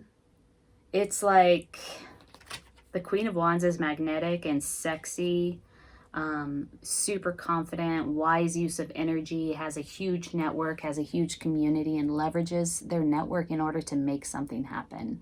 So it could be that you have a lot of Wands energy happening here, especially on your part, because you came out with the Ace of Wands here, and then we have the Ace of Wands clarifying the insight. It could be that somebody is just stepping into their Queen of Wands energy, like, let's make this happen. And having what it takes to make it happen. After a period of working really hard, quite frankly, it's almost like you found the person that you're going to build something very prosperous with. Not just a love connection, but somebody who you can truly collaborate with to build something real beyond a relationship. It looks like a business. It looks like an entrepreneurial endeavor, some sort of venture. Okay. More about this business, this collaboration. What are the qualities of this collaboration? You know what? I'm going to switch decks. This is just a little too clumsy for me right now. My hands are just not vibing.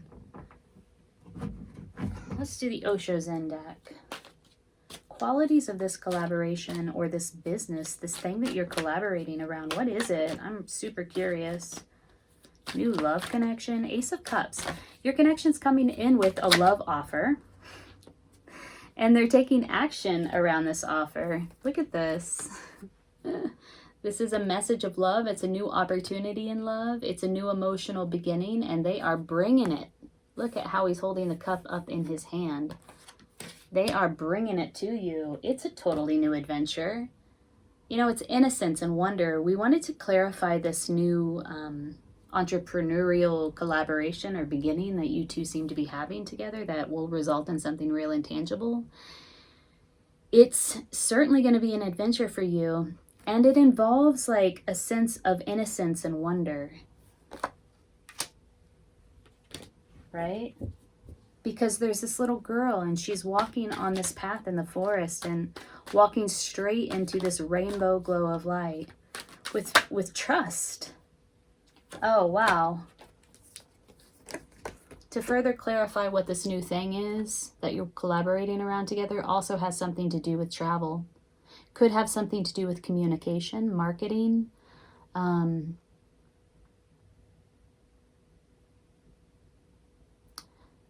social media, videos, telecommunications. This is typically the Eight of Wands in the traditional deck, which has to do with communication, fast-moving communication particularly. And then traveling. Wow. Adventure travel? This new thing? I mean, we have so many cards of movement here. Look. The Chariot coming out to clarify you, the Knight of Cups on the part of your connection, the actual traveling card, and the adventure card. These two coming out to clarify what this new thing is that you're collaborating around. And these are you. This is you. This is them. All these cards of like new beginning, movement, action, travel, adventure. Shit, this is beautiful. This is incredible. And look at all of these new beginnings. Ace of Wands, Ace of Wands, Ace of Cups. Dang, Capricorn, what is going on with you? Okay. Let's see. So a dream is coming true. In the combined energy, we have a dream come true. So that means that this is a dream that you both have wished for. After some toil, right? After carrying this very heavy load through all of the numbers of the suit, finally getting to that point where this wish comes true. This dream comes true. And this collaborating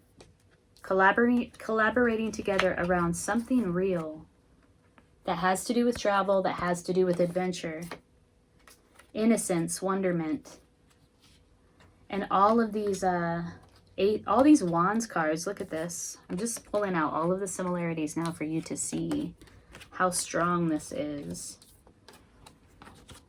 Fire in your reading today. Okay, so 2 Ace of Wands, 10 of Wands, Queen of Wands, and then this would be the 8 of Wands in the traditional deck. So something is happening in the way of like a passionate new venture. And it's all tied up with this collaboration, stepping into this Queen of Wands energy, making it happen. She makes it happen every single time. She's the energetic archetypal witch. That could be your connection. It could be you. All right. I want to get a sense of how they see you. How your connection sees you. Let's use the Tarot of Sexual Magic. How do they perceive you in this connection, Capricorn? What is their perception of you at this time? I guess it's the Queen of Wands that makes me want to ask that question. I'm wondering who that is.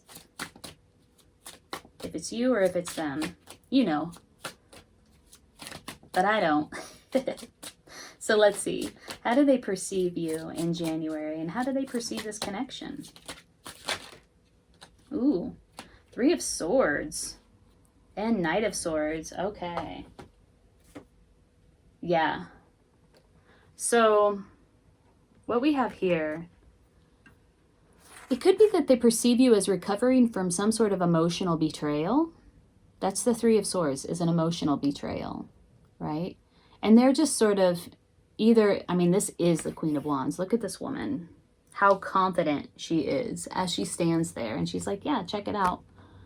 Like, I'm totally on board for you pleasuring me. And, you know, just like have fun, explore. But she's totally naked, right? She is totally naked, and she's, you know, using that sword to support her. What is this in the traditional? The Knight of Swords. We have another knight. I think he's the knight, and I think you're the lovely naked woman being explored here. So I think that maybe you're the Queen of Wands. He's fascinated. He's fascinated with her. Just like, whoa, I get to do this. Same thing over here. The men are very similar looking, and this man is just like staring at her as she sort of writhes orgasmically. Now in this card, this is a very interesting interpretation of the 3 of Swords, because it looks like we have some woman in the background there performing a spell, and potentially a spell on her, because she's sort of like under a spell. And there's also, you know, music has often been used to put somebody or to put 2 romantic lovers under a spell, in a state of a spell. He's playing that, what is that called? Oh, I can't remember the name of that musical instrument. Dang it. Harp. Is it a harp? It's a harp? He's playing the harp, right? So this is how they perceive you and the connection. They seem very fascinated with you, and they want to put you under a spell. And that makes a lot of sense. The Knight of Cups is very, very romantic, very idealistic where it comes to love, almost in love with love itself. They want you to fall in love with them. Okay, how do you perceive them? You are coming out with the Ace of Wands and the Chariot. It's almost like you're more focused on the thing that you're collaborating with them on than on the love connection itself. The Chariot is all about, I'm going to move this thing forward through sheer force of my personality and will. It's a winner. It's determination.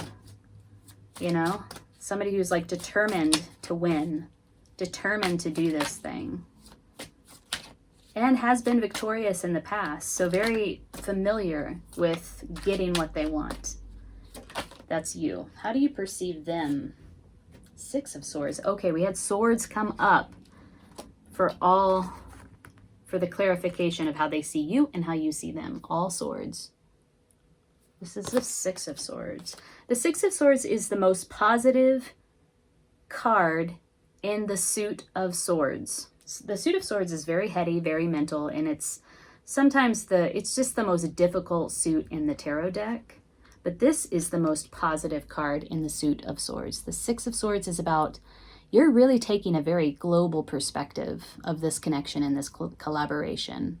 Like, as opposed to sort of being lost in it. And I think that's what they want from you. They want you to get lost in it. They want you to get lost in them. So instead of being like lost in it, like where you don't even see anything outside of it, you are coming from like way up here and you're looking at all of the pieces. Yeah, it does seem to me like she has a broken chain around her neck. You're free.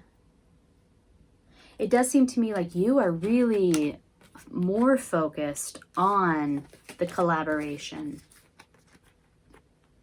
Now, in the traditional tarot deck, the Ryder Waite tarot deck, when I say traditional tarot, that's typically what I mean. The Six of Swords is about moving on. You know, there was this emotional betrayal. They seem to have perceived you to have experienced some sort of emotional betrayal. The Six of Swords is moving on from that emotional betrayal. Moving on from a turbulent time into a calmer time. So however that resonates with you.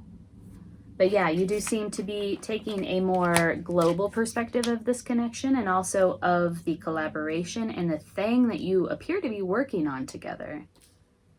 So let's pull let's pull a guidance card for you. A card of advice as you navigate this connection and this collaboration, this new thing that you're working on, Capricorn. If this reading is resonating with you, please hit the like button. Leave a comment below. I love hearing from all of you.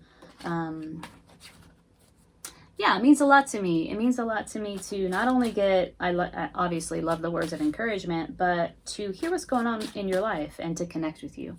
So thank you. I appreciate your comments. If you're looking to dive a little bit deeper into a personal reading, I'm doing those now. The link is below in the description box. Guidance for Capricorn. Ooh, butterfly. Ooh, beautiful transformation. 9. All right, let's read. Let me get my book.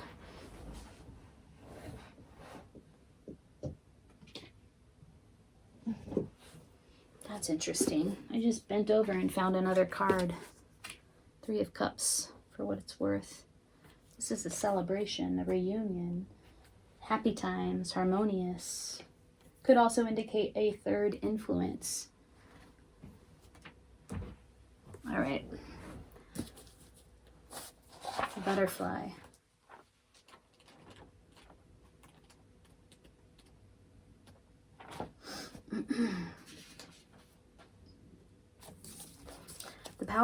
the power that butterfly brings is akin to the air. It is the mind and the ability to know the mind or to change it. It is the art of transformation. To use butterfly medicine, you must astutely observe your position in the cycle of self-transformation. Like butterfly, you are always at a certain station in your life activities. You may be at the egg stage, which is the beginning of all things. This is the stage at which an idea is born, but has not yet become a reality. The larva stage is the point at which you decide to create the idea in the physical world. The cocoon stage involves going within, doing or developing your project, idea, or aspect of personality. The final stage of transformation is the leaving of the chrysalis and birth. This last step involves sharing the colors and joy of your creation with the world. Yeah, you are working on some sort of project for sure, some sort of collaboration. Identifying what stage you're at with that collaboration. If you look closely at what butterfly is trying to teach, you will realize that it is the never-ending cycle of self-transformation.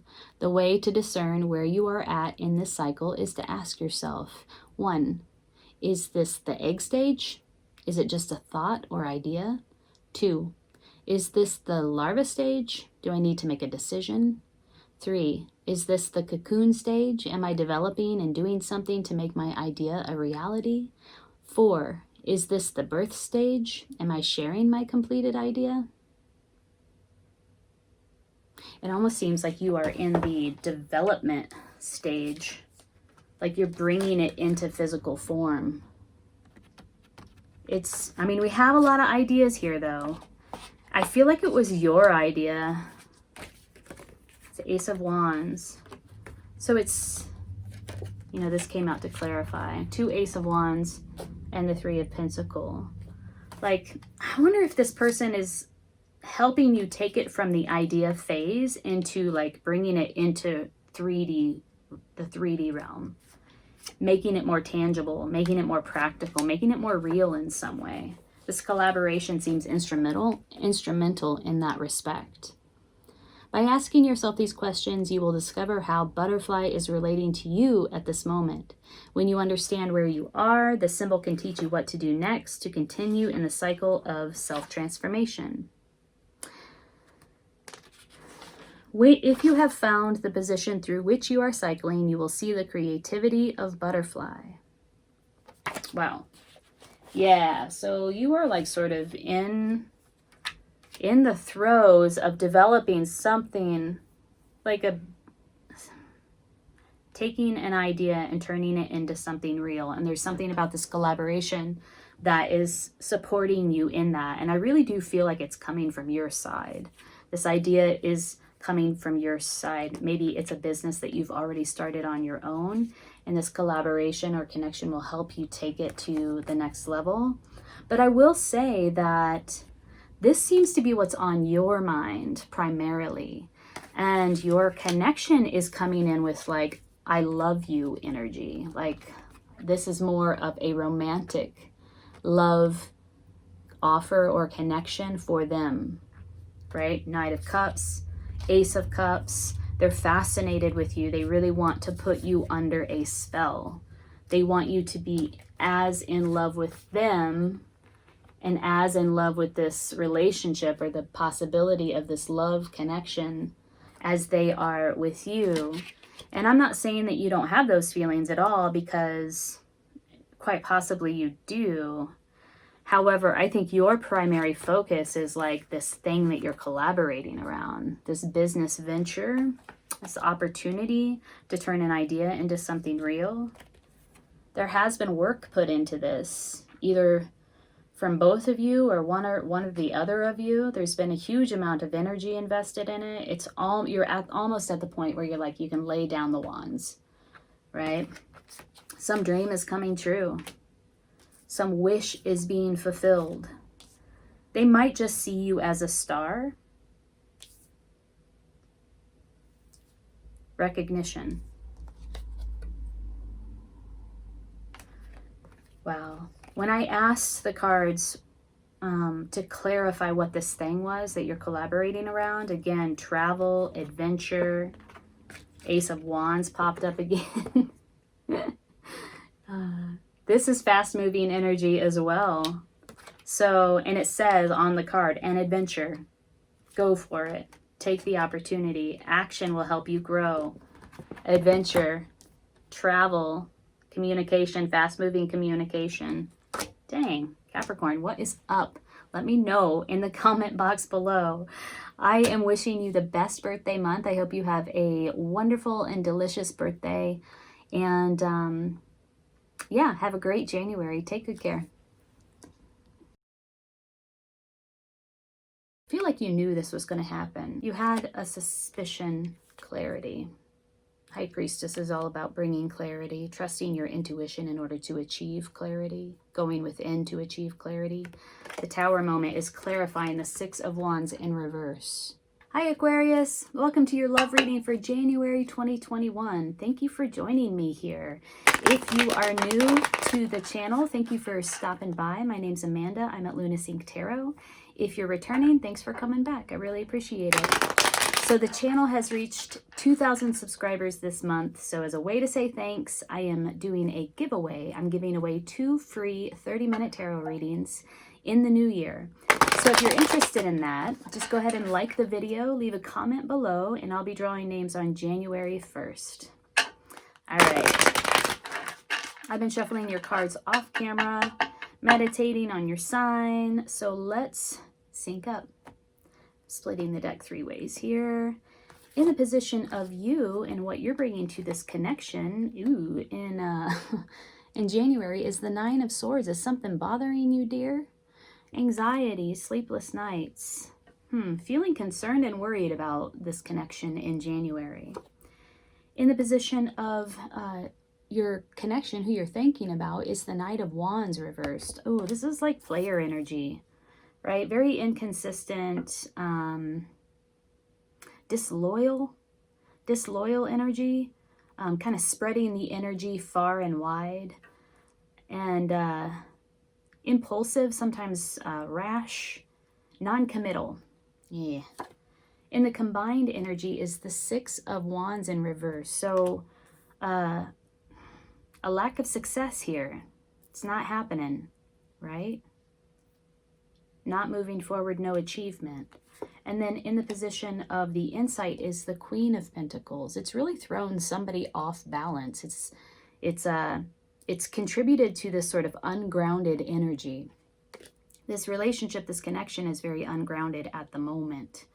Whoa, Aquarius, what is going on? Let's clarify. Jeez, oh Pete. It is bringing you some stress. I see that very clearly.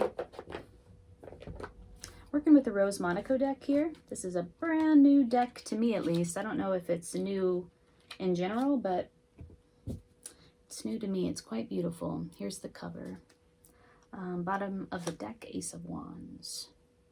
All right, so let's clarify you. What's going on with you, hun? What is going on with you?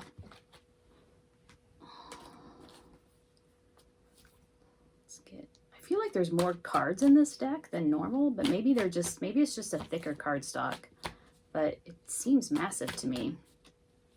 Nine of Swords energy. Really up in your head, thinking quite a lot about this, and honestly, the thoughts you're having aren't very pleasant, right?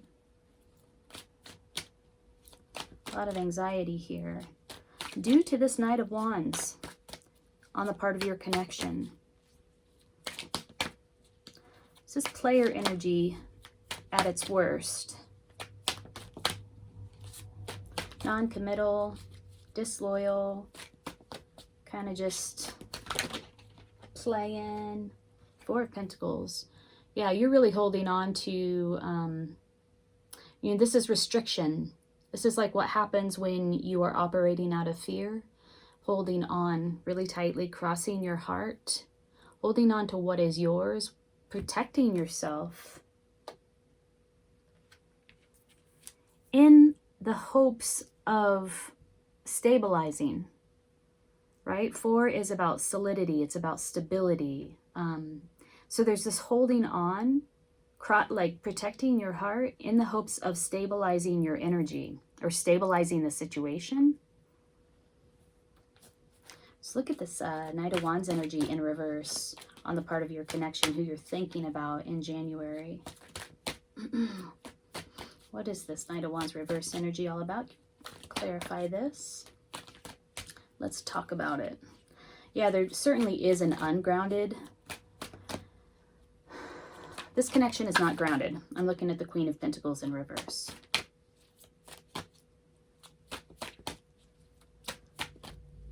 A lack of achievement. Six of Wands in reverse in the combined energies. Like, nope, this is not a win. This is not a success. Knight of Wands energy, please, in reverse. Who is this? What are they doing? What are they bringing to the table? Transition. The end of a situation. Change must happen. Time to move forward.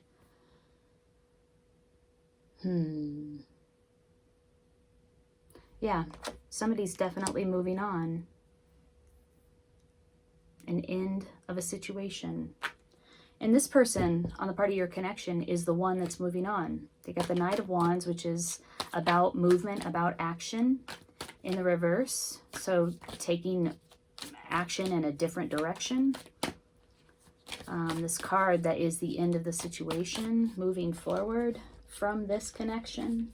I feel like somebody has left the connection, and it's left you with a lot of anxiety and fear. Oh.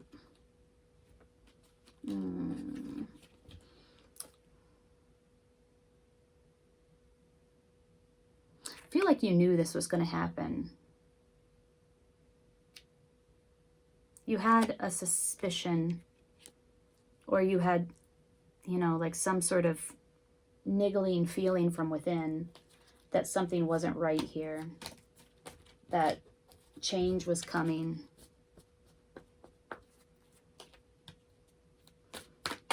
Let's look at this Six of Wands in reverse in the combined energy. What's that about?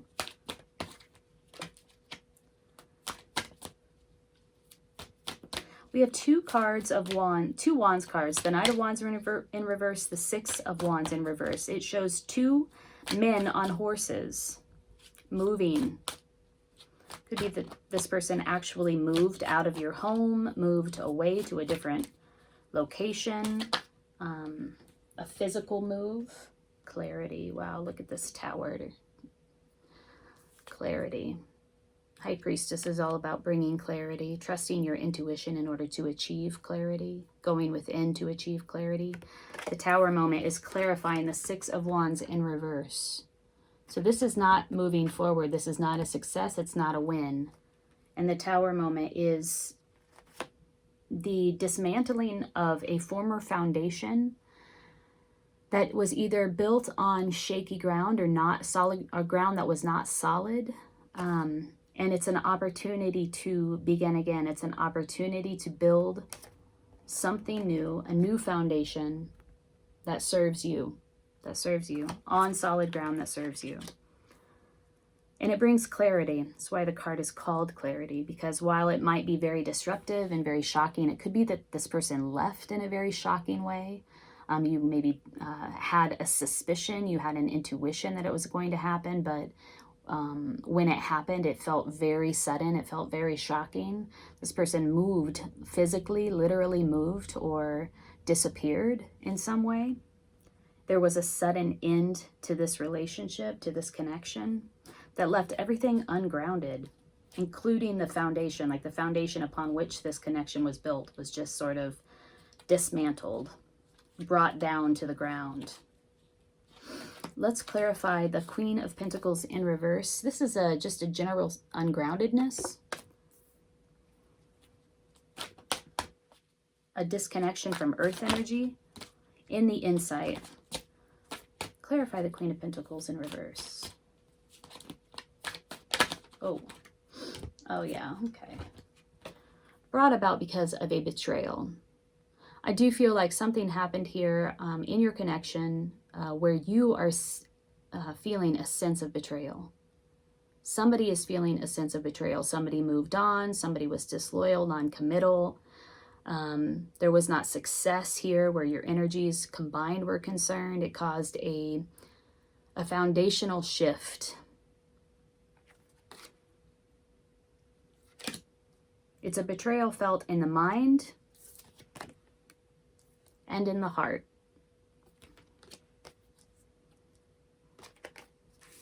Could have also been a third-party situation, and I say that because the Knight of Swords has showed up in the reverse and we have the Three of Swords, which often indicates third-party situations, like there's a third influence involved here. Could be children. All right.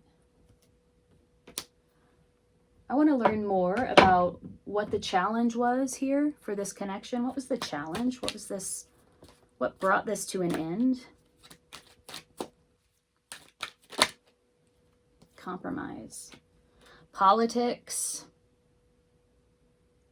Somebody made some compromise, some personal compromises that did not honor their integrity inside of this connection. Somebody was engaging in a very two-faced kind of political way.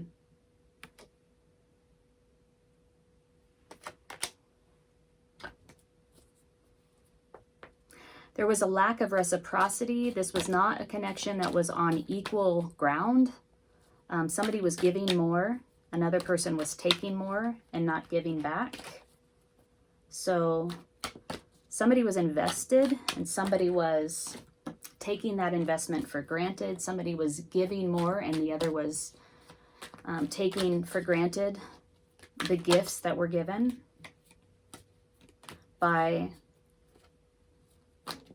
that person.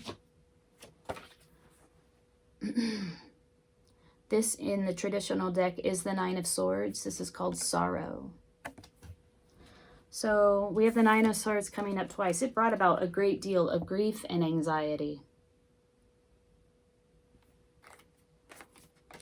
We see that for sure playing out here. More about the challenges here for this connection. And then I want to learn a little bit more about your person. Where are they coming from? Why are they doing this? Playfulness. Interesting. Somebody could have been quite immature in their approach, you know, kind of like never taking anything very seriously, putting on a show, putting on a face, acting as if everything is awesome and cool, even when things are difficult, not really acknowledging the difficulty of that and acting as if it's not difficult at all, and so therefore not really honoring the situation, the depth of the situation.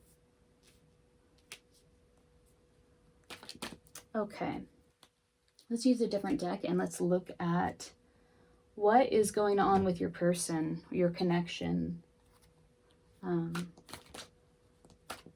Qualities of Aquarius's connection, please. We see that it does seem to be that they're the ones that left. They're the ones that were bringing this sort of unstable energy. Disloyal, non-committal, player-like energy.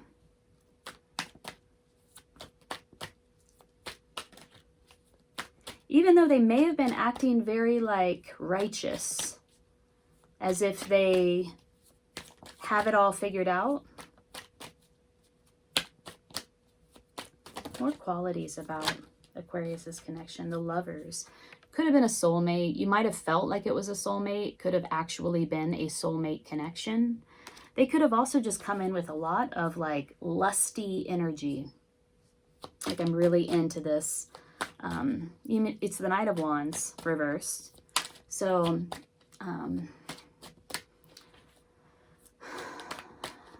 the energy around them is very like it's primarily about the sexual connection.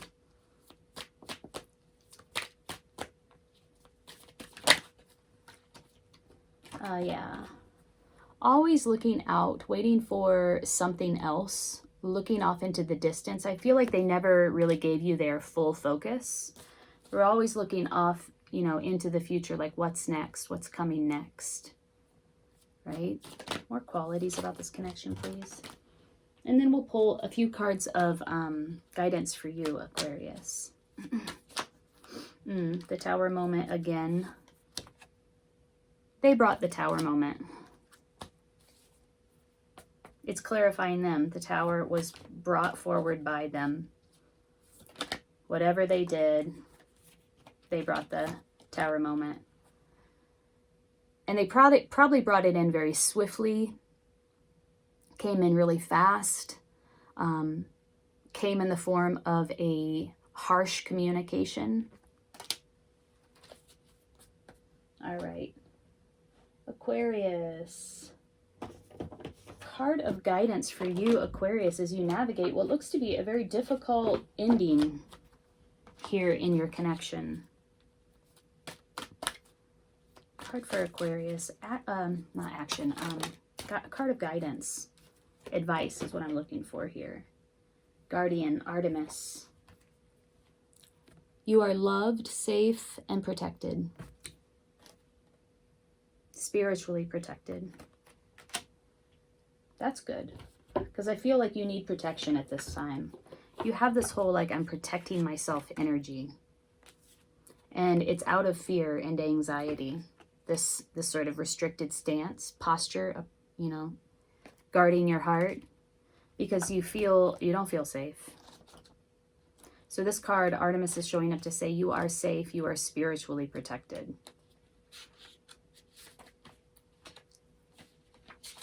Here we go.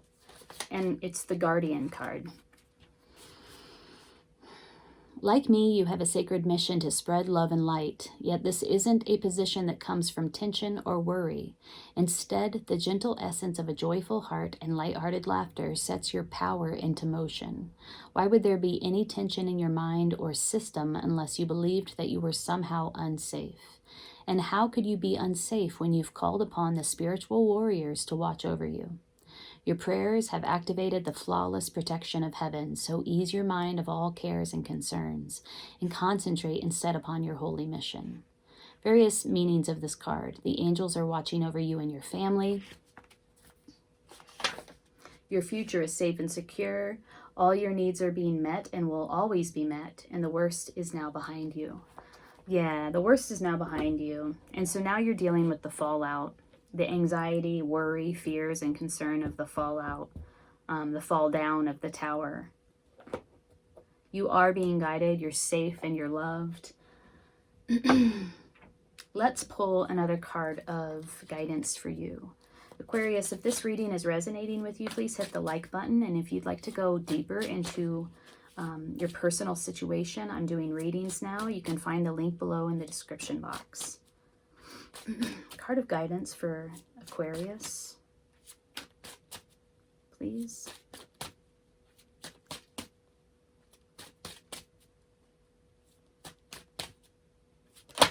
Yeah, some betrayal.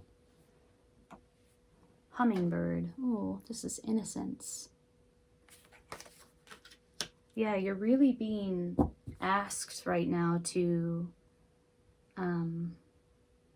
reconnect with yourself, reconnect with your innocence. Know that you're protected. Joy. Oh yeah, remember Artemis said your mission in life is to spread light and joy. Love and joy. Love and light and joy. I can't remember exactly, but it was something like that. And you can't do that when you're in a place of fear. So there's a call for you to reconnect with your joy, which might be kind of difficult right now considering the circumstances. This is a pretty intense reading. But that is ultimately what the call is for you, Aquarius, in this situation. If hummingbird is your personal medicine, you love life and its joys.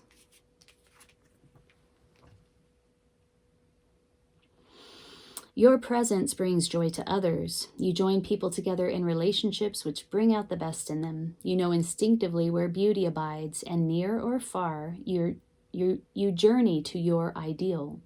You move comfortably within a beautiful environment and help others taste the succulent nectar of life. Hummingbird holds the bow of beauty, which is delicately inlaid with gold and silver flowers, pearls, and precious jewels. Hummingbird disdains ugliness or harshness and quickly flies away from discord or harmony. If Hummingbird has flown into your cards, get ready to laugh musically and enjoy. Drop your judgmental attitude and relax. Hummingbird will no doubt give you a flash of the spirit darting here, there, and everywhere. Get ready for a strange new burst of energy which may send your senses reeling. All right, yeah, there's a call for you to like loosen. Know that you're protected. Relax. Loosen your grip. Your fearful grip. Maybe examine your fears and which will allow them to fall away or to loosen. And get connected with your joy, because that will help you and aid you in moving through this definitely difficult time. All right, Aquarius. I hope this was beneficial to you in some way. I hope it heightened your awareness and deepened your understanding and will help you to take the appropriate action to ultimately take care of yourself. I'm wishing you the best in January. Take good care. You're saying, I want more, but I'm not available. They're saying, I want you. It does seem like they're coming forward. They're progressing in terms of how they perceive or their action around this connection from the page to the night. Coming forward with an offer, but it's slow. It does seem like there was some sort of reconciliation, but it might have resulted in more anxiety and more conflict. It feels heavy. It feels like a burden. And there is this new beginning in the composite energy that has to do with something real. It's grounded, it's earth energy. Hey Pisces, welcome to your love reading for January 2021. Thanks so much for joining me. My name's Amanda. I'm at Lunacy Tarot. If you are returning, thank you for coming back. I really appreciate you. If you are new, thanks for stopping by. Consider subscribing to my channel, and if this reading resonates, hit the like button. If you're interested in a personal reading, I'm doing those now. The link is below in the description box. So I have been shuffling the cards off camera. In this reading, we're going to take a look at you, what you're bringing to the table. We'll look at your partner, your connection, the person you're thinking about in January, what they're bringing to the table. We'll look at the composite energies, and we will also take a look at the insight for the relationship or the connection. King of Wands in reverse just popped out. He's been coming out in the reverse for a lot of the readings I've been doing in January, so I don't know what that's about. Kind of stumps me a little bit. Could be arrogance, could be pride, particularly because it's in the reverse. So I'm going to give it one last shuffle and we'll sync up. Ace of Pentacles, some sort of new beginning on the horizon for you potentially. Let's split the deck three ways. I do like to pay attention to the cards that slip out in the pre-shuffle. Kind of gives you a hint at what's coming. In the position of you, we have the King of Cups in reverse. So out of sorts with your emotions. Overwhelmed by your emotions. Swayed by your emotions. So not in control. Not in the control that you would like to have over your emotions. Your partner, your connection, the person you're thinking about, what they're bringing to the table. We have the Page of Wands. Ooh, interesting. Innovative, energetic, exciting, passionate, creative, really looking at something, studying it, learning about it. Wanting to start something new and really develop it.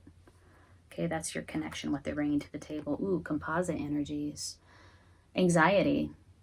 I don't even really need to explain this card, right? You can take a look at it and understand what it means. We've all been here. Sleepless nights, overwhelmed with habitual, repetitive, negative thinking, worry, concern in the composite energy. And then in the insight, we have the Five of Swords. Okay, so there's been some sort of conflict between you and the person that you're connecting with or thinking about. And it's felt nasty, like somebody said something or did something that just was really cutting, really disconnected from compassion and empathy, without compassion or empathy, and they feel almost satisfied about it, satisfied about their action. This is like really being removed from the reality of the situation, I have to say. This was all about them sort of executing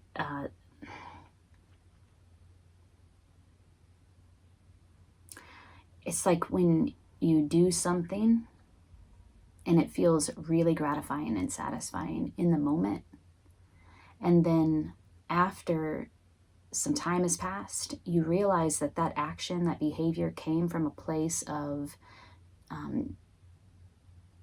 like superficial or emptiness. Like it came from a place of just spitefulness and revenge, wanting to make yourself feel better. That's this type of conflict.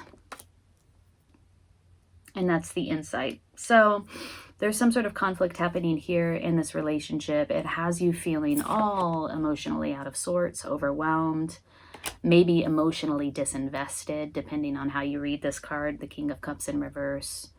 We're going to have to clarify this Page of Wands, knowing what we know now with the cards that came out. This is somebody who's really looking at something and feeling like there's an opportunity for development here, an opportunity to turn this thing into something greater.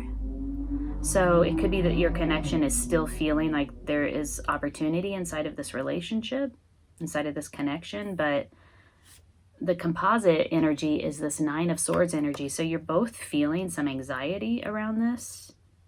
It's composite. So it's when the two of you come together, what happens is this manifestation of fears, nightmares, anxieties. Okay, what the heck? I want to know what this conflict was about. And the insight. What's this conflict about? Qualities of this conflict. What happened here? Pisces. What happened here in this conflict between you and the person that you're connecting with? You know, I don't like the way this person who has all of the swords is looking at the people that he defeated. He has a smirk on his face. He has a smile on his face. He's looking back at them. It's almost like it makes him happy. Okay, whoa. A lot of cards came out here, so I don't know. Let's read them all. We have Perchance to Dream. This is fantasy. Today for tomorrow. Not living in the present moment, thinking about the future, what you can gain in the future, what you want your future to look like, and so you're sort of disconnected from the reality of the current moment. Black Flower Fragrance. Oh, this is about enticing, something enticing that turns out to be poisonous. I Won't Cry for You. That's interesting. I haven't seen this. Yeah, real emotional disconnection. And I want to say stubbornness, but also I want to say spitefulness.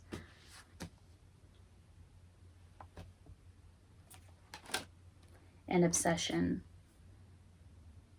So at the same time that there's an emotional disconnection, like they're disconnected from their heart. Somebody here is disconnected from the way that they feel, from the truth, emotional clarity, the truth of this relationship. Somebody here is disconnected from that. At the same time that they're disconnected, they're also like obsessing about it. Interesting. That was the quality of the clarifying the conflict, the Five of Swords energies. Somebody needs to get grounded. Somebody needs to get reconnected to their emotions, to their heart center. Okay. Let's see, what else? Let's work with this Tarot of Sexual Magic. How do you perceive this connection in January? How do you perceive them? How do you perceive this connection? Page of Wands. You know, sometimes people will read the pages, the knights, as player energy. Looking in this particular card, he's focused on something. It could be that he's focused on something else. he or she, pages could be both, gender is fluid. King of Cups in reverse, that's you. How do you perceive this connection? How do you feel or think about this person? Here we go. Oh, 2 cards fell out here. One is in reverse. What is this? 7 of Cups in reverse and the 8 of Pentacles in upright. So,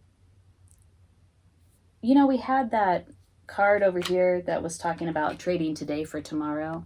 This woman in this card is not connected to the present moment, what's happening in the present moment. She's looking out toward, who knows, the future potentially, thinking about something else. She's just not here. She's not grounded in the present moment.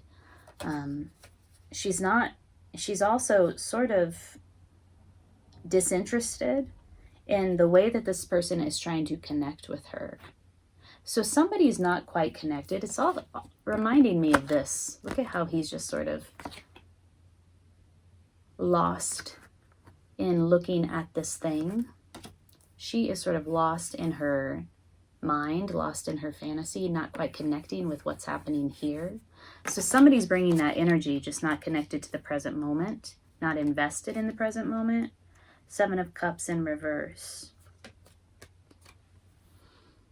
Needing to focus, needing to make that one choice, choose that one cup. 7 of Cups upright is just like having a lot of options available to you. 7 of Cups in reverse is like a call to focus on one thing. So this is how you perceive your connection, either them or the qualities of the connection in and of itself. There is a lack of focus here. Somebody's not quite connecting with what's happening in real time, what's happening in the present moment. There needs to be